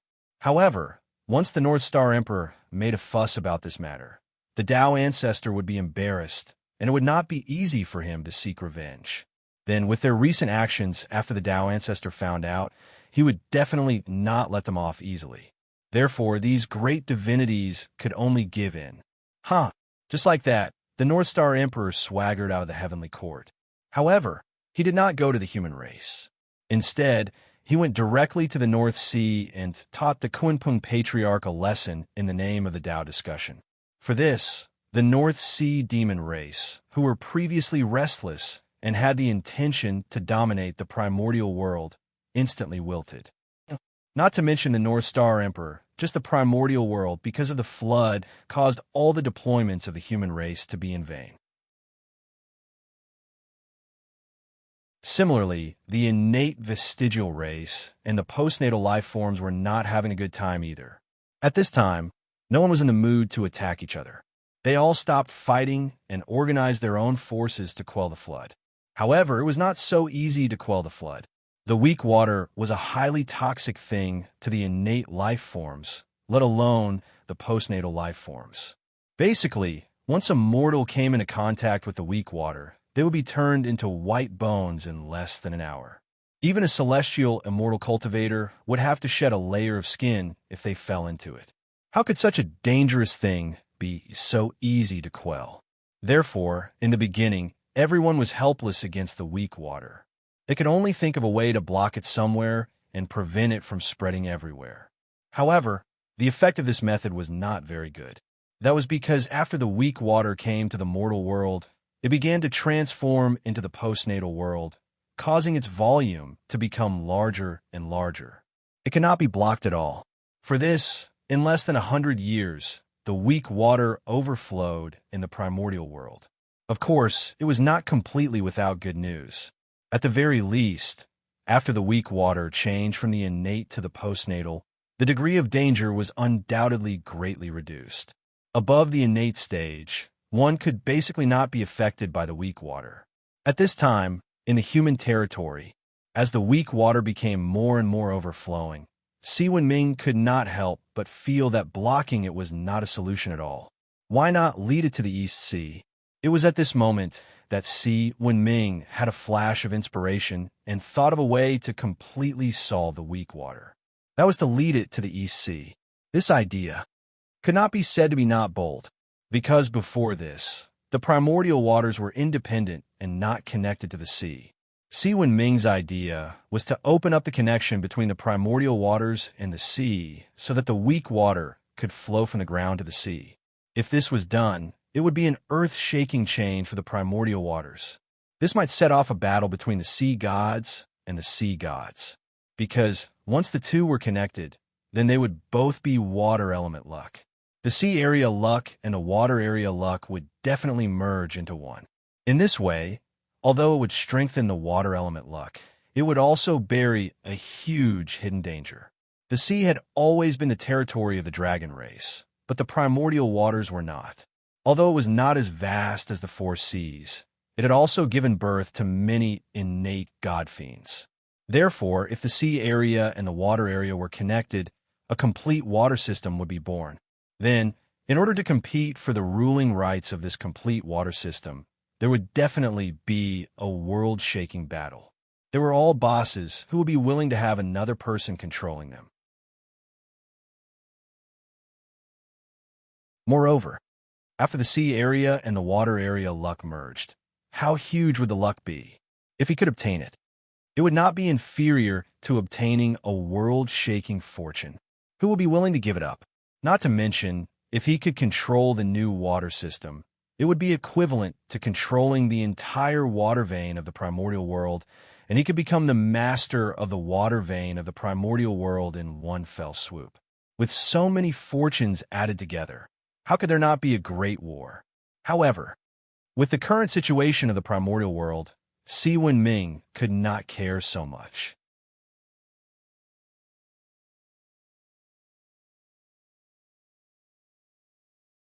Chapter 674. Opening the connection between the sea and the water would cause a civil war in the water veins. However, if the connection between them was not opened, all the living beings in the primordial world would be finished. For the sake of the common people, Si Wenming had no choice.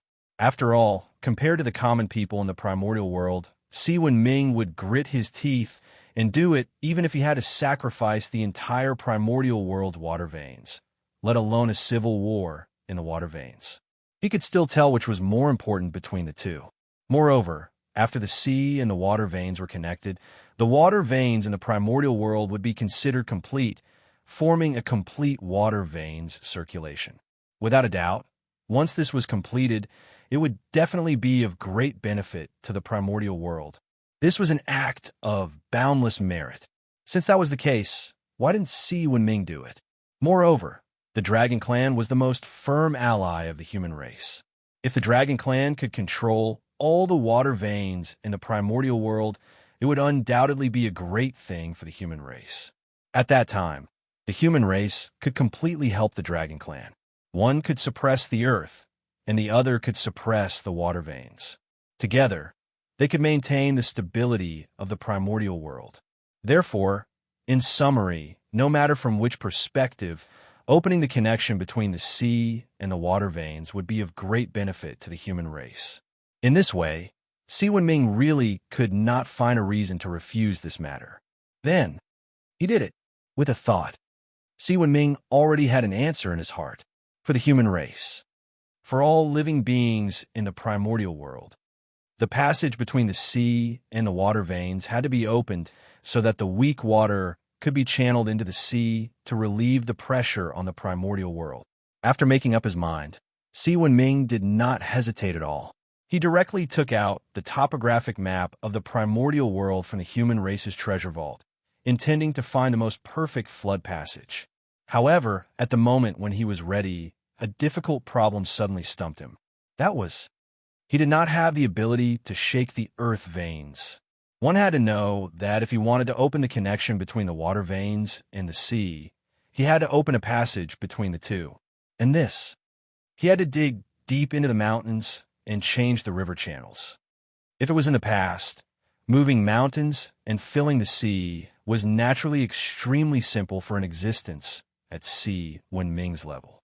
But now, with the establishment of the Heavenly Palace, the power of the primordial world's earth veins had been condensed into one and became extremely difficult to shake. This also made it very difficult for external forces to destroy the existing terrain of the Eldritch world. Therefore, not to mention moving mountains and filling seas, it was difficult to even destroy them. However, if they couldn't move the mountain, it was almost impossible to open up the passage. This was troublesome. For a moment, Si Wenming fell into a dilemma. If they couldn't open up a mountain, then the manpower and material resources needed to open up the passage between the sea areas would be far more than they could imagine. Even if the entire human race was mobilized, it would still take tens of thousands of years. However, how could the current untainted land wait for tens of thousands of years? If that was the case, the entire untainted land would be ruined by the Rual water before the passage between the ocean regions could be opened. Therefore, the matter of opening up the passageway could not be delayed. However, if that was the case, the problem would return to the original point. How was he going to shake the earth veins? Is there something calling me? Just as Si Wenming was in a dilemma, an unfamiliar will suddenly came from afar. It was calling out to him from afar, as if it was guiding him to a certain place. What is this? From that call, not only did Si Wenming not feel the slightest bit of malice, on the contrary, he seemed to feel some kindness from it. Moreover, as if he was blessed with good fortune, he had a feeling that this was his opportunity. The treasure that called out to him had the ability to solve his problem. Almost subconsciously, Si Wenming understood the origin of his abnormality. The whim of a cultivator. This was a hint from the heavenly Tao to him that his opportunity had arrived. When he thought of the problem he was facing at this time, how could Si Wenming not understand what his opportunity was? It was definitely a treasure that could help him open up the passage. After understanding this, Si Wenming did not hesitate at all. He directly followed the guidance of the call in his heart and rushed to the unknown place. Every time a great calamity occurred in the world would spontaneously produce a magic treasure that could restrain the calamity to help the common people survive the great calamity. However, the divine object concealed itself. Although the world had produced a treasure that could deal with the calamity, whether the treasure could be found depended on the fortune of all living beings. What was a glimmer of life? This was it. The heavenly Tao was incomplete. Therefore, it left a glimmer of life for all living beings. In other words, although the heavenly Tao left a glimmer of life for all living beings, it was only a glimmer. How difficult would it be to capture him? Fortunately, Si Wenming was not fighting alone. Behind him was the entire human race. Therefore, under Feng Zichen's plan, Si Wenming successfully caught the glimmer of life left by the world for all living beings and formed a connection with the treasure that the world had produced to survive the calamity. In this world, there was no love for no reason, nor was there a good thing that fell from the sky. If it were not for Feng Zichen's plan in the dark, how could such a coincidental thing happen? Si Wenming just lacked something here, and the world on the other side sent it to him? It was Feng Zichen who silently carried everything in the dark in exchange for the bright future of the human race. Following the guidance of the call in his heart, Si Wenming hurriedly ran for several months on the primitive land before arriving at his destination. A canyon with stagnant earth qi. What dense earth vein qi? If it weren't for the protection of the human Tao Emperor's seal, I probably would have been crushed to pieces by the earth vein qi that permeates the canyon as soon as I entered. Looking at the earth vein qi that was almost solid around him, Si Wenming sighed emotionally. Right above his head, the human Tao Emperor's seal floated quietly, shining with dazzling light. Strands of Emperor qi hung down, completely enveloping his body and blocking the earth vein qi that drifted over. It was precisely because of the protection of the human Tao Emperor seal that Si Wenming could make it here safely. Earth vein qi was the essence of the earth. Every strand was equivalent to a huge mountain and abnormally heavy. Countless strands of earth vein qi filled this place. It was like countless huge mountains were pressing down on him. One could imagine the pressure within. With Si Wenming's cultivation before reaching Tai Jingxian, he would probably be crushed to pieces if he touched the earth vein qi. However, the scene before him did not frighten Si Wenming. Instead, it made him more and more excited. The denser the earth vein qi here, the more extraordinary the treasure hidden here was. It was definitely a connate spirit treasure, and its level was not low.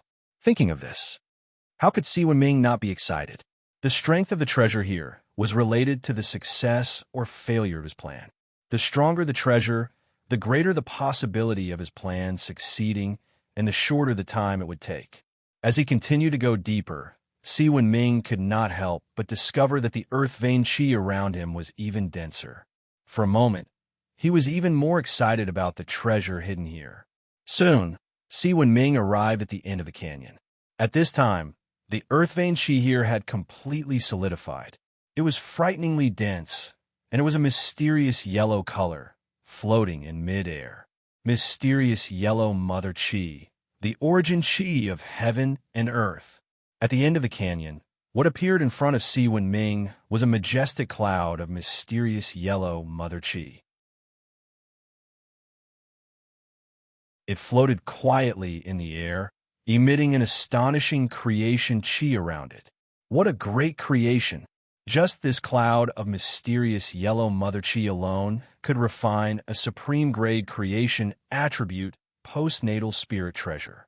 Not to mention, in the center of the mysterious yellow mother chi, there was also a powerful innate spirit treasure that was being nurtured. That's right. The purpose of so much mysterious yellow mother chi was to nurture an innate spirit treasure. An innate spirit treasure that could help the world survive this calamity. The so-called mysterious yellow mother chi was just a companion creature of that innate spirit treasure.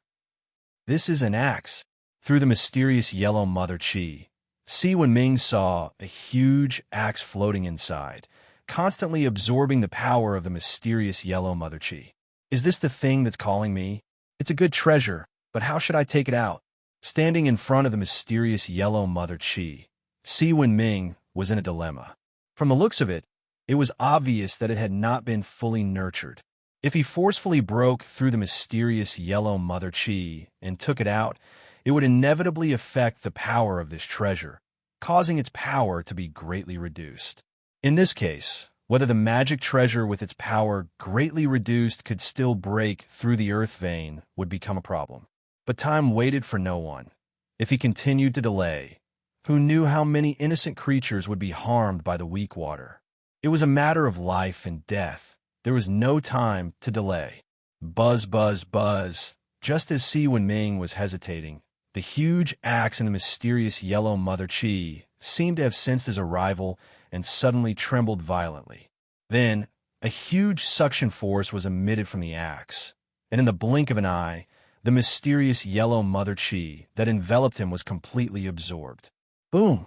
After absorbing the mysterious yellow mother chi, the axe finally completed its final transformation and was completely born, turning into a ray of divine light and falling into Si Wenming's hand. Mountain-splitting axe? Holding the axe in front of his eyes, Si Wenming looked at it with excitement. The divine axe was entirely green, covered with innate divine patterns, and on the surface of the green axe, a rough map of the wilderness was formed. On the back of the divine axe, there were 2 Tao runes written by the innate divine patterns. Mountain splitting, that was the name of this divine axe, the name that heaven and earth had set for it. Mountain splitting axe, an innate spirit treasure nurtured by the earth vein chi, had 32 innate divine restrictions and was ranked as a top grade. Its ability was, as the name implied, it had the power to split mountains. With this axe, it could easily split the earth vein, and that was what Si Wenming needed. Millions of years ago, with the establishment of the Universal Palace, the earth vein of the wilderness was rejuvenated, and innate spirit treasures and innate life forms were born. And a mountain-splitting axe was one of them. Originally, even if heaven and earth wanted to nurture a top-grade innate spirit treasure, according to normal standards, it would take at least 10 million years. A few million years would at most give birth to an embryo of an innate spirit treasure, which was not enough time for a top-grade innate spirit treasure to be fully nurtured.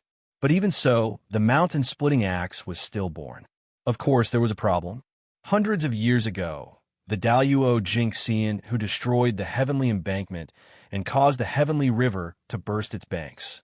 Before the North Star Emperor struck him down into the wilderness, he had said, "Since the heavenly river burst its banks because of you, then make a contribution to quelling the flood."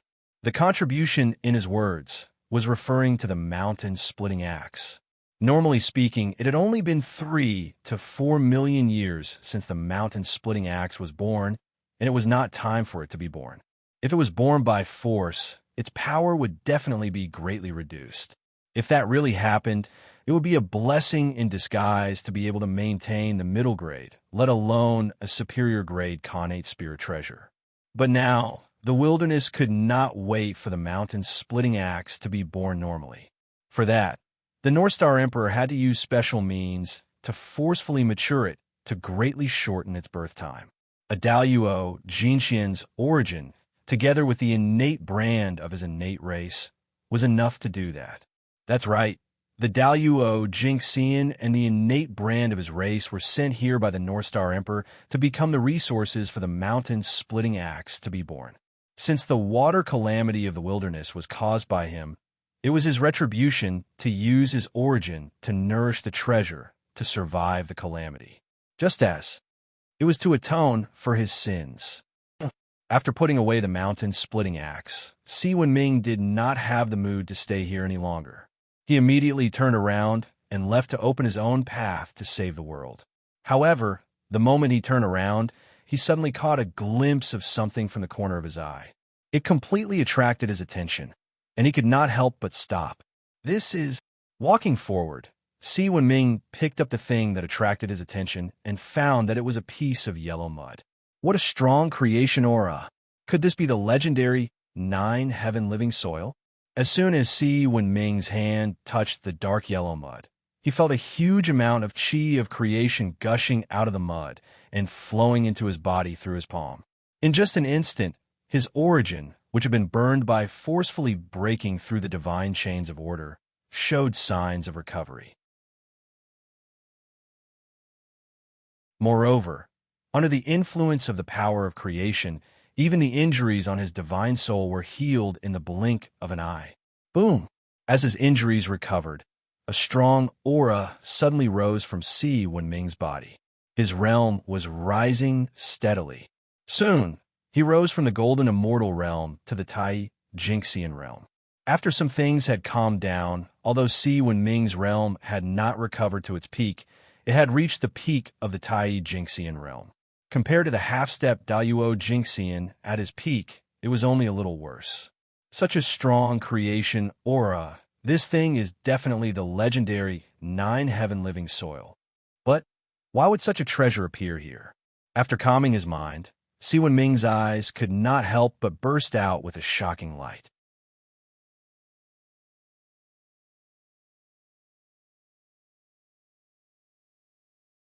Chapter 675. The 9 heaven living soil. It was also known as the innate earth essence. It was a supreme treasure nurtured by the innate earth elemental Tao and the Tao of creation. At the same time, it was also a supreme treasure of extraordinary significance to the human race. The human race was created by Nuwa gathering the triple light sacred water, supplemented by her own blood essence, and fusing it with the 9 heaven living soil. From this, one could see the significance of the 9 heaven living soil to the human race. This was one of the origins of the human race. Now, this legendary treasure had appeared in front of Si Wenming. How could he not be excited? However, after the excitement, he could not help but feel a little puzzled. Why would such a legendary treasure appear here? Didn't it mean, after Nuwa created humans, the 9 heaven living soil had disappeared from the primordial world? Then, why would it appear here, in such a large lump at that? Si Wenming had to be cautious. There were too many experts in the primordial world, and they were too good at scheming. It could be said that they had to take 3 steps before taking 1 step. A casual action would be filled with countless deep meanings, and it could be related to the huge layout of the future. If one was not careful, there was the risk of falling into the schemes of others, causing all one's efforts to be made for others. For this reason, if he could not figure out the origin of the 9 heaven living soil in front of him, then no matter how precious it was, Si Wenming would not take it away. He could not drag the entire human race into the schemes of the person behind the scenes just because of a moment of greed, losing the big for a small gain. Si Wenming still could not do it. This item is not the 9 heaven living soil, but its function is similar to the 9 heaven living soil. It is a treasure that I specially prepared for you to help you manage the flood of the primordial world. So, you can take this treasure without worry. You don't have to worry about the schemes behind you. Just as Si Wenming was hesitating, the ethereal voice of the North Star Emperor suddenly sounded in his ears, dispelling all his doubts. Is this item the work of your majesty? If that's the case, then I'm relieved. After bowing respectfully to the void, Si Wenming turned around and left. He didn't ask why the North Star was here, nor did he ask why the North Star knew about his plan. The primordial chaos Daluo Jingxian was a realm far beyond his imagination. Every move of such a being was not something he should be able to figure out. At the very least, not now. Si Wenming, I've given you everything that should be given to you. After that, whether you can successfully pass this tribulation and become the 9th great emperor of the human clan will depend on your own abilities. After Si Wenming's figure was far away, the North Star Emperor's mutter-like voice faintly sounded and reverberated in the void. The treasure in Si Wenming's hand was obviously not the 9 heavens life soil. Even if such a treasure had appeared, it shouldn't have appeared here. According to what Gaochen knew, ever since the creation of the world, only 2 pieces of 9 heavens life soil had been born in the primitive world. One was used by Niuhua to create a human, and the other was in the hands of Jin Yuanzi. Perhaps there was a 3rd piece, but North Star Emperor didn't know about it. As an innate earth elemental supreme treasure, the 9 heavens life soil had unimaginable power. Just 1 grain of it could turn into a continent when it fell into water. Such a treasure. It was truly a supreme treasure to control the flood. However, although the supreme treasure was good, it wasn't in the hands of the human clan. Of course, North Star Emperor could still get the 9 heavens life soil if he was willing to be shameless and ask for it from Jin Yuanzi. However, if that was the case, the human clan would definitely owe Jin Yuanzi a huge karma. This was not in line with North Star Emperor's original intention.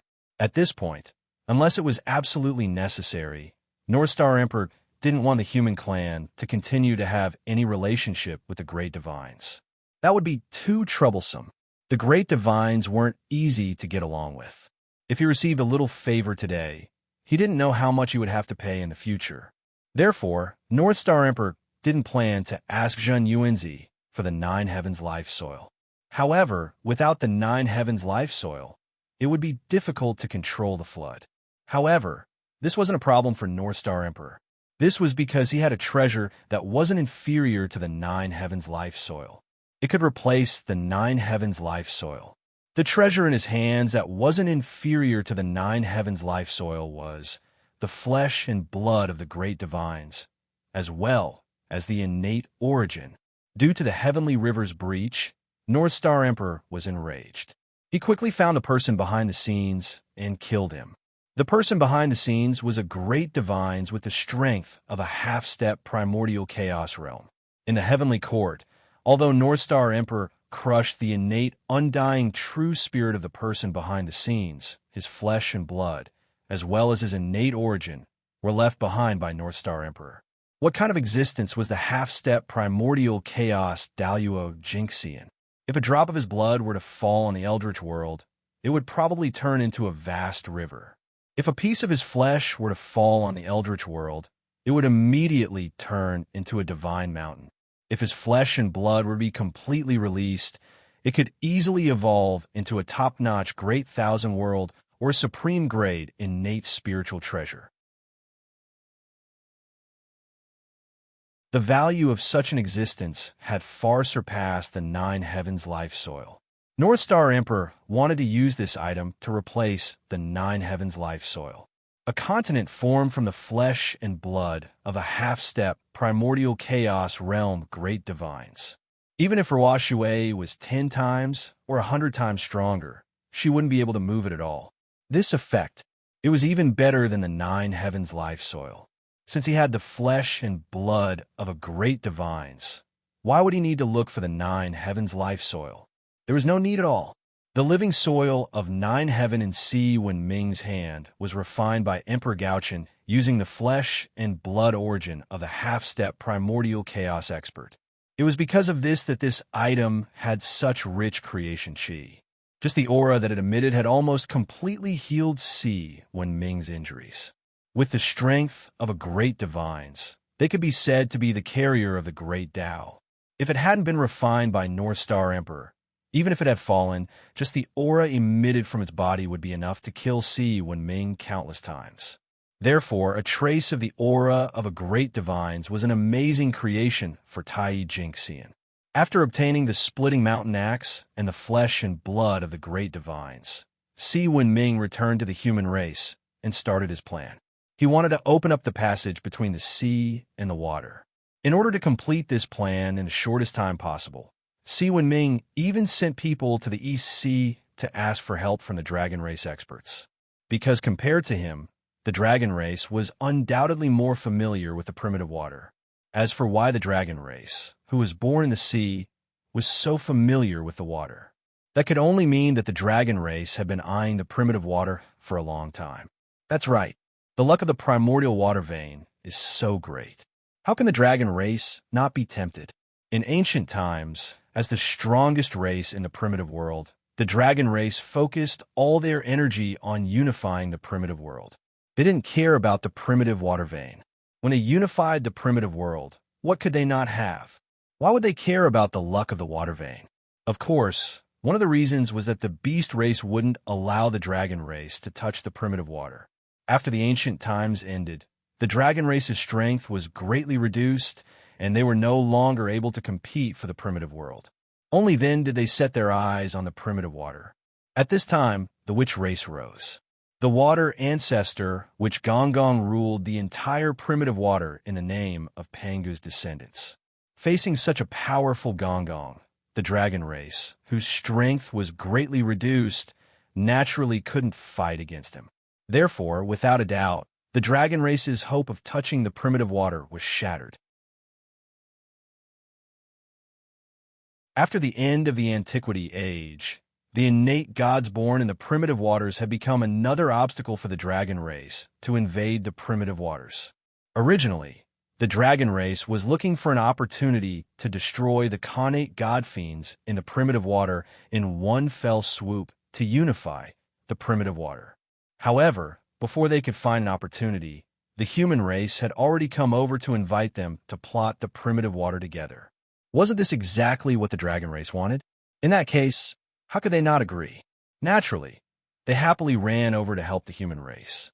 Moreover, according to the human race, the passage between the sea and the water was to eliminate the disaster of the weak water in the primitive world so that they could save the people from suffering. This move was meant to save all living beings. Once it was done, there would definitely be merit descending. It was a matter of great merit. For this, not to mention that the human race and the dragon race were allies. Even if they weren't, the dragon race had to come over to help when the human race invited them. After all, no one would complain about having too much merit. Rumble. Just as Si Wenming decided to open up the passage between the sea and the water in the river of fate, the destiny that represented the primitive water seemed to have encountered a fatal crisis and suddenly shook violently. For a moment, all the living beings related to the primitive water sensed it. Damn it! Why is the destiny of the water suddenly shaking? Also, why do I have a bad feeling? It's as if a great calamity is coming. In the Huai River, the Wuchi clan, who was in seclusion, suddenly had a feeling that a great calamity was coming. Caught off guard, she woke up from her enlightenment. The warning in her heart, for no reason, made the Wuchi clan vigilant. She began to silently analyze the source of the crisis. Could it be that the dragon race is attacking? However, after thinking about it for a long time, he only suspected the dragon clan. The sudden abnormal fluctuation of the destiny of the primitive water, as well as the inexplicable fear in her heart, all indicated that a great calamity related to the water was about to erupt. However, throughout the history of the water, the only one who could be called an enemy was the dragon race. As one of the few mighty figures in the primitive water, the Wuchi clan naturally knew that the dragon race had been spying on the water for a long time. The reason why they had not made a move until now was that they had not found the right opportunity. Since that was the case, the calamity of the water was very likely to come from the dragon race. Perhaps the countless years of waiting had made the dragon race tired of it. They had decided to send troops to attack the water recently. It was because they sensed the danger that the destiny of the water was turbulent to warn them. Thinking of this, the Wuchi clan felt that it was very reasonable and could not help but believe it. However, that feeling of danger was like a poison attached to the bone, firmly entangling her heart, making her unable to calm down. It seemed to be reminding her that this calamity was far from as simple as she thought. Forget it. Let's go and discuss with the others and see what they have to say. If it's really the dragon clan that's attacking, then I'll let them see what I'm capable of. I'll let them know that we're not to be trifled with, since we've dominated the water realm for so long.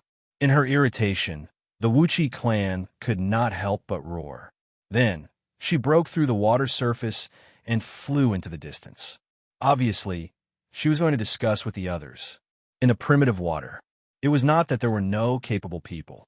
For example, Hebo of the Yellow River. This innate god-fiend born in the Yellow River had already reached the late stage of sage-to-be. He also had extraordinary achievements in the Tao of innate divination. Therefore, the origin of the calamity of the water was calculated by him. Of course, this was also because Si Wenming and the others did not shield the secrets of heaven. Why did they shield the secrets of heaven? It was not like they were doing bad things.